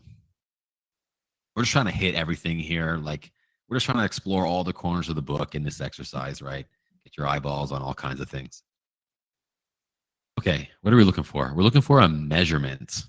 So if I'm looking for measurements, I'm going to scroll. But first, I guess we're talking about like roofs. Is there anything about like a roof here? Conductors placed on buildings? No. Voltage, current, hazardous, protection, provision, grounding. It won't be there. Equipment. Will it be in equipment? I doubt it, but we can look. Hose equipment.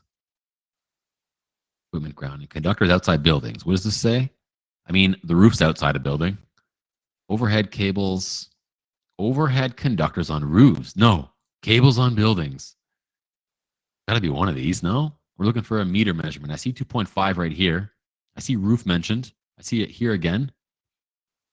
I see 2.5 a couple times. In case you haven't caught on by now, when I'm looking for code rules, I'm trying to isolate like a meter measurement, if there is one in the answer, on the page. I'm not reading. I'm looking for a measurement first, and then I'm exploring the words around it. I think it's pretty obvious this is a 2.5, right? What is required when installing a combination load center panel as a sub panel in a single dwelling unit? Oh, you know this one. This is easy. I did this at my house. Do you want to hear a quick story about my service upgrade? Or do you want to stick to the test? Yeah? It'll only take a minute, and maybe you'll learn something. Let's draw you a picture. Let's say that this is my house. It's a bit simplified for obvious reasons. Okay. My meter's over here. M per meter. Okay. My panel is in the basement. This is the basement under my house. My panel's like down here. Super awkward spot. These are my garage doors, right? I have two. My house is not a square, but like whatever, just for simplicity's sake. I wanted to upgrade my 100 amp panel, but the conduit goes under my garage slab into the panel. This is actually a terrible drawing. I'll draw a little bit different. More like this. This is like my basement. And I guess maybe it's like better illustrated like that. Either way, the conduit out of my meter goes under the garage slab and into my panel. So when I bought the house, I decided I was going to upgrade to 200 amps, except that my conduit's underneath the slab. So I can't get to it. I can't make it bigger. How do I upgrade? Anybody have an idea? How do you upgrade a house that you can't change the size of the conduit that feeds your panel? Run into the garage. Holy, you're on another level, eh? You're just on another level. How do you know all the answers for everything? This is what my meter looks like. The new one, the 200 amp one. See what I got going on here with these LBs? I think you can see what's going on.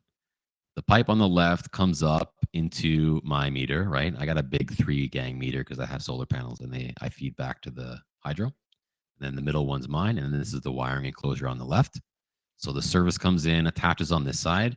Then I have my big 3-aught for my 200 amps, and then I have a number 3 down here. So back in the day, well, not that long ago, this conduit here went down into my panel, right? It was good for number 3. Oops, that's this little guy. I took it out of the meter and redirected it sideways and into my garage, where I have this. So now I have my 200 amp feed into my 200 amp breaker, and I have 100 amp into a single 100 amp breaker. So my house is 200 amp now, and I've turned my basement panel into a sub panel. That's right. This is what my basement panel looks like. It's rammed. Look at this. Tandem, tandem, tandem, tandem, tandem, tandem, tandem, tandem, tandem, tandem, tandem, tandem. It's jammed. So I added this 40 amp steam shower when I finished my basement. And because of that, I had to upgrade.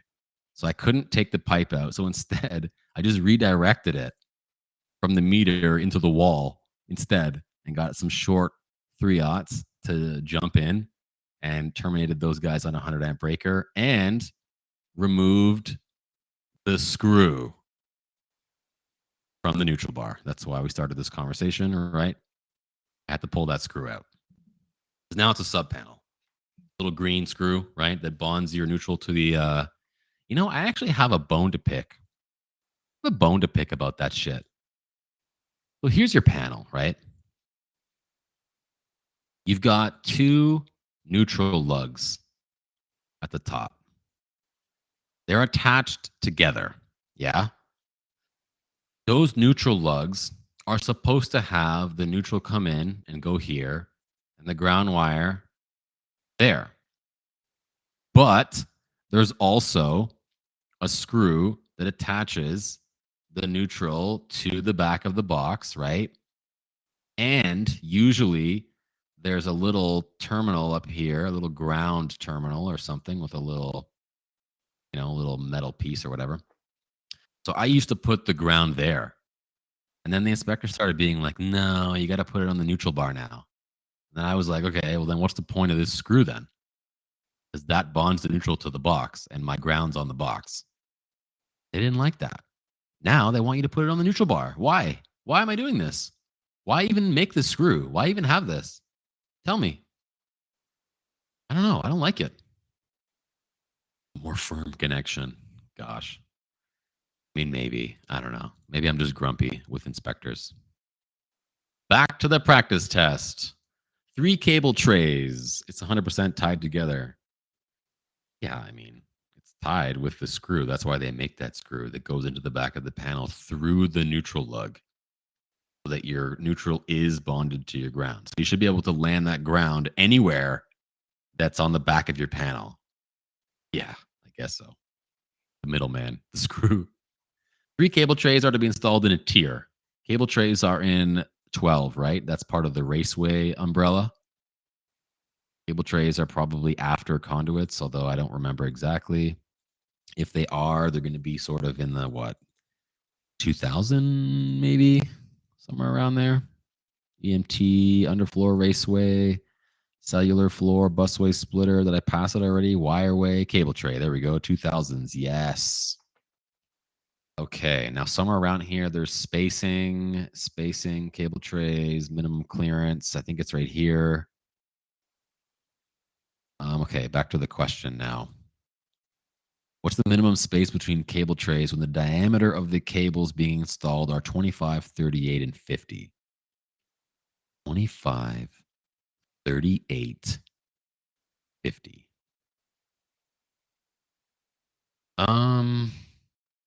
So let's see here. Let's break this down. 150 clearance, excluding the depth of the cable trays between cable trays installed in tiers, except that where cables of 50 mil or greater, the clearance is 300. Are ours bigger? No. Yes. 50 or greater, which means 50 counts, right? Therefore, the clearance is actually 300, not 150. That 50 was 49. We'd be downgrading this to 150. But because we do have a cable that's in that tray that is 50, we got to up it to 300. I hope that makes sense. On a PLC, how many indicator lights will be on under the following conditions? 1, normally open start push button. 2, normally close stop push button. 1, normally open limit switch. And 1, normally closed float switch. What? What's going on here? How many lights are going to be on? Okay. So I guess you'll have a light on for, let's see, the limit switch engaged. We'll call that 1. I guess you'll have another one for this normally open push button. And then another for the normally closed float switch. That's 3. 1, 2, 3, 4. Well, what do you think? I think, yeah, I'm leaning towards 4. 3 for NC, 1 for NO engaged. Yeah, I like that. No, start isn't pressed though. Yeah, because it's normally open. Yeah. Okay. Yeah, I like 4. I like that logic. 3 for NC and 1 for engaged. Okay, I like that. Which brings us to 4. Okay. What is the maximum allowable distance a disconnect is required from a bank of VFD controllers? So this is a disconnect question. Is this general trade knowledge? I want to say 9 meters. Isn't that the standard? Go check. Should be in 28, no? Should be some kind of disconnect thing here somewhere. Control, maybe? 8 meters, measurements, no. Disconnecting means, okay. Disconnecting, looking for some measurements in meters here. I don't see any. Location of, oh, I'm seeing 9 meters. We're talking about VFDs, right? What is a VFD? I mean, it barely matters because they're both 9 meters, but I guess if you had to break it down, it would be the controller, right? A VFD controller, which is 9 meters and within sight. So that's a solid 9 meters. Well, I mean, I know what VFD stands for. Yeah. I just mean like what kind of component is it? Like, is it a, like in this case, it's a control. No, that's fine. It's a controller. Yeah. In the division system of area classification, gas group A gases are the most volatile. Okay. What other gas group is group A rated equipment allowed to be used for? Sounds like an 18, right? Like a section 18. This is gonna be hard to find, I think. This sounds dirty. This is a dirty question. This is one you skip for sure. Like, oh gosh. Okay. We're looking for what? Class A gases type stuff. Class A gas stuff. Classification of hazards. Oh, I really don't want to go to Appendix J, but I think we need to. Look around a little bit more first. God, I hate Section 18. Pressurized combustible gas detection. We're looking for stuff that says like groups, though, right? Like group numbers. I'm not really seeing that yet. Group numbers. I see zones. I'm not seeing groups yet. Scared we're gonna have to go to Appendix J. God, I hate that appendix. It's for the best though, because we haven't been there yet, have we? Not in our practice test anyway. I mean, we kind of looked in the beginning. I'm not seeing any of this group stuff at all. I know that Appendix J is just for Section 18. I think we just looked at 50, didn't we? Yeah, like maybe in Appendix J.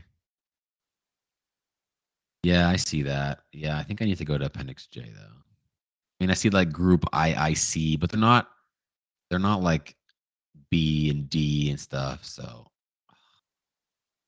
yeah, we're gonna go to Appendix. Look, yeah, I want to look at 50 and then the rule right after it that looks like it's similar. Okay, I see groups. Okay.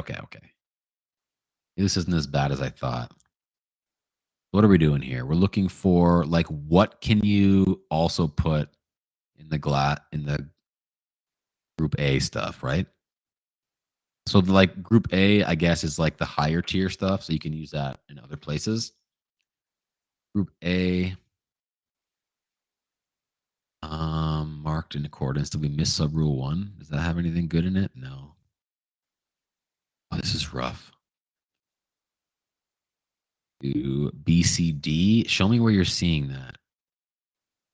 A, Group B, Group C, Group D. D equipment. E.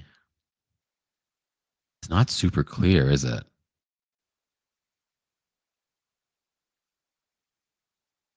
Yes. Okay. I was checking if this word is repeated somewhere that might give some clues. What's making you say BCD? Show me where you're reading. It's not obvious, I don't think. Rule 2. I mean, yeah, I'm looking at rule 2. I see group A was A only. I don't remember why. No, it's not clear at all. It's not clear at all. You know, I'm thinking maybe group A only. I don't see any conversation about what can be used where in other groups. Like group A is pretty clear. It's just this one gas, which suggests that actually group A is the least intense one. No? I'm thinking maybe just A. 18-2. Let me check that 18-2. Where is 18-2? Where the hell is 18-2? There we go. Division 1, Group A. 1852. I mean, I see it like kind of like mentioned here. Look, Group A is here, and Group A isn't mentioned again anywhere there. And then the next page, we got Group A not mentioned on any of those. Group A again, not mentioned on any of those or those. So I'm still thinking it's just A. All the clues that we're seeing are kind of pointing to maybe A just being by itself. What page is this? This is 859. 859. I know it's tricky to find these in appendix. There's like two parts of appendix J. It's confusing. I'm still thinking A, guys, is by itself. The specific gas atmospheres shall be permitted to mark in accordance. Where were we? We were back here. Let's go back. I want to look at that rule again.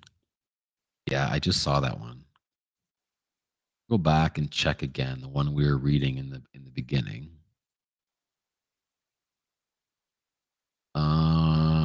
Where was that?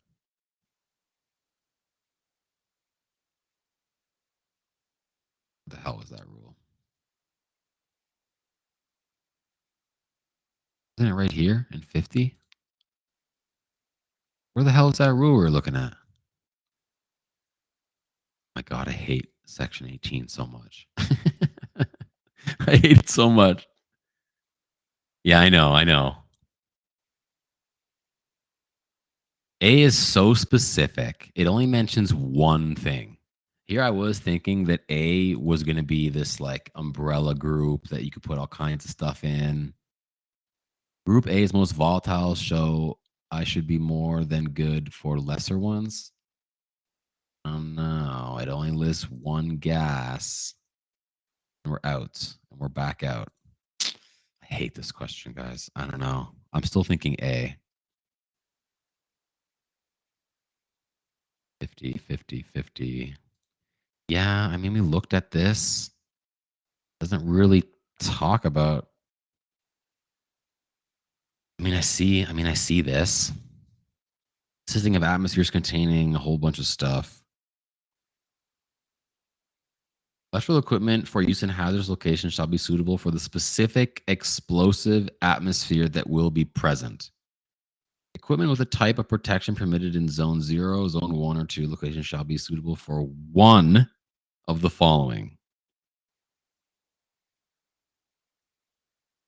Equipment marked with Group C shall be permitted to be used for applications where Group A or B equipment is required. Equipment marked Group B shall be permitted to be used for applications where Group A is required, but nothing starts with A, right? Nothing says, hey, equipment marked Group A is good for this, this, and this. Like all of the stuff that we're seeing, I'm still picking up that it's going to be a A by itself. So Group A only is my final answer, Regis. Just filming. Give me the money. Hey, we're at 100 already. 9 minutes before 6 o'clock for our last break. And then we come back and do an hour of you do whatever you want and I'll help you. How about that? What's the maximum distance that the copper conductors in an 8-3 Tech 90 cable can be run unsupported vertically in a shaft? Didn't we look at this already somewhere? Had this vertically in a shaft rule previously, and it was in a table, right? It was a 21 or 12 or something. Yeah, 21. Let's go take a little look-see. Okay. 8-3. Copper or aluminum? Copper. 30. 30 meters. D. Boom. The end. Do you think we passed? Did we pass, guys? How did we do? Yeah, 99 for sure. Because like maybe one or two we did we didn't know, maybe, right? One or two. Call it like a 2% tolerance or 2% you know, margin of error. Okay. Let's talk about the rest of the class here. You've got like I'm happy to just round up to 6 and give you like 17 minutes if you want. Take like the 10 plus 7, call it 17 minutes, come back at 6:10, and then maybe I'll flip you another exam, or you can try like number 2 on Slate. And then anything that you want to discuss, any question, any clarification, anything like that, you can just message me. How do you feel about that? Let me get a poll going. Does that sound like something you want to do? Yes or no? If you click no, then we'll explore other options. But at some point, you should try and venture on these on your own a little bit. That won't be there for your test, right? No, you do not have me tomorrow. Julia screwed up. You're with Michael Schneider tomorrow. I am going to the Scandinavian Spa in Blue Mountain tomorrow. Sorry, folks. Wife and I are going to have a spa day. Yeah, it's pretty nice. I've been once before.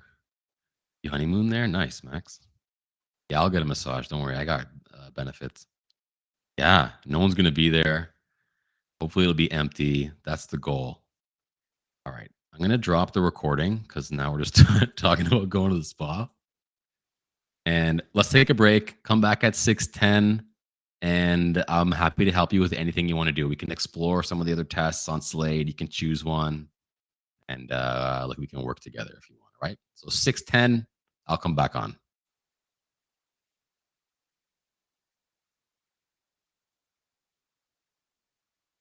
6:10. I don't know what happened there. Okay. Would you go over Rule 4006 too briefly? I'm just confused now when to use it. I think I'm overthinking it. Yeah, sure. Absolutely. 4-006. Yes.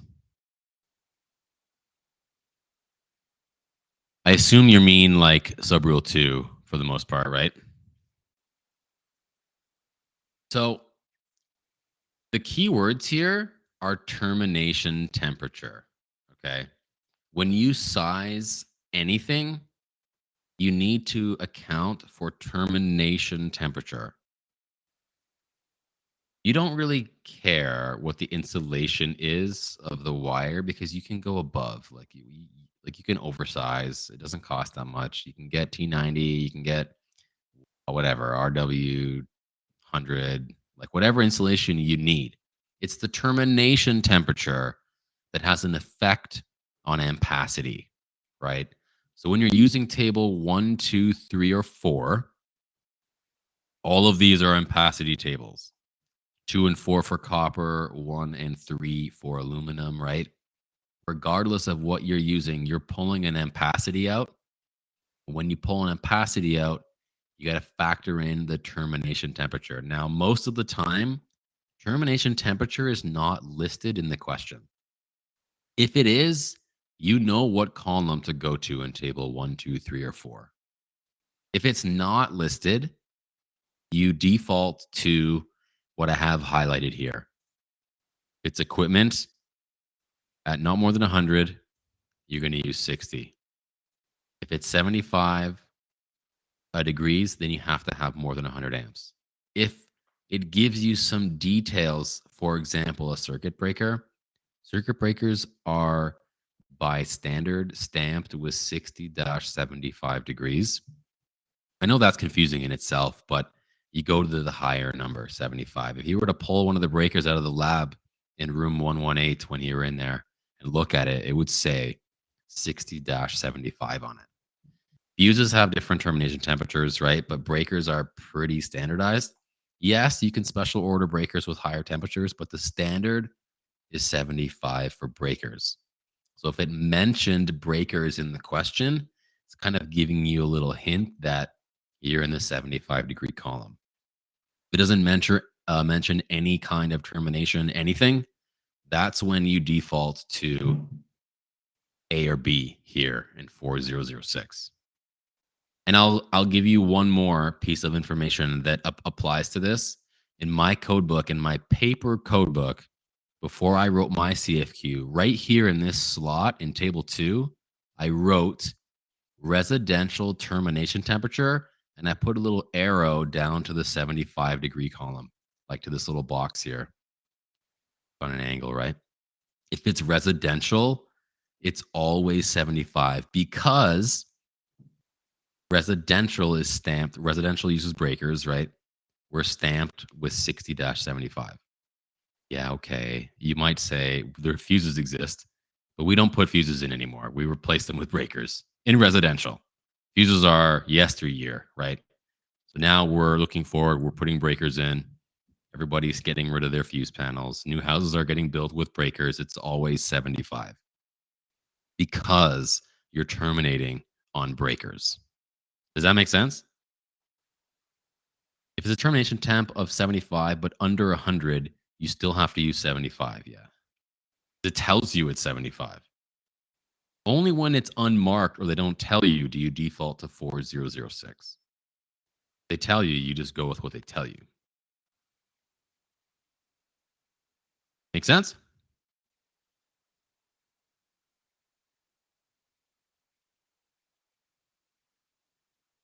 See, a bunch of you are typing. I'll just chill for a sec. No rush.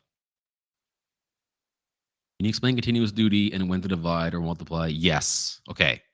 So usually when you're doing service calculations, you don't account for that 80% rule. When you're doing branch circuit loading, you usually do account for the 80%. But some rules like motor control and stuff, they have kind of their own stuff going on. They have their own demand factors. So like specific sections supersede the standing 80% rule. So the 0.8 and the 1.25 are actually the same thing. I know that's weird to wrap your head around, but if you multiply something by 1.25, it builds in the buffer of that 20%. So you can kind of get like the top end number, knowing that you've accounted for 80% already. If you already have a number and you got to figure out what to actually load it to, that's when you you use the 0.8 and it brings your number down. And then you're like, aha, yes, that's the 80%. So if you did 12, so if you did 15 times 0.8, going to give you 12, right? I can give you even a better example, actually. If we just go to table 2 and look at size 14, it's good for 20 amps, right? That's what it says. But if you take 20 times 0.8, you get 16 amps. We only make 15 amp breakers, so we don't have 16 amp breakers. So that's why we're maxing out at 15 amps, even terminating at 75 degrees in residential, right? But if you were to take 15 and multiply by 1.25, get 18.75, which is like nothing. But if you take 16 times 1.25, you get 20. So 16 comes out when you do 20 times 0.8. And if you already had 16 and you multiply by 1.25, it'll give you 20. So both of those numbers work. It just depends which way you're going. That sort of makes sense. I don't really have an example of like exactly this. All I can tell you is that branch circuits are 80% loaded because of the continuous duty markings, right? If it said that your continuous duty markings were 100% and not 80, then you wouldn't care about that, right? For maximum circuit loading. So like we always default to 80 unless it's marked for 100. Both of those numbers apply. It just depends which way you're going. I'll show you again. I'm starting with 20. I'm seeing table 2 says size 14 is good for 20, right? Oh, you got that part? All right. And I'm not 100% sure what you're asking then.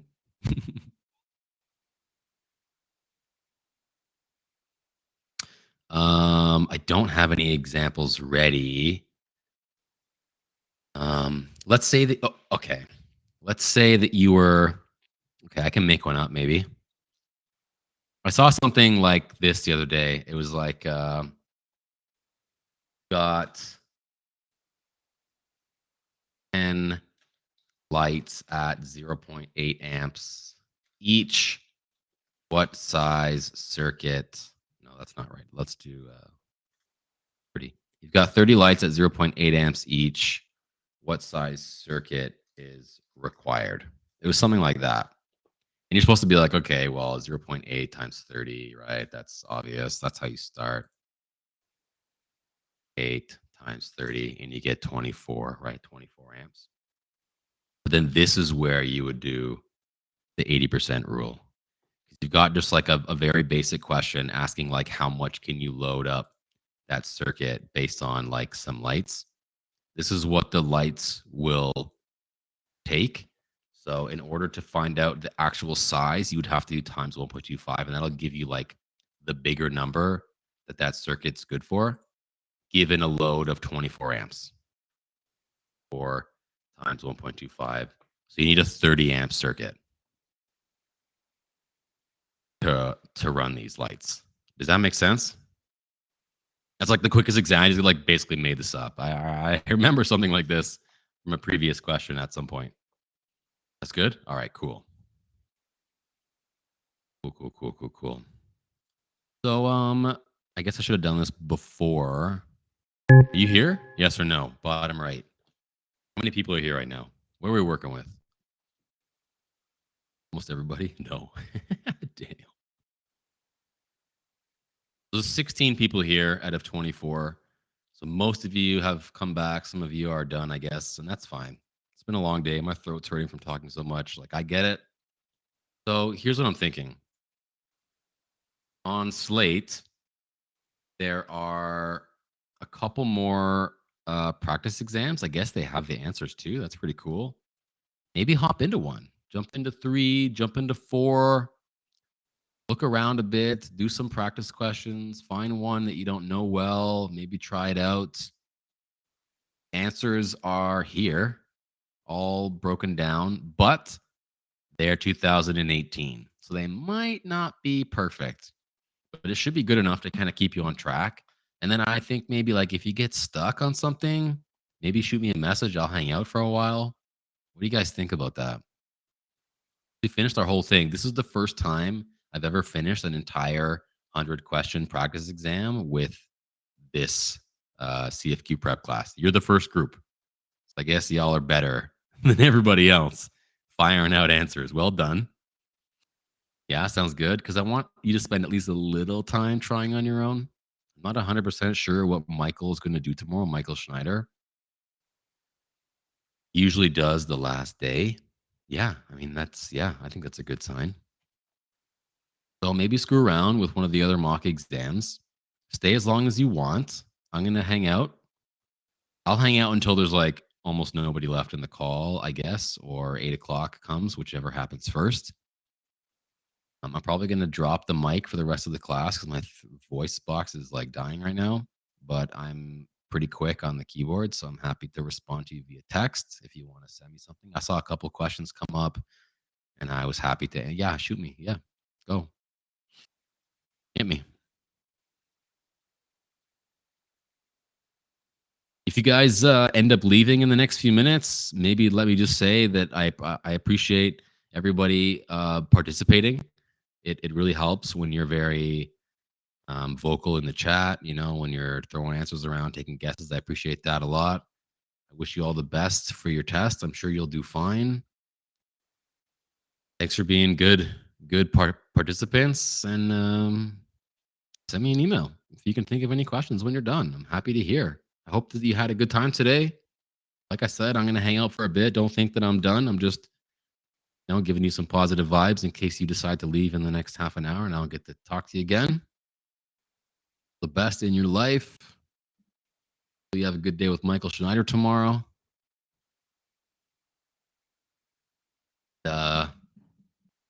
Yeah, we had a good class, right? How many hours was that? What are we at? 6:24. We started at noon. It's like a few hours. Like we did good. Great teaching, lots of help. Yeah, thank you, thank you, thank you. All right, great, great, great. Work on your own stuff for a bit. Let me know if you get stuck. Somebody said they had a question. I got a service calc question that I need to help with. I can't seem to figure out how they got the right answer. Okay. Is there a way to bypass expansion joints? Ooh, in PVC? I don't think so. PVC is like brutal. Like you see it sagging so bad on the side of buildings, right? It's so bad in the sunlight. You need those expansion joints. You need them. Get a service calc. Is it a resi one? Those are fairly simple. Department ones, like seriously, just skip it on the exam. It's too long. It'll take you too long for one. Save it to the end, maybe. Take a shot. Oh, here we go. Duplex. Okay, let's see here. Area 1, Area 2. So I can tell you right off the top that if you have a tankless water heater, it's at 100%. If it has a tank, it's at 25%. If you have a range, your range is taken at the same rule. Actually, I'll just show you. I'll talk for a few more minutes. Okay. All right. You guys have been great today. For the range calculations, I want to show you the word any right here. Any range. So every range that you have gets taken at this same value. That's a very common mistake. Sometimes people try and put the range down here, their second range. No. Every range in the property is going to be taken in IV. Maybe that was like one of the mistakes that you had, Anthony, was the range or the water heater. The tank ones are going to be taken at 25%. If it's tank less, then you're up here in V at 100%, right? That was your mistake. The other potential is that I see you have a very small meter square area. Have you looked at this rule here?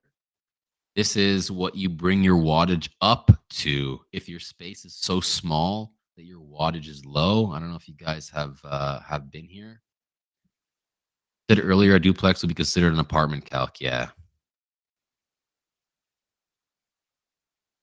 Yeah.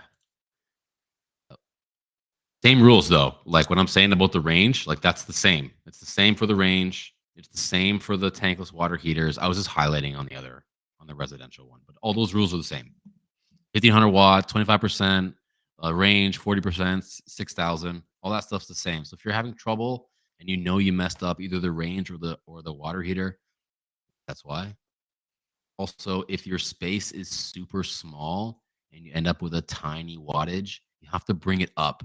So 24,000 watts divided by 240 is 100 amps. So if your space is 80 meters squared or more, but your wattage is really low, you got to bring it up to 100 amps minimum. If your property is like a studio bachelor pad, tiny little condo, then maybe it's less than 80, in which case you can get by with a 60 amp service. 14.4 divided by 240, 60 amps. Added piece of information there for you. This. How do you solve this? 10, number 8, 20, number 10, and 30, number 12 are to be joined in pairs in a junction box to extend circuits.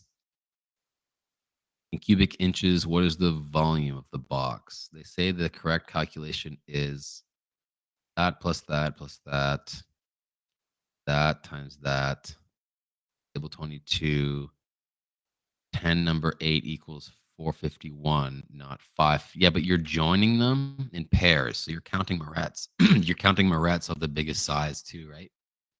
Adding number 10s, or sorry, number 8s. And yes, you're adding the biggest size of those Moretz, and they're counting for the big ones, right? So number 8s, you got to count some Moretz for that.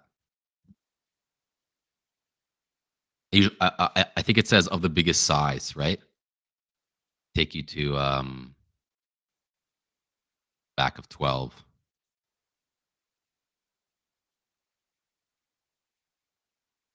Because of the biggest size. So see, one insulated conductor of the largest size terminated under the connector. Yeah. But at number 8 times 5 is 225. So 5 Moretts, it's not times 5, it's times 2. Right? Because each Moret pair counts as 1. 5 Moretts count as 2 conductors. The fifth one you don't count because it's not a pair. It's times 2. So what's times 2? You do times 2, does it make sense?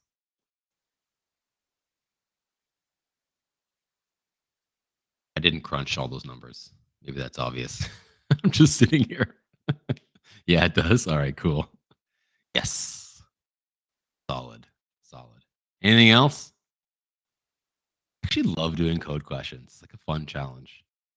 You're going to catch me on one of these for sure.